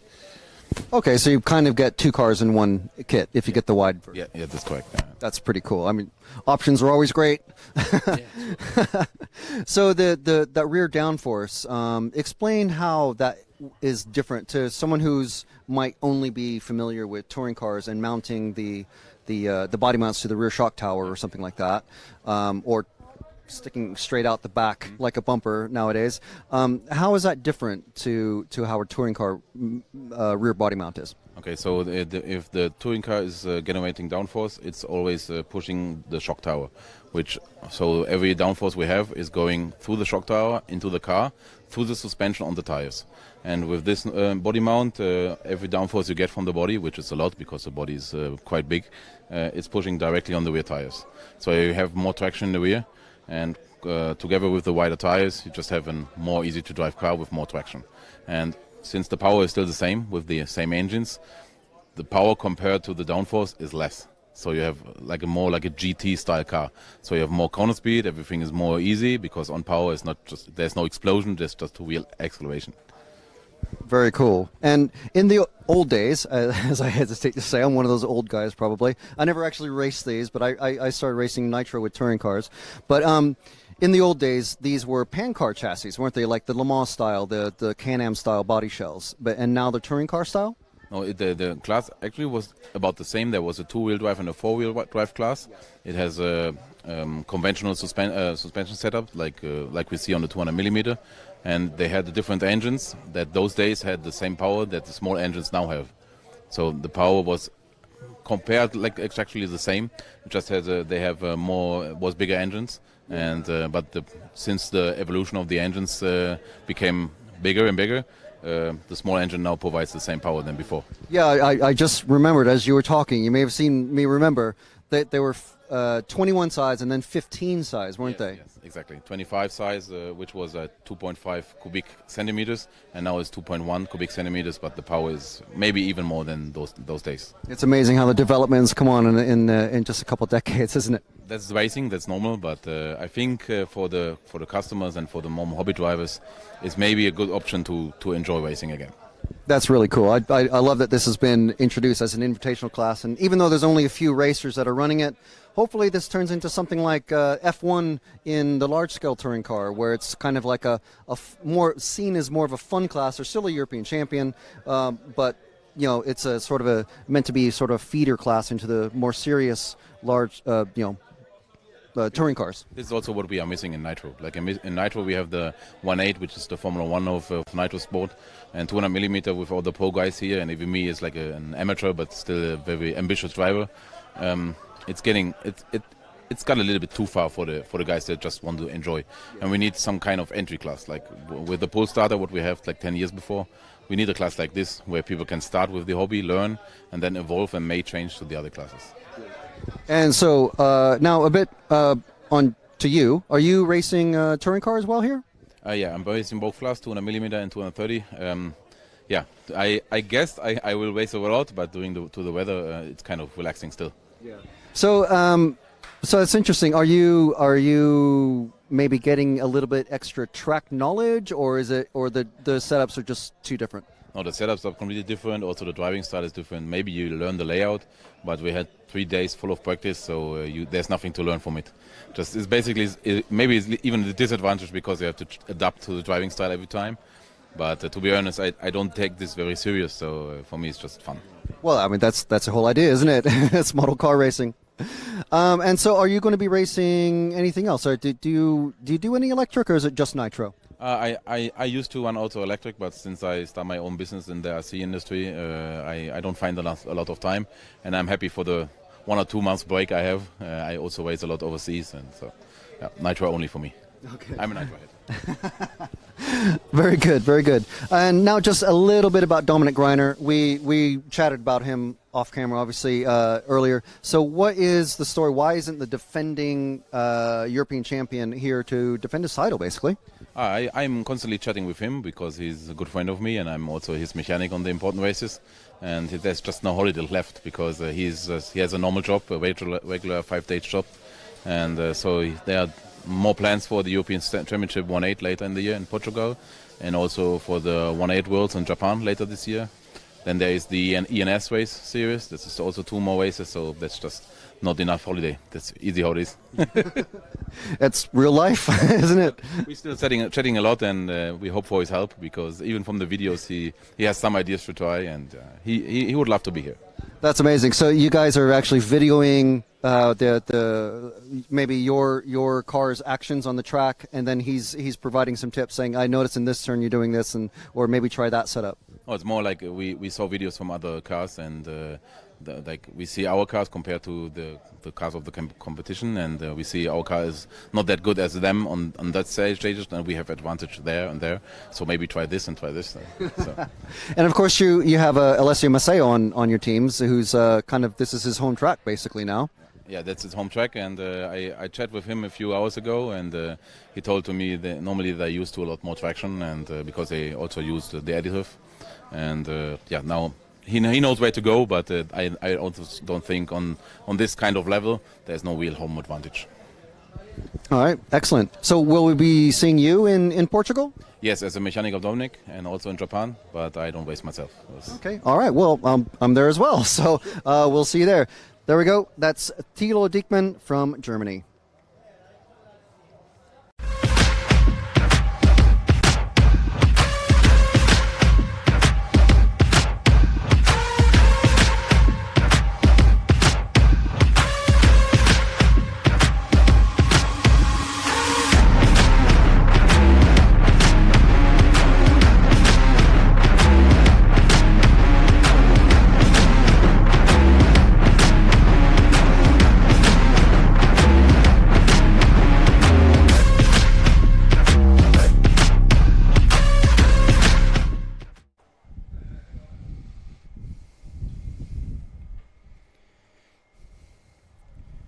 I think we're about ready for so there we go.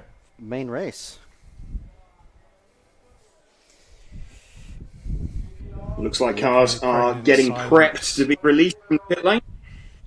You guys hear me okay? Yep, we've got you. Okay.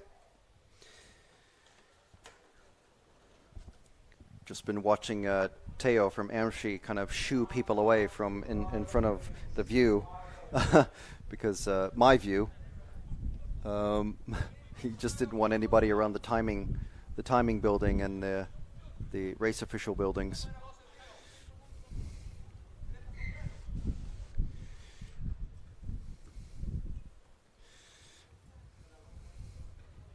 Just before we get started, I'll remind you you're watching the EFRA 1/10th IC Track European Championships. Thank you to EFRA, of course, for putting this event on, or at least for overseeing this event and creating the rules around this event and putting in the structure so that federations and nations can get together and race a fantastic event like this. And of course, the organisers in Sicily doing a great job. And thank you to X-Ray for supporting this live stream. We're very grateful to you guys. This is going to be one hell of a race. Yeah, and hopefully it's more than just a 2-horse race between Gruber and Balestri. But remains to be seen. It'll be very, very interesting, I'm sure. I'm sure Grosskamp and Guillermo Raiola Mazzeo all want to have their word.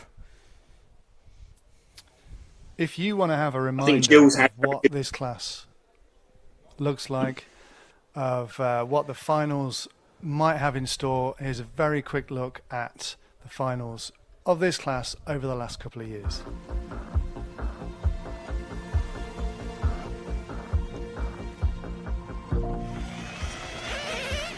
And the man who would become 2010 European champion is Martin Christensen.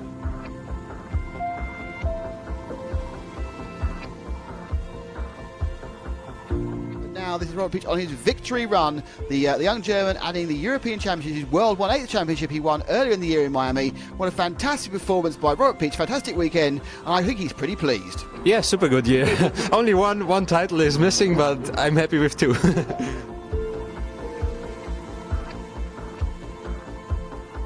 Round one more time, Manuel Huber will have to do one more lap. As the four-car spinner finished in second place, Manuel Huber has won the European Championship. He is on last lap by himself. Grosskamp across the line, finished third after those problems early on, but out of the last corner, here he comes. Huber wins the European Championship 2012. Into the pit lane he goes.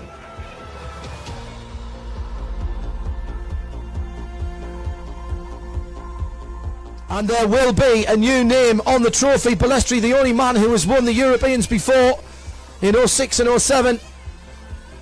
But it will be the Italian national anthem that plays as the hooter goes and the checkered flag waves for Alessio Mazzio. The Italian contingent to my left go bonkers.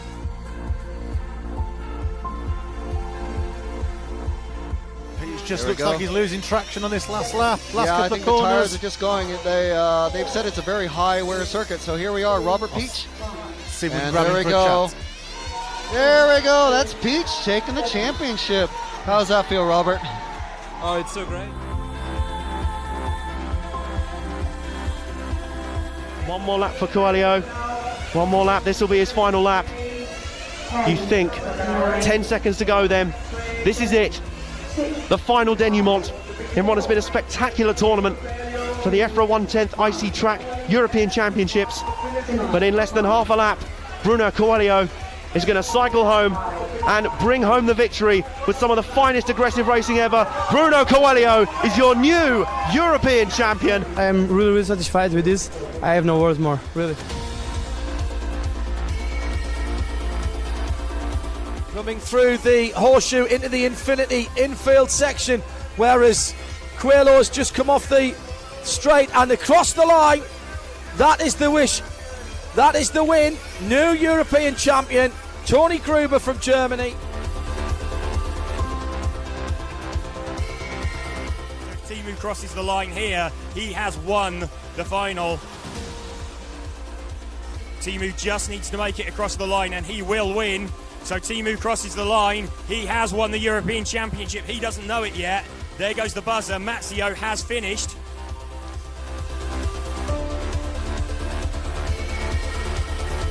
Dominic Greiner has won already. He just needs to cross the line. So he does so. Dominic Greiner is our European champion. Under the in the dictionary under "That's the way to do it," so it's the phraseology dictionary, you'll see a picture of Dominic Greiner and the 2022 EFRA 1/10 IC Track Euros. A fantastic performance from the German, taking it home for Capricorn, taking it home for One Power, and taking it home for Germany. Greiner is your European champion, well, again.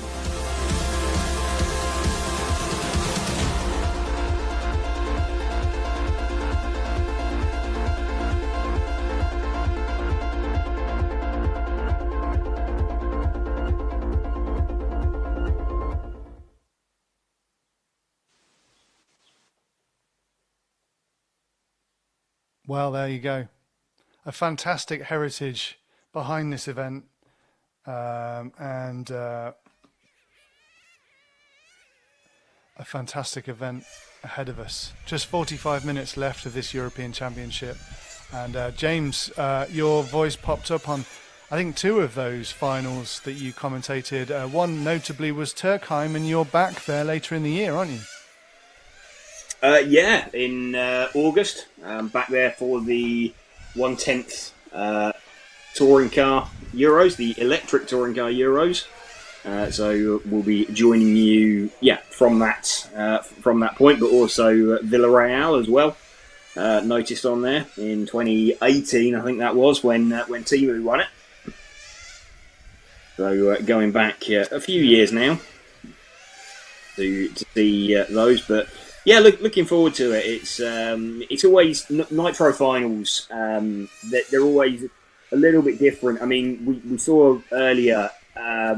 Gilles had a really good run in his semi-final. He's third on the grid, but it looked like he could go quite a long way on fuel. So, of course, all we've seen so far in qualifying is outright pace over, on a tank of fuel. We haven't had to take into account how long that they can run without or before they need to stop. And in a 45-minute final, if you can save yourself 1 or 2 stops over the course of that, then that could be the difference. It's getting on for half a lap out there on track, so it could make quite a big difference over the course of it. So he'll have half an eye on that as well. We've just had I the think 1 Nitro minute warning. finals. 1 minute warning. Nitro Yep. finals can be absolutely crazy, or they can be actually quite dull. There's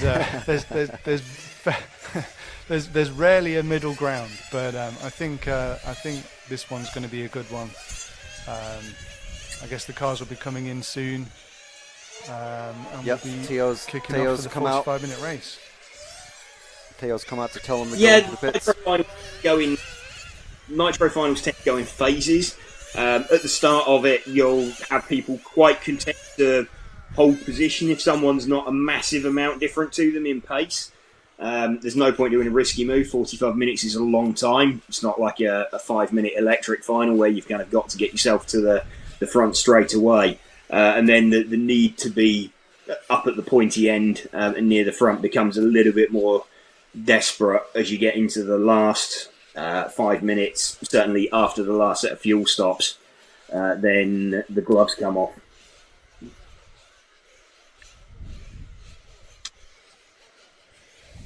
Seeing all the cars being taken out onto the circuit now. Dario Balestri going to lead this one away from Tony Gruber. Those guys did have a free practice earlier. 10 minutes open track for them before the last chance qualifier.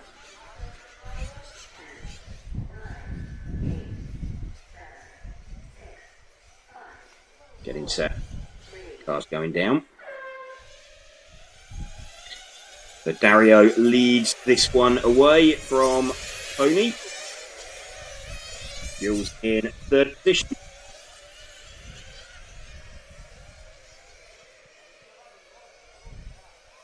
Already kind of following Linus Byrne. Clean for an opening lap.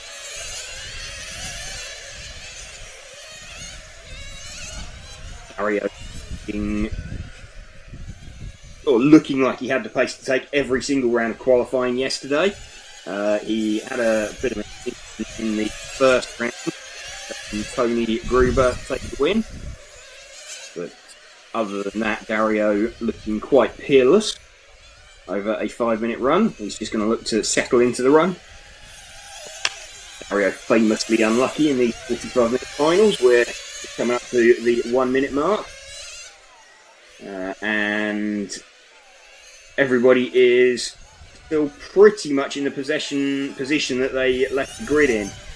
Elvin Dickman got the jump on Spinello's swaps, but other than that, they are running exactly as they started. Yeah, only Guillermo has fallen down.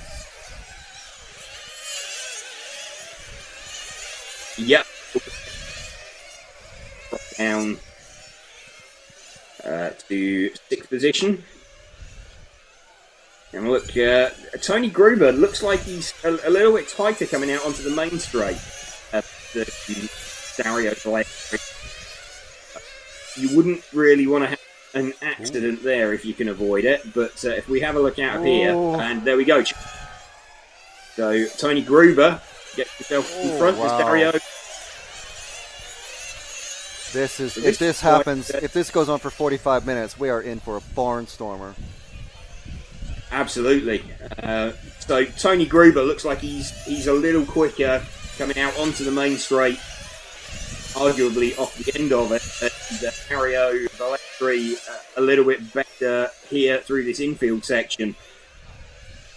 But here we go, that slightly tighter line from Tony Gruber. He's sort of taken a little wider entry, Tony. Little bit. It was, yeah, a little bit sideways from him. I wonder if Dario is playing a game where he lets his tires wear to, you know what I mean? So his rollout is perfect with the tire wear.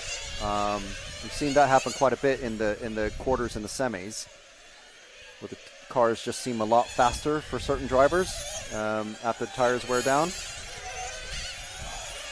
Yeah, you will end up in a point, but good point, Frank, that we might get to a situation as well where this is going to be the first final of the weekend where we're going to see tyre change.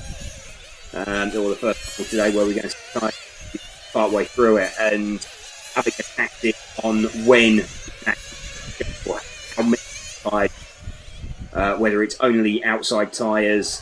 So we've got to change for the lead now. Tony Gruber back front. A little bit sideways there. Back in front of him again. Who's being fair wide. All of this fold in front of him. He is feels is only 8/10 off of the back. Yeah, he's waiting to pick up any pieces. Yeah, he's waiting to pick that one up. Dario still in front. And Gruber pits first. Tony in the pit. No, Tony's clean pit. He's back out very quick. In fourth place behind Guillermo.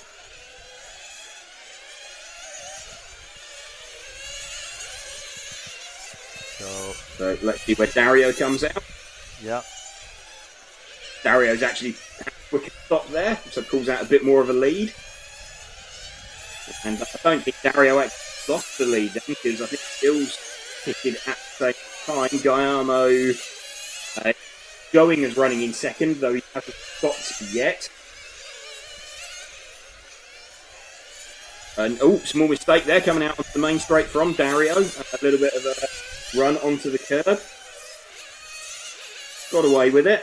So Gruber's been freed. Guillermo's gone into the pits.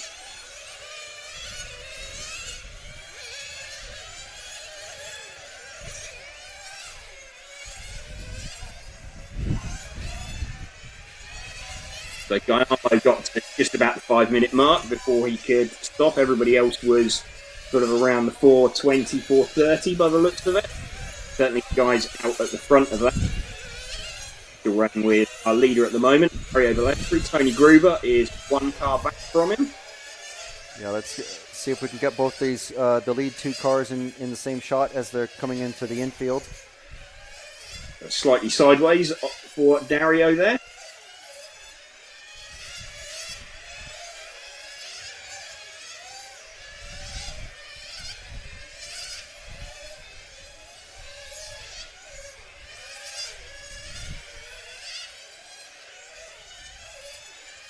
Starting to come up on one of the first back markers. Yeah, they'll get out of the way. I think that's the car 7 of Spiniello. Yep.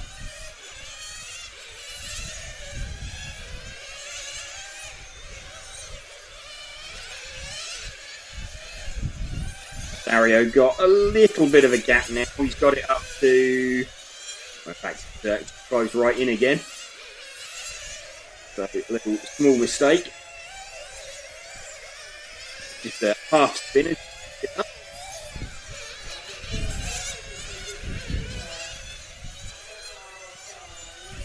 Even Spiniello is lapping really good pace. There. About to go a lap down. Hanging on pretty well. There we go. Get the way of one. Second car. It's exactly what you want. It's always a bit of a fear as a driver that's like one competitor, or one of the guys you're racing gets through a gap of traffic, and the car that's being lapped doesn't realise there's another one closely following. They are through away. Just under half a second. Balestre gets sideways. Let's Gruber get right up on him again as he was coming onto the straight. So there was less than half a second between them, but Tony Gruber's right back with him, got that tighter entry back out onto the straight again. Whoa, Tony nearly had his nose cut off there by Dario.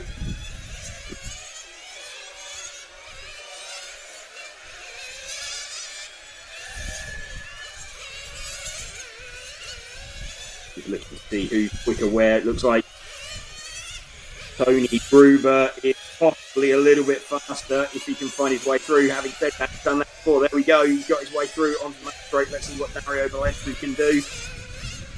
Dario now trying to find his way back through and makes it. Gruber so Tony Gruber picks. Remember, Dario pulled out a little bit of a gap in the pits last time. Would expect him to come in. It was one lap afterwards last time. It's one lap afterwards this time.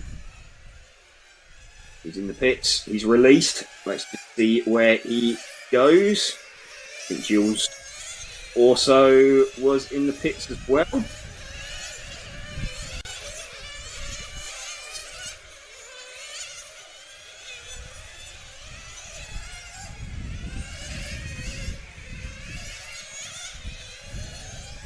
Waiting for this one to play out. Not worked out that well for Tony Gruber. Looking at things, he's dropped down several spots. Did he flame out or something?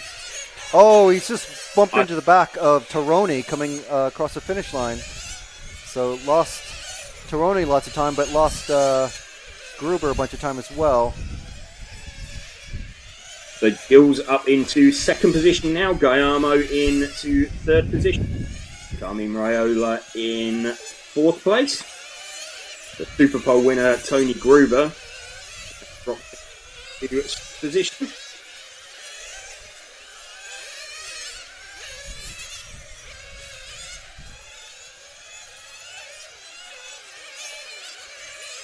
Minute mark.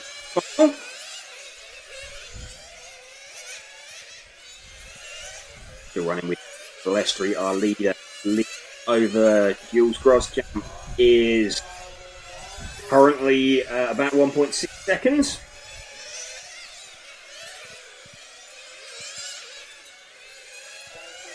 Before Jules flashed through the back dot there. No between them at the moment, but Dario closing in on some traffic itself. It's Thurston, and I think I can't make out the the other car. It's Melvin Diekman. Yep, Melvin and Thurston. Having back.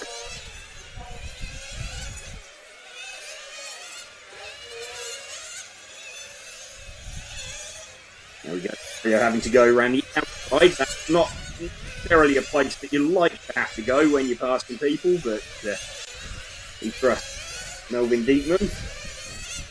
Meanwhile, Gruber is coming up on the back side of Alessio Mazzeo, his teammate, but still quite a ways down from Balestre.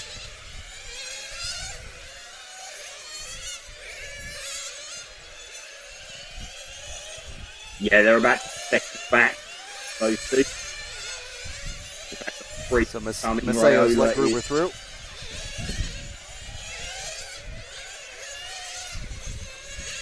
Bit of teamwork going on there.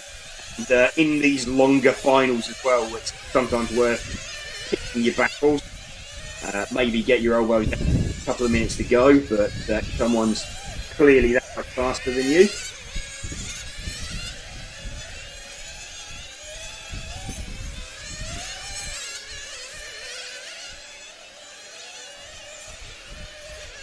Gilles at 1.5 behind Dario Balestri. So Gruber has come up on Tironi once again. Tironi lets him pass. So that's good to see. And Gruber's coming up on the number 5 car of Raiola, who has just gone to the pit. So it gives him a little bit more clear space.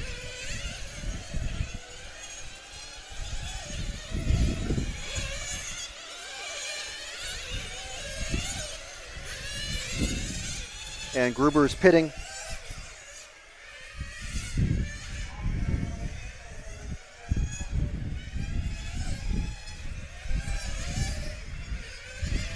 So it's about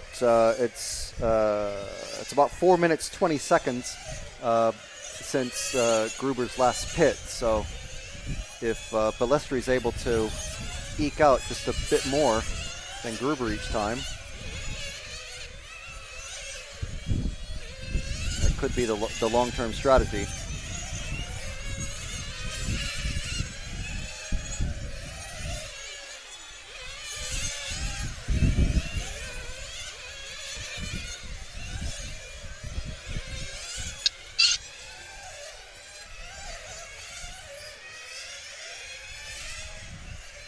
Dario Balestri still leading this one.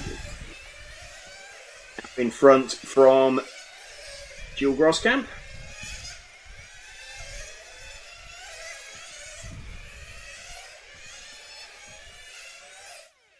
Tony Gruber's got his way back up into third position now.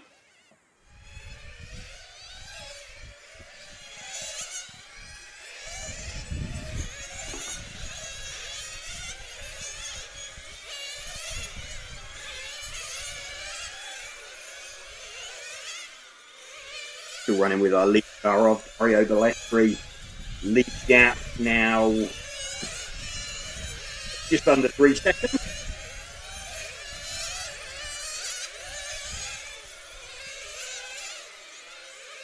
Tony Gruber got himself back up into third position. He's about 7 seconds down on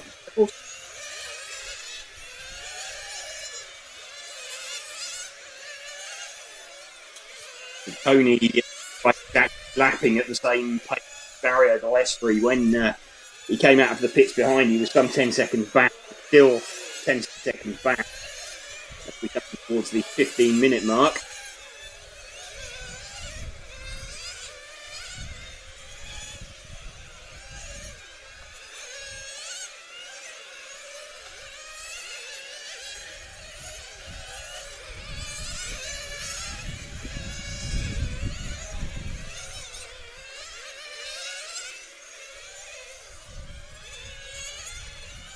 Dario left out in front of the field.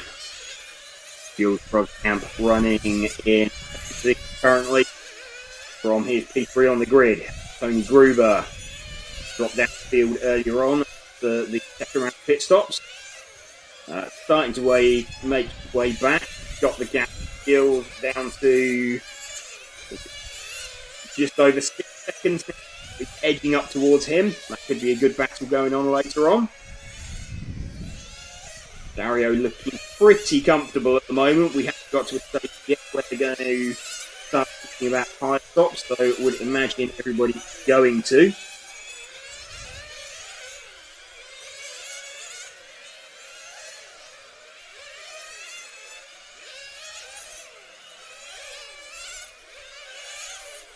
Gruber now actually looking a little bit faster than Dario. He's got the gap down to 9 seconds. He's making his way back up through the field.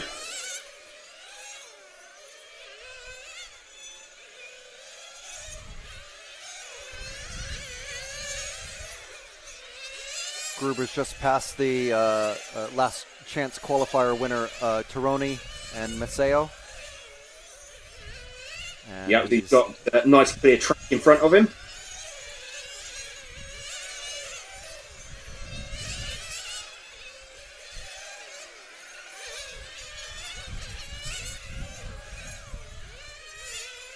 And Dario's pitting. Around it.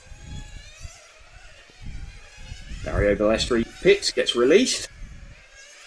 Nice exit from the pit lane there. He's doing a bit over 4 minutes per stint at the moment.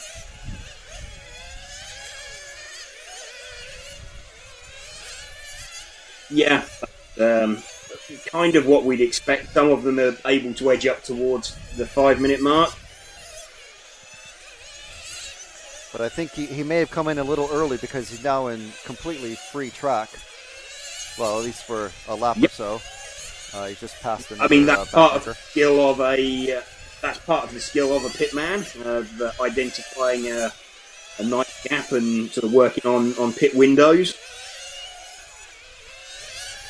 Hoping that get through, get you in, and get you out onto clear track. Tony Gruber is scything his way into Gilles Groskamp's second position. Tony Gruber is now, let's wait and see as it updates. Should we drop down to see that battle? Well, it's still 4 seconds at the moment, but it's closing up. So, yeah, let's go and see if we can find the two Zach car coming of towards Gruber. you, the bright orange car. He's going into the kink now, and he's about to go into the sweeper, the last of the bright orange cars. He's our third place man, and he's slowly reeling in Jellis Grosskamp, who's mired in with back markers at the moment. There's 3 cars in between them. It's the 4 of Raiola, I believe, the 7 and the 6 of Maceo. He's getting a bit sideways, giving up a lot of time to Gruber.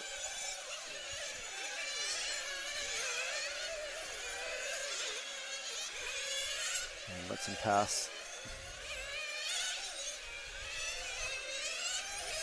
Yep, and it wasn't that long ago that those two were battling for position, Raiola and, well, it wasn't a huge battle, but they were together on track for position. The 7 car of Spiniello is next for Gruber. Yep. Actually, he's already passed him. And then there's Guillermo, sorry, not Raiola. Guillermo is the next car in line, that yellow car, just plain yellow, not bright yellow. But... Yep, navigated him quite safely. Stefanizzi in the 9 is that teal green color next. There's like 2.5 seconds. Yeah, it's coming down. Of course, the referee is doing a pretty good job calling traffic, even for Gruber, as well as Dario. Yep. I think Gilles is going to have the Jaws music playing in his head. He'll be seeing Tony Gruber closing on him and catching up towards him. Down front of shot now. So no cars in between Gruber and Grosskamp now. Grosskamp is about to pass Guillermo once again.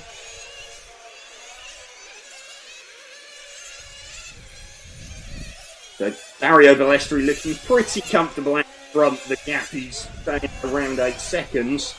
But of course Tony Gruber's had to catch and pass a lot of traffic. And Dario hitting. Tony Gruber way.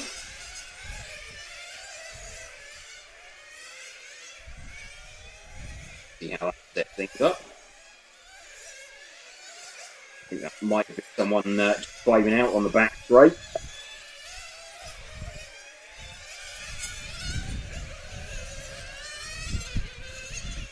And Dario is pitting.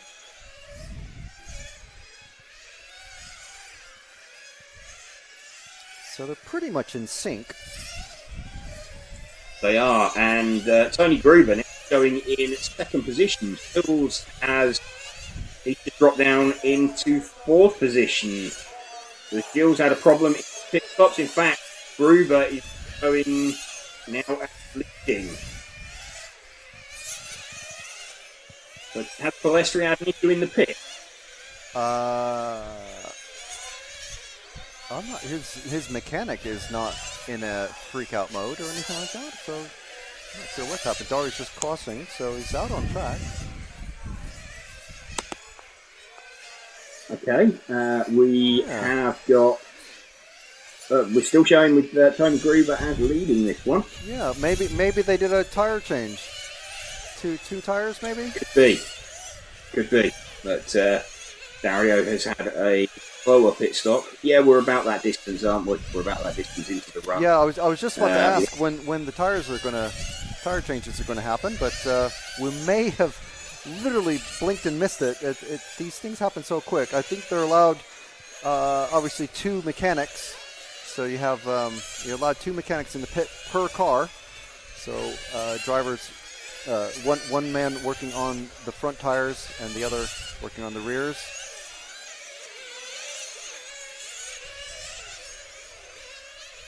I think what possibly, I think what caught me out was Dario didn't appear to have been stopped long enough, but quite possibly he's only changed the outsiders.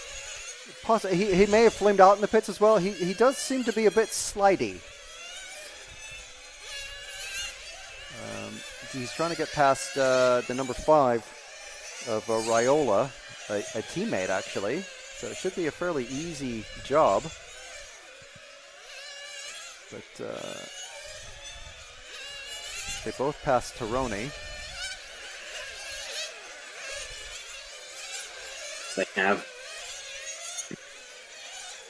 You know what I would love to see as a commentator or a spectator is if maybe the first set of tires use a black wheel and the second set of tires use a white wheel or something like that, so it's very clear who's doing what. But Gruber all over the back of, is that Yillis? No, it's not Yillis, sorry. Oh, my bad. Sideways moment there for Tony Gruber. Yeah, he is hunting down Yillis still, so it's but to lap him, it seems. I think Yillis has had his tyre change, so I think what we're seeing is Tony Gruber hasn't yet done a tyre stop. Yeah, so maybe Tony is the one gambling here.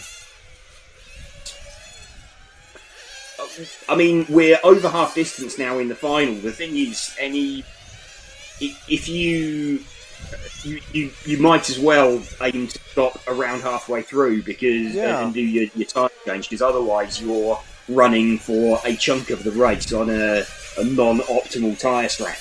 Yeah. He's coming into the pits now, he's coming into the pits now, so we'll see what happens. So here we go. Yeah, there they go. There's the tyre change. So we might see everything come together now. So this is an outside tyre change. Did you have any other side of the car done? All four. It is. All 4.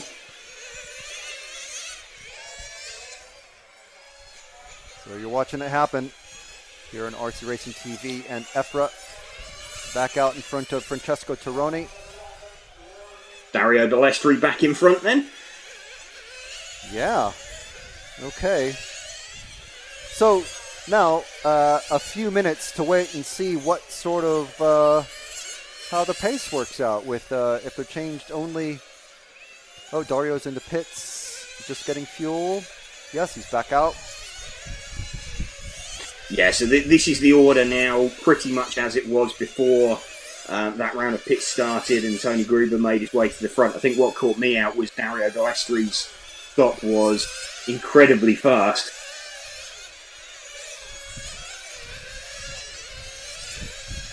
So it could come down to the last 5 minutes with Tony having really, really good tire diameter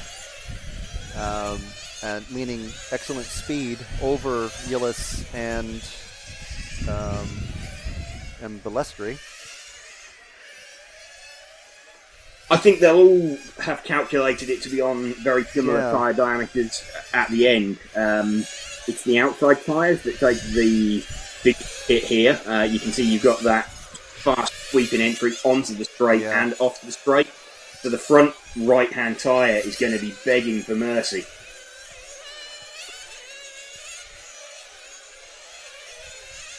Dario did give away a little bit of his secrets. He told us his optimum tire diameters yesterday during the Super Pole. So he's running almost nose to tail with Grosskamp. Grosskamp about a half a second behind him. Yep, and they're about 4 seconds down the road. So actually, that's the battle for the lead going on. Yeah. So let's go to the start of the. So at the end of the track, end of the lap is Balestri. He's coming towards you now, Zach. It's Balestri at that unique gray back end. He says he likes the gray color now. I didn't mention anything to him about age or anything, but plenty of gray going on myself. But it's Dario Balestri in the lead. It's actually increased a little bit from Grosskamp. I think the reason they were so close together was Balestri was one stop ahead of Grosskamp. So they'd ended up artificially close, but still running with the leader at the moment. Still only about a second in it. Yeah, and Gruber's maybe 2-3 seconds behind Grosskamp. He is, yes. So he's just, 4 seconds off the lead. You know, one or two half spins or drifts or a slight entanglement with the back marker, and Gruber's right up there again. And we saw how aggressive he drives. I can't remember seeing him drive before, but he reminds me a lot of Dave June, former national champion in the U.S. He's one of the most aggressive touring car racers I've ever seen. And Gruber is very much in that mold.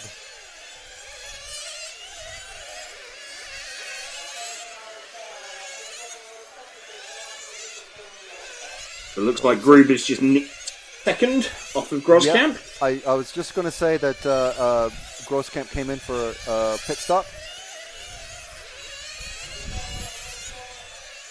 Blink and you miss it.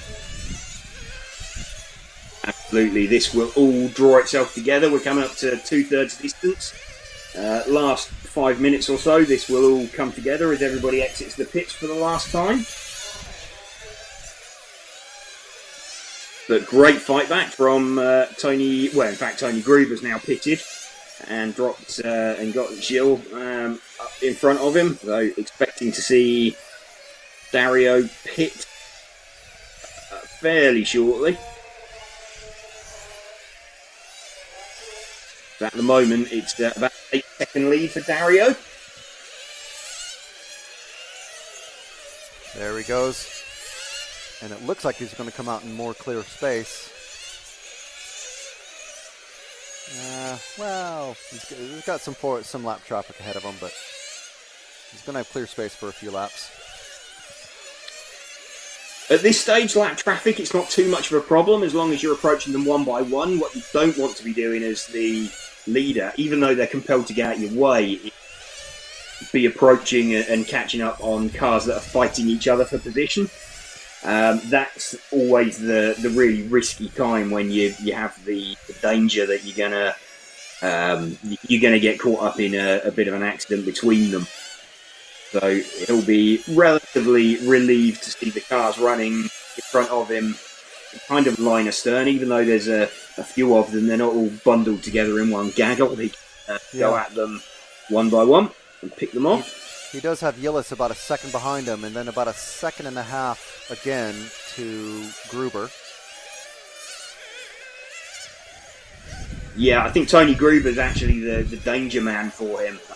He seems to have Gilles. He's got the pace in his pocket, I think, to deal with Gilles. It's Tony Gruber who looks like he's given clear track.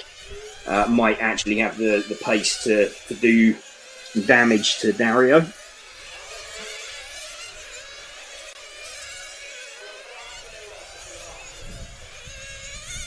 Dario doesn't seem to be making massive amounts of headway through this lap traffic, so maybe he's kind of just holding fire a bit, but I don't see why he would do that. Potentially he's waiting to see if they'll... Yeah, he's not charging up to the back of them. Yeah. 15 there, one of them pits out of the way in front of him. Yeah. He's got that couple of... He's got that little bit of a buffer in front of him, so I think he's playing a sensible game. He's not feeling the need to jump straight past them at every opportunity and dive into tiny little gaps. He's just letting them naturally come out of his way as he pits, or as they pit in front of him, and it's opening up the track a little bit. Of course, you can see some of the lap traffic as well that's in and around them. I think that's Alex Thurston behind him. It is, yes. As someone who's been lapped many, many times through my racing career, it's always good to, you can use that as well when you've been lapped, to latch on somewhere near the back of the leader. Obviously, you don't want to be taking them off. That's the very worst thing you can do. But they can help drag you along and open up gaps in traffic for you as well.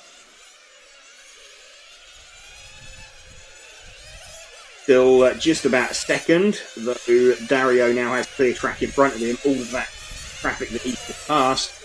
I was going to say Gilles had to pass it, but he looks to have pitted. He did. So Tony Gruber is now into... Tony is just pitted. Second. Tony's just pitted. Still about 4 minutes between each pit. 4:15 to 4:30. So lovely bit of open track in front of Dario. It's going to be a long time, several minutes, probably even complete another pit stop before Dario comes across any more lap traffic.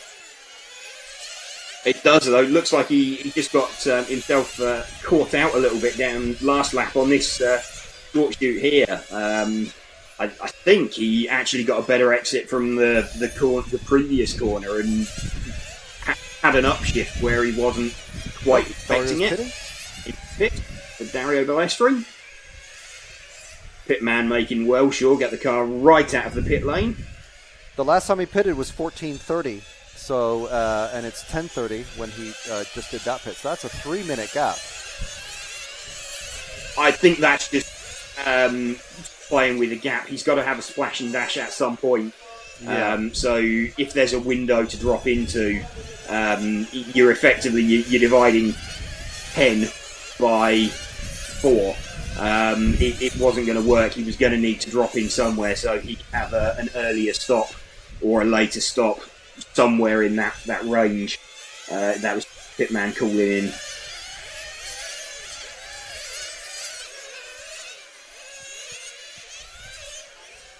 So we're coming into the range now where you're going to have maybe one more stop after this one. So if you can get to, I think after this lap they can probably get by on one more stop. Yeah, we've got Gruber is chasing down Grosskamp. So again, they're about a second apart. So Grosskamp's about a second behind Balestri, and Gruber's less than a second behind Grosskamp. So if we drop back one car, Zach, Grosskamp gets a little wild and lets Gruber catch up to him. So we got Grosskamp being about to get harassed by Gruber in that bright orange, and they both just pitted just a couple minutes ago.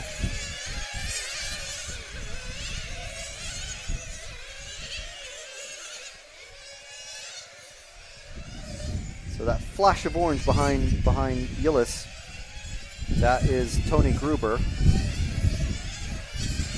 Yillis, who they are running quite close to Dario Balestri as well. Yeah. I believe Balestri has got one more stop to do, and Grosskamp and Gruber have got 2 more to do.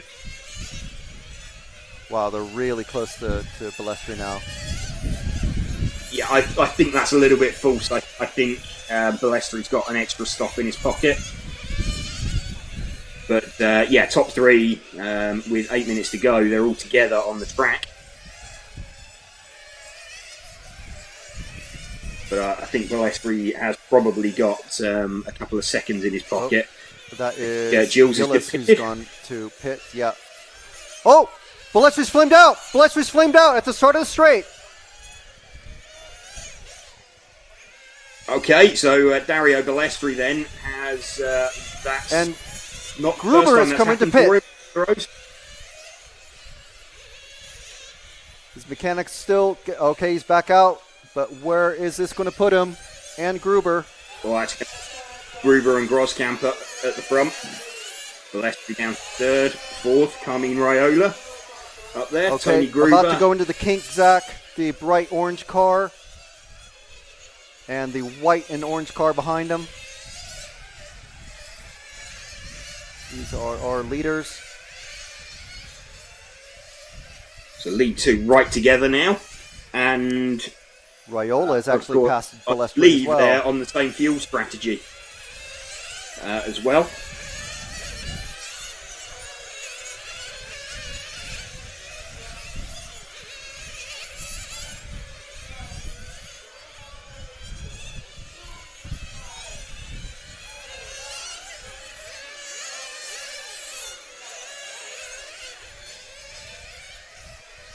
So Dario Balestri, no luck at all. That's really unfortunate for him. Always seems to have issues in these big meetings. Certainly the 10th Nitro meetings.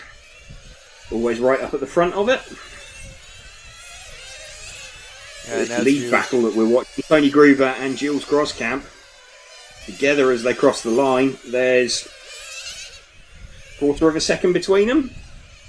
And as we saw in the highlights reel that we showed before the race started, Balestri actually hasn't won in this category, at least in the last 10 or a dozen years.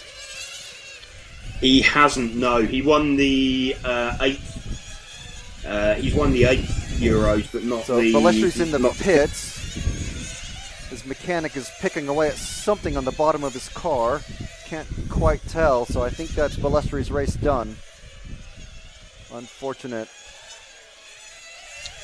If he's picking away at something at the bottom of the car, he's probably trying to free off the flywheel, which suggests that it's maybe the engine stuck towards the top of its stroke. So yeah, it flamed out as he was going out. So yeah, he's several laps down now. It seats at the top of its stroke, so engine maybe overheated slightly.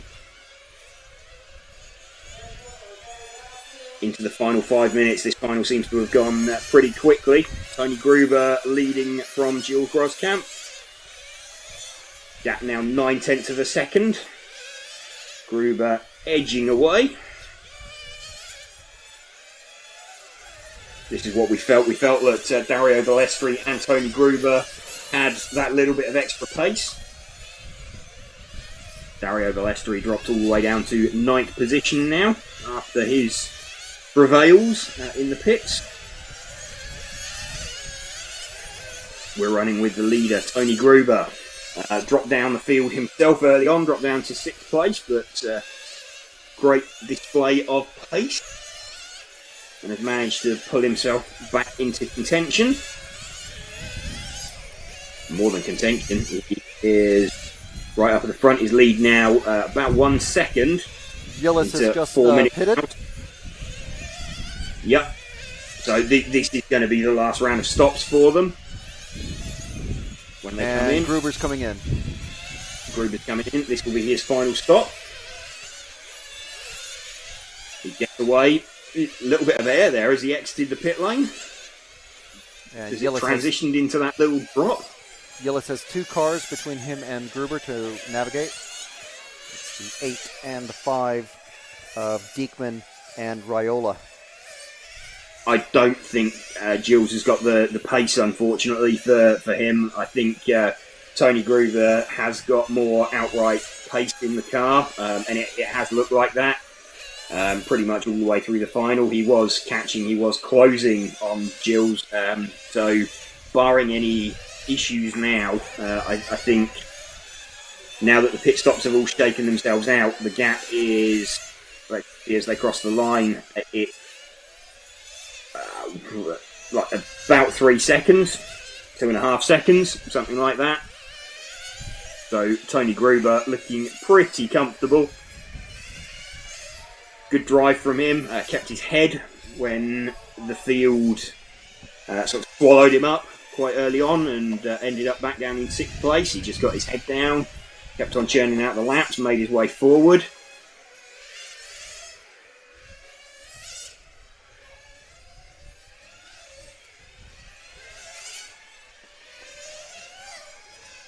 Looking pretty good as we come in towards the 2-minute mark for Tony Gruber, running with him at the minute. So, James, I'm going to let you finish this one off and call in the last several laps. Running into the final 2 minutes with Tony Gruber. He has had all of his stops. Nothing extra planned for him. You can see a little bit of traffic in front of him, but he can just post his way up towards it. He's got a couple of seconds in his pocket from Gilles. Still around that 2.5 second mark. Desperately unlucky for Dario Balestri. Was dominating the final, and Groskamp and Gruber had got relatively close to him. Just over 1 minute left. Never completely over till they get right to the end, but Tony Gruber is looking in a very strong position at the moment. A couple of cars in front of him that he probably won't want to catch. Hopefully his mechanic on the headset letting him know that just got about a minute left.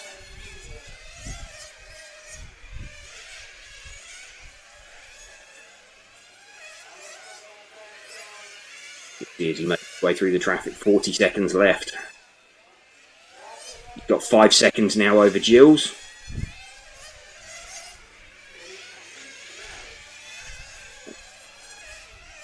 Into the final 30 seconds.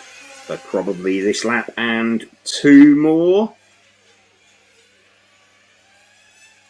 I think Tony Gruber might just make the extra lap. Maybe, possibly.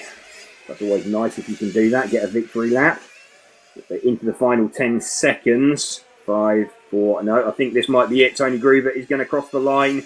Tony Gruber crosses the line to win the European Championship for 2023.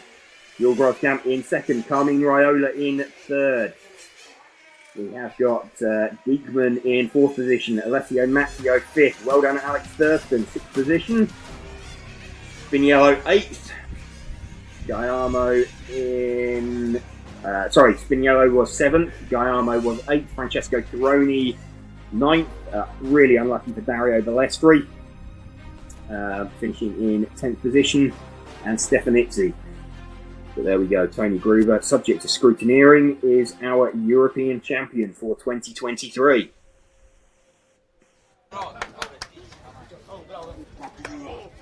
Not sure if Frank has managed to get hold of Tony Gruber yet. Gone up there to try and find him.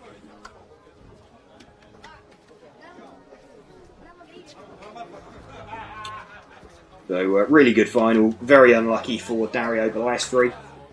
Think he probably had enough pacing in hand there to hang on to that from Tony Gruber. It was going to be close. Tony had really good pace. I think front two were probably a step ahead of everybody else on pace. Gilles Groskamp did a really good final, as you'd expect from him, a well thought out final. Trying to catch him, and Frank has got Tony. That was an amazing race. What are you feeling right now? Unbelievable. I have no words. After I flame out in the pit, after the engine stop, It was not a flame out, it was an engine stop. But I know I have the pace. I see in the beginning I catch Dario and I have really the pace. So I just keep focus on my race and just drive my style. And in the end, with Dario, I don't know what's happened. He go out something. And also Gilles, I know he just changed the right side. So also I think he finished the tires. But overall, I had the pace. I feel it in the beginning. The car was super stable. I feel really safe. And finally, after, I don't know, 6 years, I did it again. that first stint, the first couple of stints with you and Dario, you're driving so aggressive. Were you feeling that confident with the car that you could get past them? Sure. I was really confident with the car. I feel really safe. So also, it was not aggressive. It was just focus on my pace and don't touch it because of the stop and go. And to be fair, but I see already in the left corner on the straight, I had the traction. So I just wait when Dario makes some little mistake in the corner and then I pass him. Yeah, but with the stop of the car in the pit. But well, I don't care now. No, you shouldn't. It was a fantastic race. Congratulations. A new European champion. Thank you very much.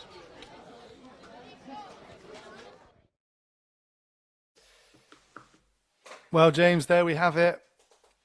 Another European champion crowned.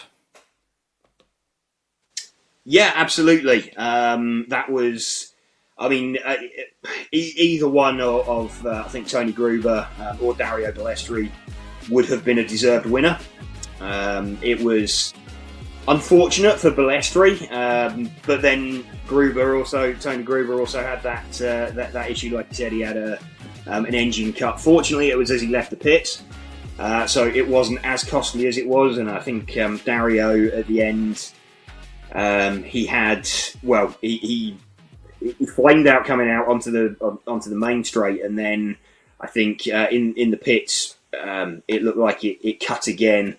The mechanic was seen underneath the chassis with a screwdriver, so I'm guessing he was trying to crank the flywheel over. So I think that seized at or near top dead centre when it cut. So clearly engine running pretty hot.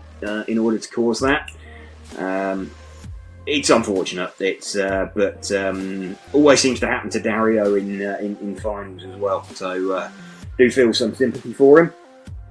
It does. But, when will the bad luck end for Dario?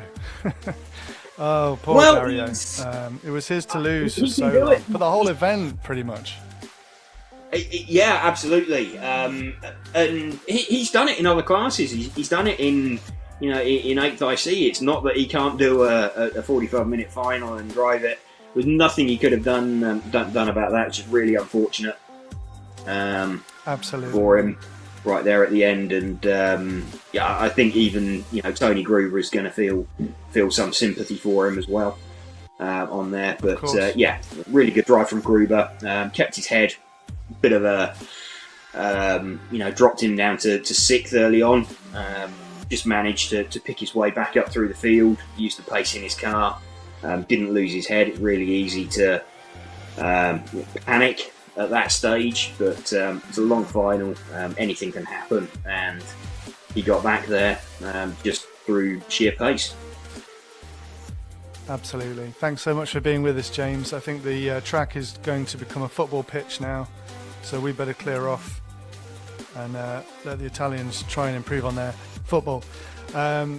Thank you for watching, everybody. This has been the EFRA 1/10th IC Track European Championship, an EFRA event. Thank you to EFRA. We are RC Racing TV.